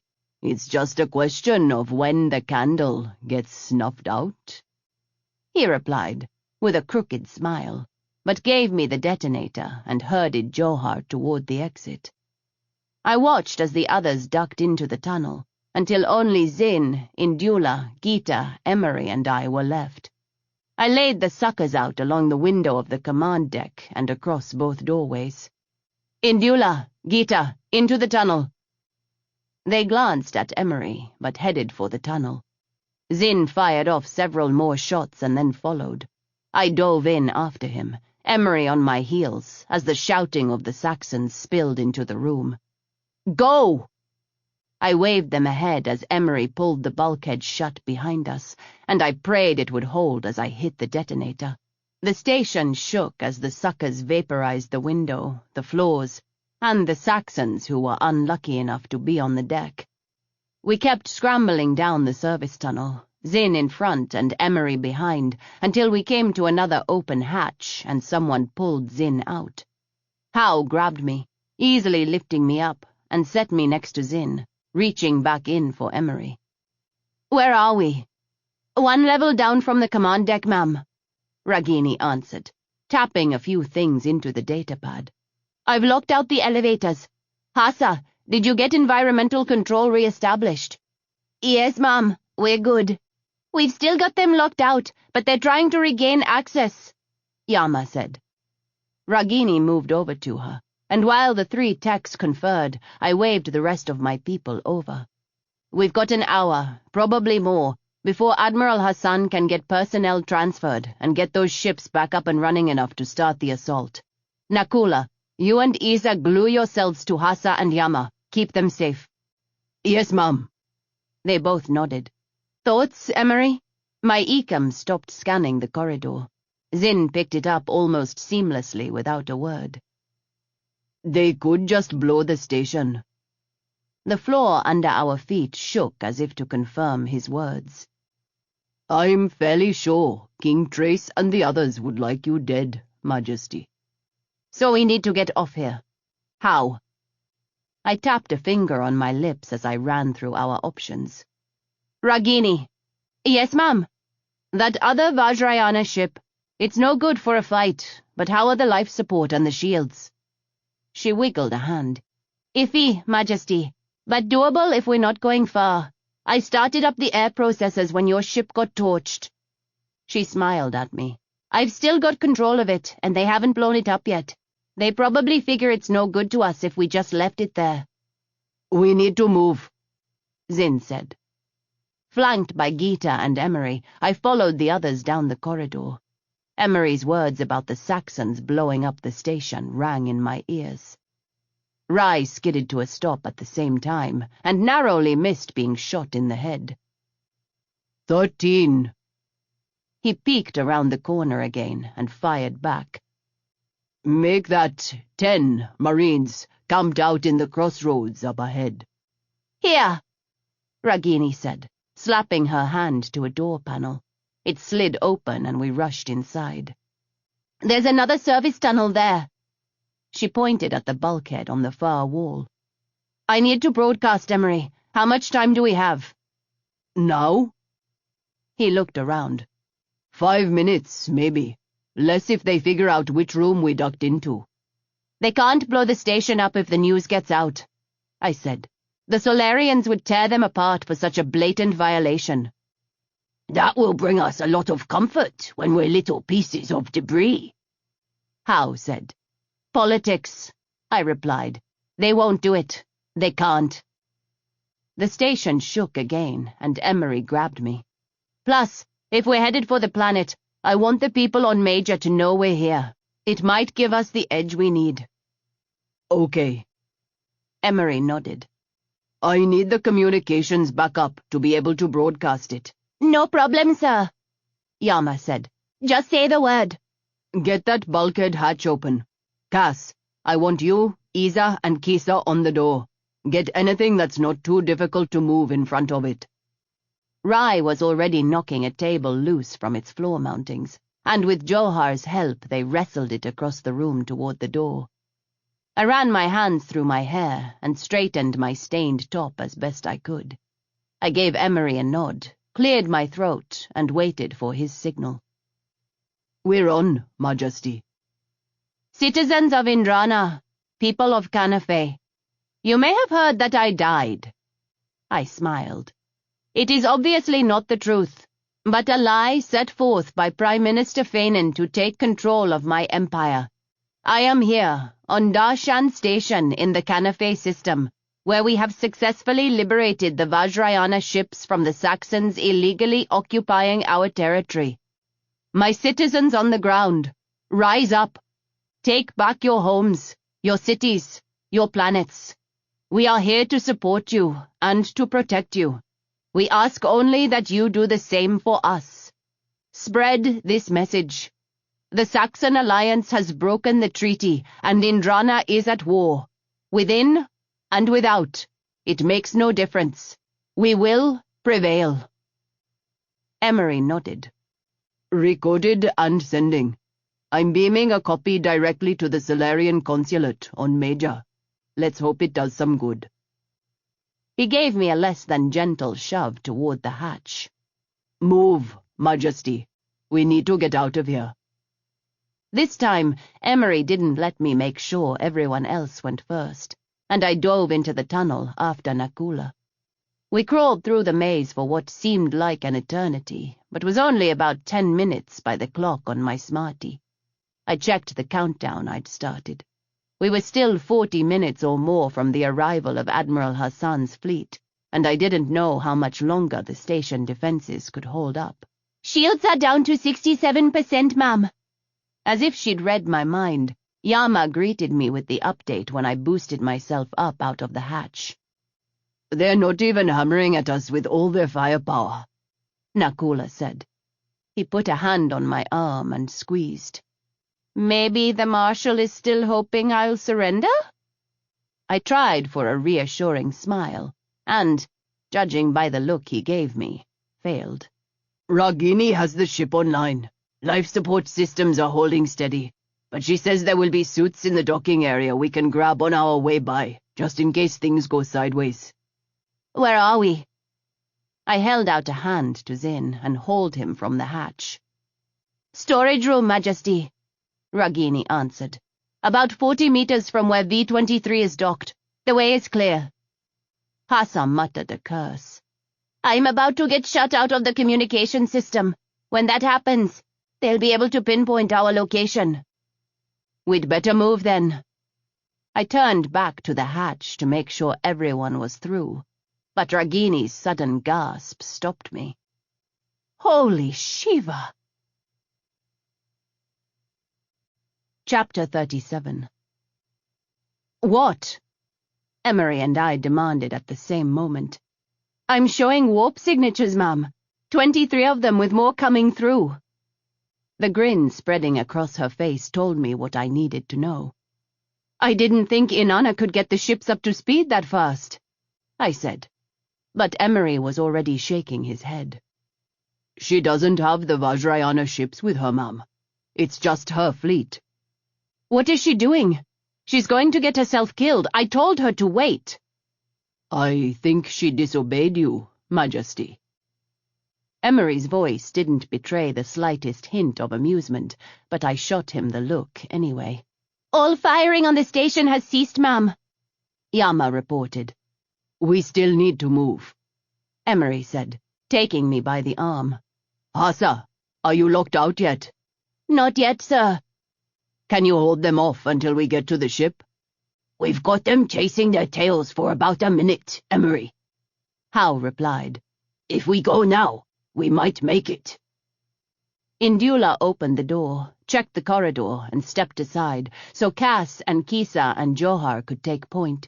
We sprinted down the vacant dock, feet pounding on the metal surface, the sound echoing up and bouncing back at us off the walls. A massive Saxon stepped out of a doorway. Johar didn't slow. She flew through the air, kicking the man in the chest and knocking him back a step. He caught her fist before it could connect and twisted, sending Johar spinning toward the wall. She continued her roll, but he came after her like the interplanetary trains of the Kyoto system. I couldn't stop the inhale when his massive foot narrowly missed her head. Rai chuckled, and I punched him in the arm. Johar rolled backward, her own foot shooting out and up into her opponent's chin. There wasn't enough power to knock him out, but it was enough to stun him and buy her the time to get on her feet again. She didn't wait for him to finish shaking his head to clear it and moved in, landing several vicious punches to his solar plexus and right kidney before he backhanded her and sent her staggering back several paces. With a roar, the man rushed at Johar. She pivoted out of the way, almost avoiding his gigantic paw, but he grabbed her and pulled her into a back-breaking hold. "I don't have a shot," Emery said. "She's fine," Rai replied. "Give her a moment." Johar grinned, blood streaming down her face from the cut above her right eye. She dropped to the deck, flipping him over her head and breaking his hold. Johar lunged at the Saxon as he scrambled to his feet, punching him once in the head. As he turned to defend himself, she snapped a long leg out in a brutal kick that caught him right at the line of his jaw and his neck. Her opponent hit the floor hard, silence echoing at the sudden end to the fight. Johar dusted off her hands and jerked her head. "Let's go."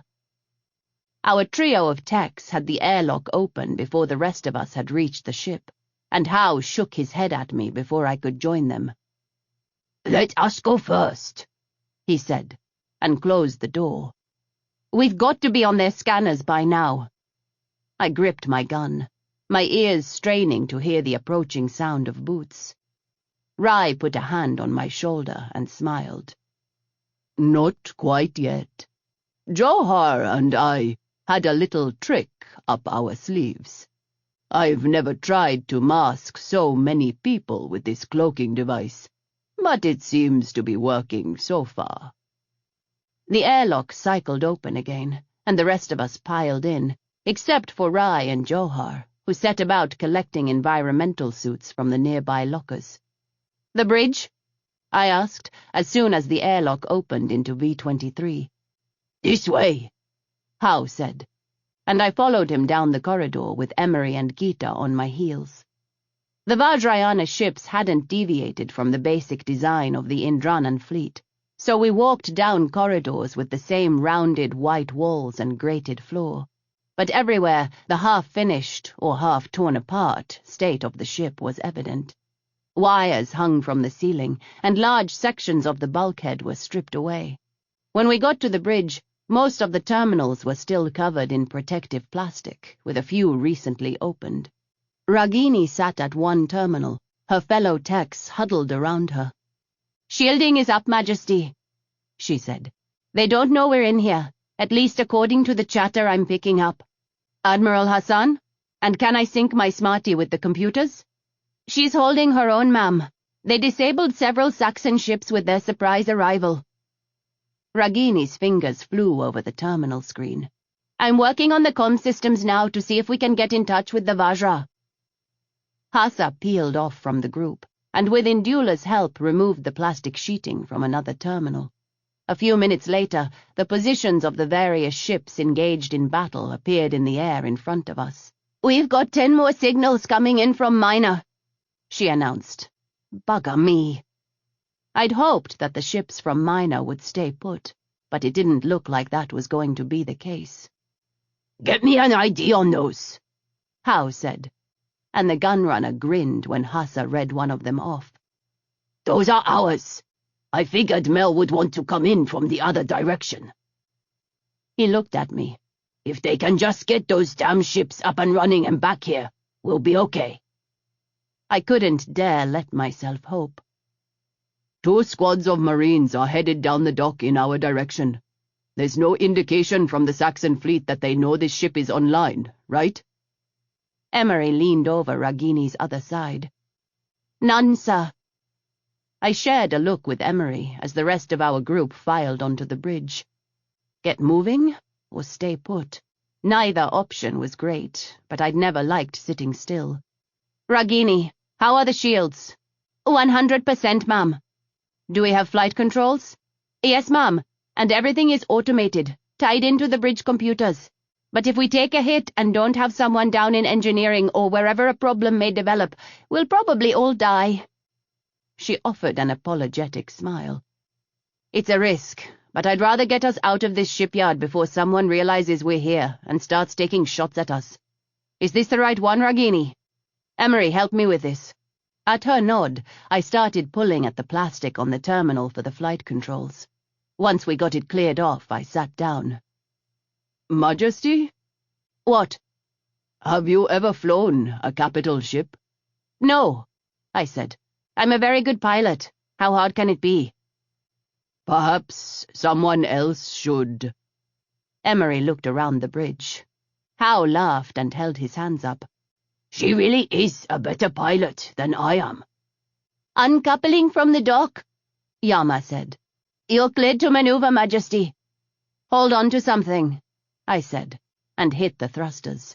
V-23 came loose from the dock as smoothly as an Indranan dolphin slicing through the water. The sleek ship responded instantly to the slightest correction, and I felt the slight tug as the internal dampeners kicked on when we hit full drive power. "I've got communications up, Majesty. You can sync up now." I started the process as I punched in the coordinates for the nearest Indranan vessel.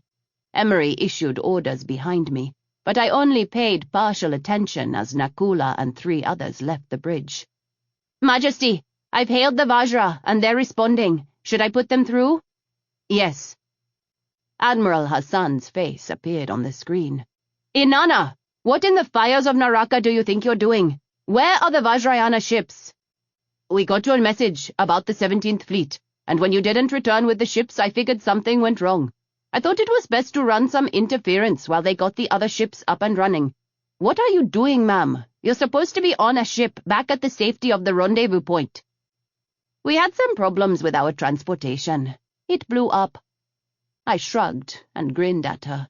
"We're managing. The ship is pretty, but her legs are short. I'm sending 2 ships your way to defend you. I want you to stay out of the battle, Majesty." Admiral Hassan gripped the arms of her chair as the Vajra shook and alarms started going off. "I'll see you after." "You'd better," I said, and cut the link. "2 ships headed our way, Majesty," Hassa said. "The Moksha and the Devaki. They're both Sarama-class ships. Looks like they've picked up some tagalongs." "Can we fire the weapons on this bucket?" "Not yet, ma'am," Emery replied. "Nakula and Kisa are working on it." I shot him a grateful smile. "Remind me to buy everyone a drink when this is over." "Ma'am, the Devaki is hailing us." "Put them on screen." "Your Majesty, Captain Eli Skell here. Admiral Hassan instructed us to cover you. Can you warp out?" "I don't trust this thing to hold together, Captain. We've got everything else at our disposal, though," I said, after a glance in Yama's direction. The tech was shaking her head with a resigned look on her face. "We've got shields, and we're trying to get weapons back up. You've got company on your tail. Go take care of them. We'll hang back." "Yes, ma'am." She gave me a sharp nod, and the comlink went back to the scanner overview. "Ragini, link us into the main command channel on Admiral Hassan's ship." Status reports began to flow down the side of the main screen, and the verbal reports from the ships in the fleet filled the air. I kept one eye on the fight going on between the 2 battle cruisers and the 5 Saxon destroyers, while I tried to take in the chaotic dogfight going on with the main group. The countdown in the corner of my vision, courtesy of my smarty, showed we still had 17 minutes until the Vajrayana ships would re-emerge from warp. And that was if they didn't have any problems bringing the ships fully online. "We're seeing heavy fire on the planet side. Shields down to 73%. This is the Alex. I've lost main firing controls." "Alex, fall back to the Devaki's position in the rear guard." "Hull breach. Warp drive containment failing. Abandon ship." Light flared on the screen, and I sucked in a breath as the Alex blew apart, the explosion engulfing several of the Saxon ships that were swarming it. "Mother Destroyer," I whispered, pressing my hands to my lips, heart, and forehead.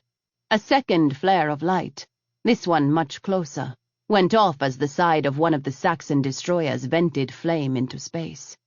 "Shields down to 22%, the Moksha reported. "I've got a hull breach, sectors 18 and 19. "Do we have anything yet?" "Majesty," Nakula's voice sounded in my ear as if he'd heard me. "We have limited firing capabilities. Not sure for how long, so you might want to use them while you've got them." "Captain Skell, we have firing controls. Repeat, we have firing controls. How can we help?" "Roger that, V-23. Could use your help putting down that wounded destroyer." "How? Pour everything we've got at that dying ship." "Won't take that much," he replied, tapping the screen in front of him. "Firing plasma beam." The improved firepower of the Vajrayana ships obliterated the destroyer, and Howe turned his attention to the other 4 without pausing. Molten iron, propelled to 95% of light speed, cut through their shields, destroying a second ship before the final 2 turned tail and ran. "I like this ship," Howe said. You don't get to keep it." My laughter at his glare was cut short with Ragini's cry. "Ma'am, Admiral Hassan's ship has been hit." The air rushed out of me, the crushing certainty of losing yet another person. "No. Shields are down. I can't raise anyone on the bridge. Warp signals incoming." I tensed, my timer still ticking away the minutes. We had more than 10 left by my estimates.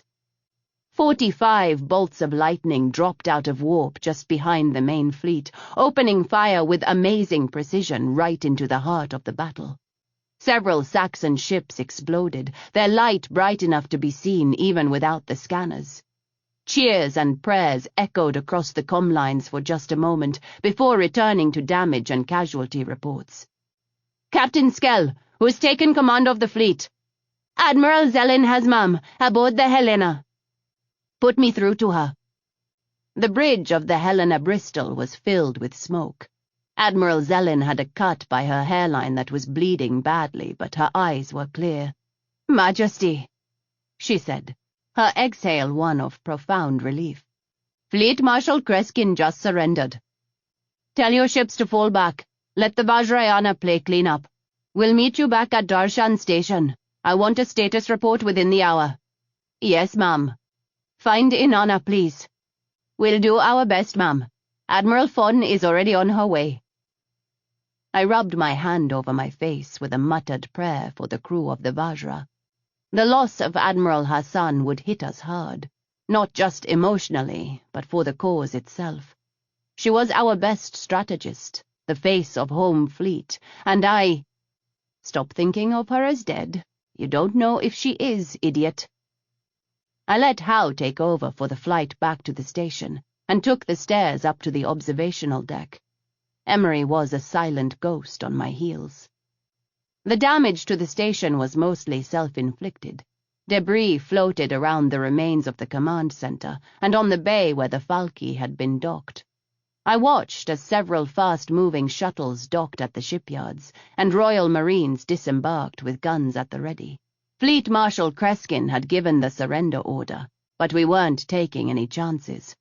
I'd ordered my Marines to fire without hesitation on anyone who was stupid enough to have a weapon in their hands.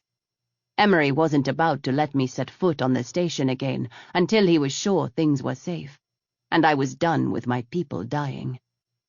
It took the better part of an hour, during which time I listened to the reports coming in from Major. Riots had broken out shortly after my message reached the ground, and the remaining Indranan forces had staged an assault on the largest Saxon force near the capital city. "Talk to Mel," Howe said, leaning on the ledge next to me and looking out at the ships swarming around the station. "She said there was only a small picket of 4 ships at Mina. They disabled them on their way through yesterday. I'd still send a small force over to be sure, but it sounds like Canafe is back in Indranan hands, little sister." "I'm not sure the cost was worth it," I murmured. The casualty lists were scrolling on the side of my vision, a seemingly endless wave of dead and injured. There was still no word from the Vajra, though Admiral Fon had informed me she was docking with the ship and would report as soon as she knew what the situation was. "It never is, Hail," Howe said, tilting his head to the side and studying me. "But it's sometimes necessary. You need those ships. This was just one battle in a war. One you handled beautifully." I slid my eyes sideways at him, and he smiled. "I'm serious, Hail. Portis would be proud. I'm just a gunrunner, but I'm proud of you." "You're not just anything." I bumped him with my shoulder. "This is important." He turned toward me and bowed with his eyes lowered to the floor. "You're going to be a hell of an empress, Your Majesty." You... My choked reply was cut off by Ragini on the overhead comm system.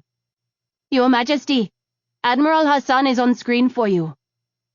I took the stairs from the observation deck 2 at a time, My brain spinning over the fact that How had just called me Majesty with such respect, and that Inanna was alive. I slipped on the last stair and nearly landed on my arse, but Emery caught me and set me back on my feet. Inanna! The emotions that How had raised spilled over at the sight of Admiral Hassan's bruised face.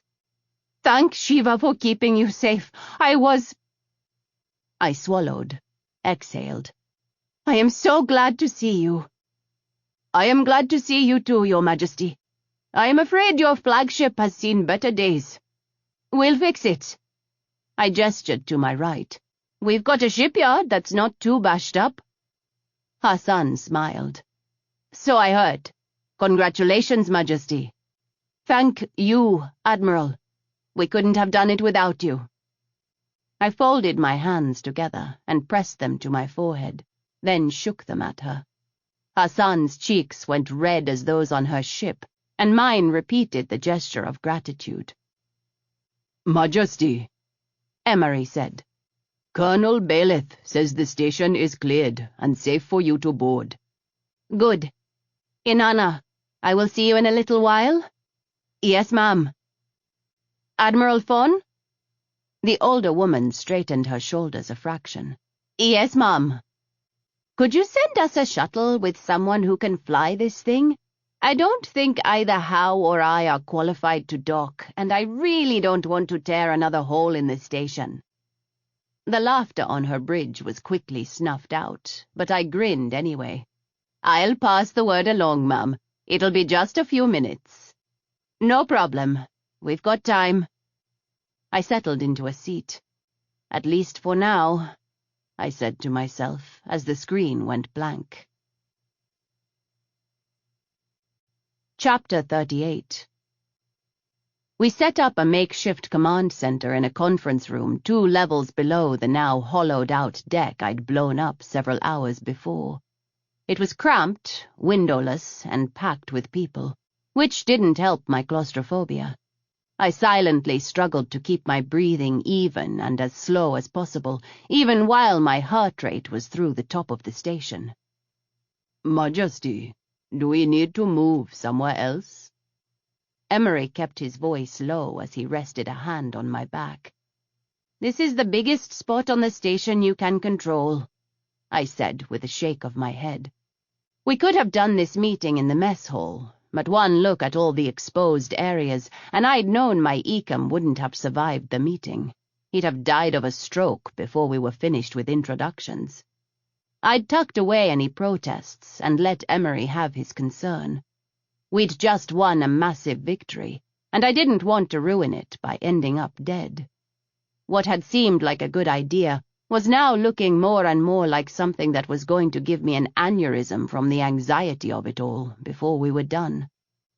I was thankful now that Rai and Johar had declined my invitation, and other than my bodyguards, only How and Ragini had joined me for the meeting. That still left us with a room full of 5 admirals, 2 marine colonels, and more than a dozen assorted staff and junior officers. Too many people. Too small a space. Not enough air. My adrenaline rush had worn off an hour ago, and now I was desperate for a drink, a meal, and somewhere to crash. Admiral, let's get started, I said, and the room dropped into silence.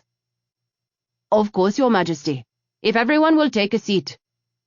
I stayed where I was by the wall. People moved for their chairs, but no one sat. They're not going to sit until you do, How whispered. Oh, bugger me, everyone sit down. My voice cracked through the room like a whip, and several of the younger officers jumped, then dropped into their seats. Admiral Hassan's smile peeked out from behind her hand. Lieutenant Moren had healed the worst of her injuries, but a mottled bruise still tracked its way across her face. I'd like to take a moment to thank all of you for this victory today, and another to remember our fallen. They gave their lives for the shining star of Indrana. May it never be forgotten. May it never be forgotten. The words echoed around my head, and I fought the urge to bolt from the room. "Admiral Hajuman, if you would give us the status report?" "Yes, ma'am." Admiral Hajuman was a tiny woman with sharp, dark eyes, who was unrelated to my bodyguard, Isa. "We lost 5 ships in the battle for Canafe, 3 battle cruisers and 2 destroyers. All 6 carriers are intact, though the Vajra suffered heavy damage and will likely be out of commission for some time. 18 Jal fighters were either destroyed or damaged, with half of the damaged ships repairable. None of the medical frigates suffered damage, and other than the one Vajrayana Her Majesty blew up, all those ships are in good condition." "It wasn't in fighting shape anyway," I quipped, and the chuckles rolled around the room. "Of course, ma'am. All 10 of the ships Cheng Hao was kind enough to lend to the cause are also in good condition. We have 28 captured Saxon vessels that are intact, and another 7 that will be demolished once we're done with them." "How many prisoners?" I asked. 1,500 sailors, ma'am. I don't know about the numbers on the ground." Admiral Hajuman looked to one of the Marines. "We don't have them all yet, Majesty," Colonel Bailith replied. "I'd say upward of 5,000 soldiers between both major and minor. They're still cleaning up. There are still some pockets of resistance, but the bulk of the forces surrendered." The discussion shifted to the transportation of the prisoners to the planet's surface until we could decide what to do with them, and I made a mental note to send Captain Ernest and his team along. I settled in against the wall when Ragini took the floor.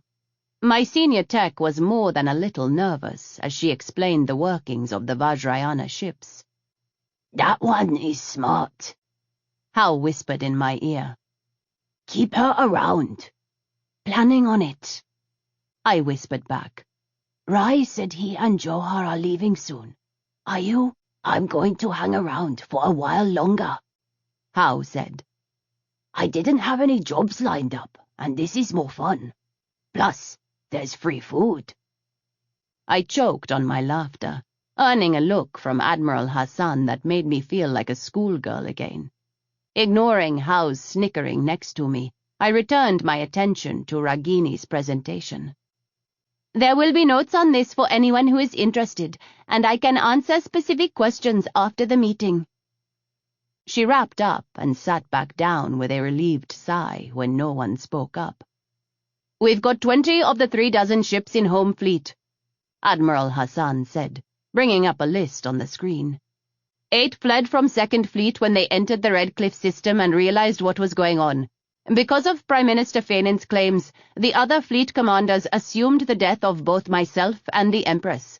Her previous broadcasts and the one from today should change that, but I've already sent orders for them to stand their ground unless they are fired upon by their own people. We can't have them abandon their posts and risk the Saxons moving in until we know that we can keep our outer worlds safe. Intelligence suggests more than half the planets in the Empire are under enemy control, but we have no official verification on that at this time." "What's the situation on the ground at home?" Colonel Bristol was a distant cousin of mine, with dark brown eyes and the same wide jaw I remembered from my great-grandfather. "We're unsure at the present time, beyond what you've all heard. Some of the matriarchs were murdered, the others are safe. Matriarch Clara Desai's whereabouts are still unknown. We've been in touch with both the head of Galactic Intelligence and Matriarch Alice Gohill, and will hold a separate briefing for the situation at home. The fighting seems to dissipate the farther you go from Pashati, and most of Feinin's troops are limited to the Ashvin system. But we'll still have to move quickly to keep things from spreading. I'm already getting reports of fighting on other worlds, but as I said, we don't have confirmation. As of right now, he's got control of the Ashvin system and of Pashati especially, so that's our priority." Hassan shook her head. "The worst thing is we're fighting on 2 fronts, and he knows it." "And he's working with the Saxons," I said. "Or at least he was. Given Trace's mental state, I'm not sure he can be counted on to hold up whatever his end of the bargain is, especially since it sounds like Feinin double-crossed him by blaming the Red Cliff attack on the Saxons." I crossed my arms over my chest and made a face. "Inanna, bring up the map, will you?" She switched the screen, and I pushed away from the wall so I could look at it from a better angle. Ragini, how much of a tactical advantage do the Vajrayana ships give us over the Saxons? Quite a bit, Majesty. The new ships are faster and have better shields, and as you saw, their firepower is far superior. Give us a month to train people on them, and the Saxons will be hard-pressed to defend themselves. I don't know if we have a month, but that's something that needs to start now. I watched Admiral Fawn nod and jot the comment down on her list. What does the total number of ships look like? I asked. They have 10 more fleets. Well, 9 more now than we do, Majesty. Admiral Zellin answered. But fewer capital ships in total, and they're spread pretty thin at the moment. That's just the Saxons, not their allies.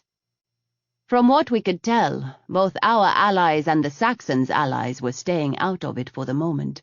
But if things erupted into all-out war, a whole lot more people were going to join the fray. What are you thinking, ma'am?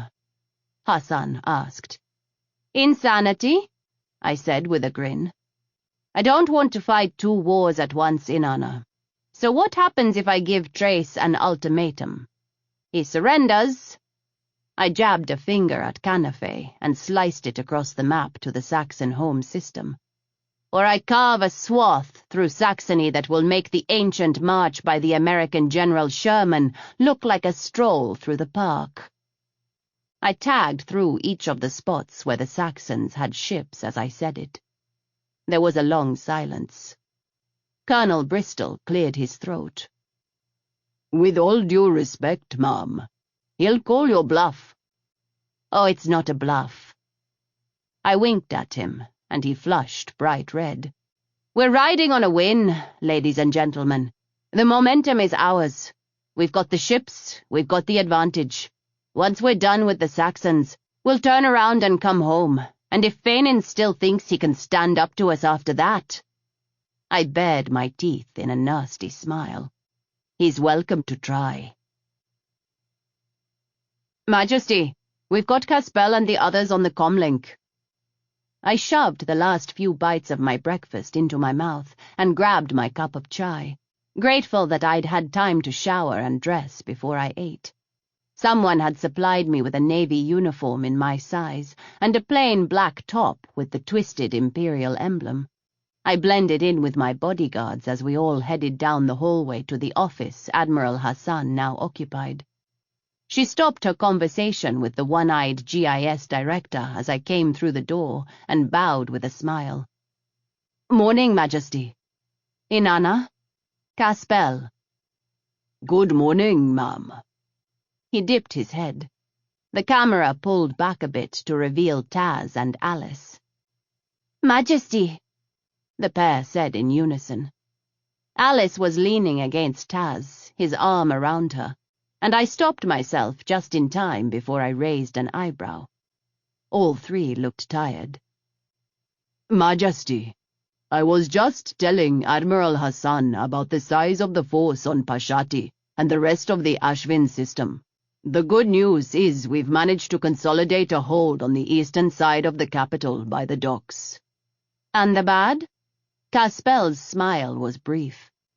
I'm not sure how long we can hold it without help, Majesty. We've heavily coded this comlink, and I think we're safe enough for the moment. I'll send you more detailed files, and Admiral Hassan said she would have some information for me. Yes, I said, nodding. We'll get it to you. I was already revising my plan. We couldn't leave Caspel and the others to be taken by Fainin's forces. At the very least, it would result in Alice's death, as well as the deaths of the other matriarchs who'd found safety there. Who's in charge of Fainin's forces on the ground? Prajapati? Surprising, I know, but no, she's not. Caspel's smile was brief. When I spoke to her last, she was still on Basalt 4 holding the planet for the throne. I advised her to stay put until orders came from you. Alba, make a note of that. It wouldn't hurt to swing through and pick her and her troops up before we go home. Fenin has put a former colonel named Reagan in charge down here, Caspel said. He was in prison, Majesty, until Fenin came back and released him. I didn't have to ask what the man had been in jail for. I'd pulled his file when Caspel said his name. The rap sheet was filled with assaults, drinking, and misappropriation of imperial funds. The worst of the charges was the young ensign in his command that he'd beaten almost to death. Is he any good, or just a drunken brute? He lacks tactical skill, according to General Prajapati, but he's determined, Majesty. He'll hammer away at whatever is in front of him until it gives. Right now, Captain Gill and some of the other ITS teams are making sure he can't focus on anything other than chasing them around the city. I don't know what his agreement with Fenin is, but I'm sure at least part of it involves a threat to put him right back where they found him if he doesn't succeed.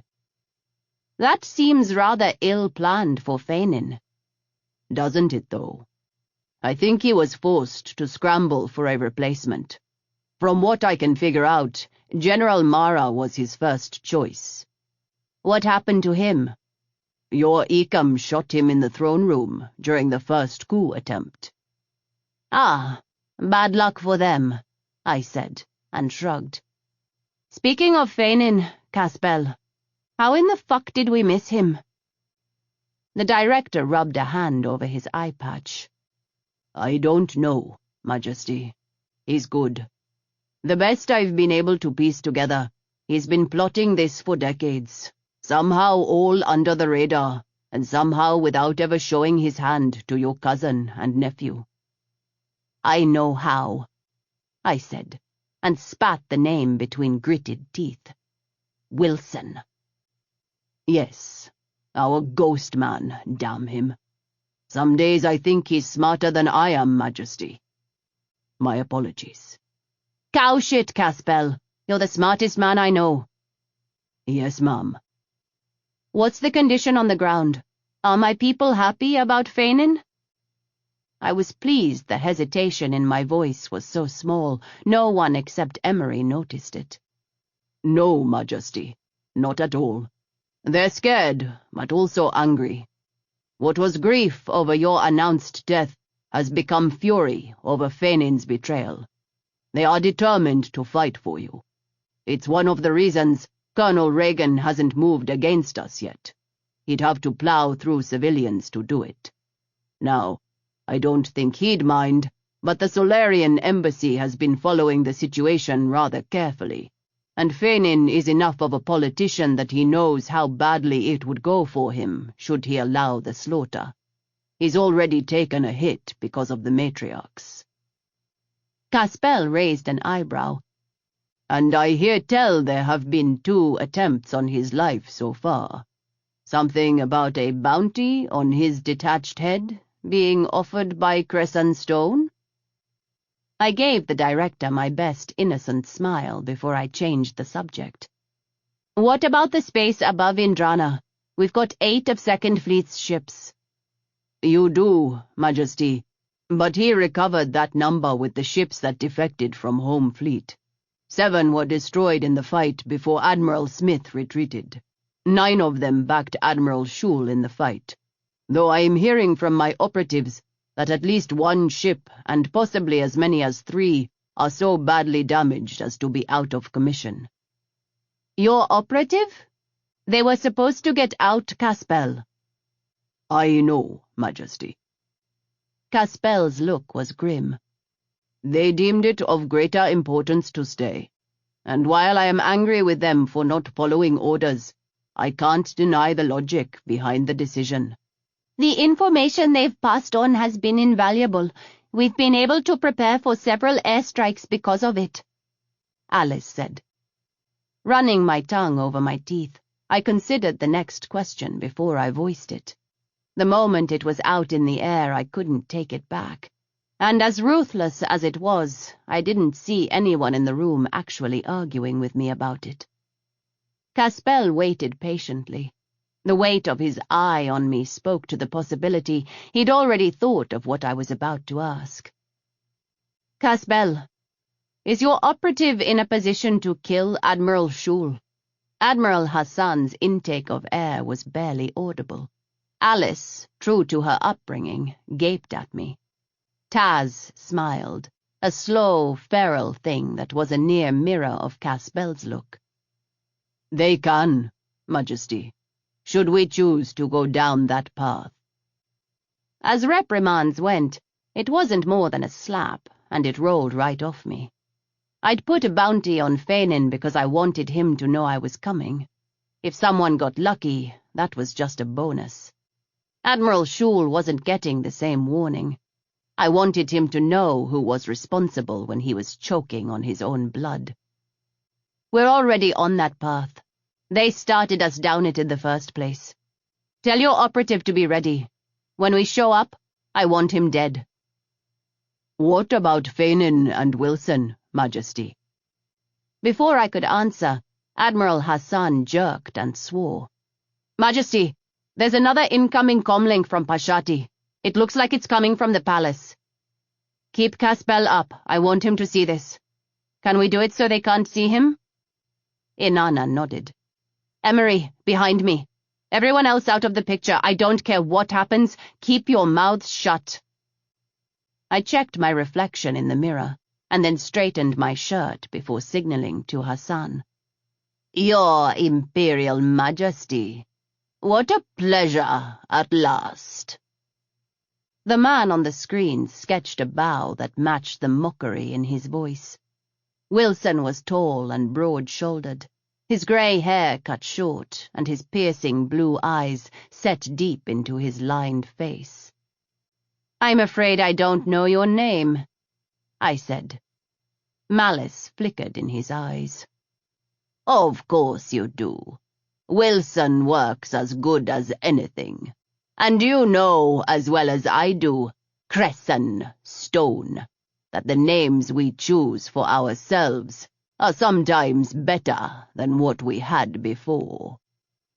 Where's Fainin? Busy. Wilson waved his right hand. So much to do to run an empire. He's happy to do it, which is why I picked him in the first place.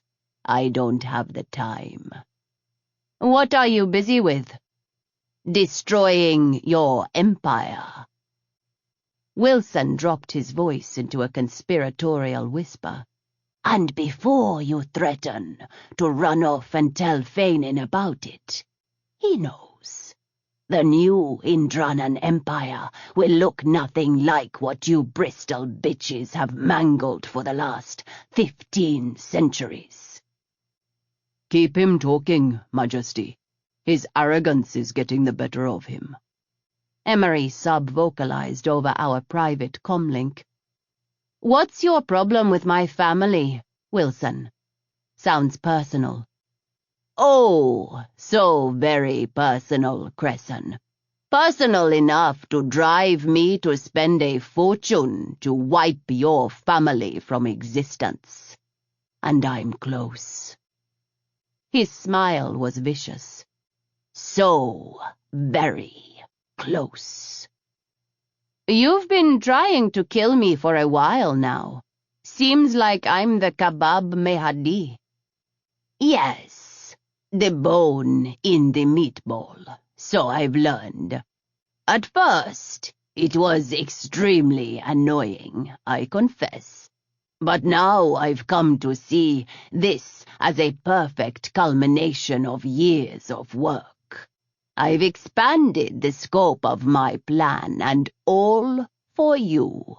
I want you to watch everyone you've ever cared about die before I finally kill you. I like the poetry of it. He jerked Clara into view of the camera, and I heard the gasps from behind me that were quickly stifled. But I kept my own face like stone. She was disheveled and obviously injured, the left side of her face matted with blood. I'll find them all, Wilson snarled. And one by one, I'm going to put them down. You can't stop me. You can't Save them. Clara's eyes met mine, and her pain-induced stupor vanished. She slammed her elbow into Wilson's gut, folding him over. "Hail!" Whatever she shouted to me was muffled by the scuffling, and ended with the awful sound of a gun being fired. I forced myself not to turn away, as Clara's body crumpled out of sight. "I am going to kill you," I said, surprising myself with how calm my voice was. "I will have you on your knees, begging for your life, and it will be a pleasure to deny you any mercy." Wilson smiled and wiggled bloody fingers at me. Then his screen went black. I looked at Casbell's screen. Alice was weeping into Taz's shoulder, and he held her close with a hand in her black hair. Sorrow etched itself over Casbell's face, and I bit down hard on my tongue to hold my own tears at bay. "They're mine, Casbell. If someone has a shot, take it, but otherwise, don't touch them." "Yes, Mom." Taz looked up from Alice, his mouth tight with pain. "Hail, Take care of her. Tell our people I'm coming home."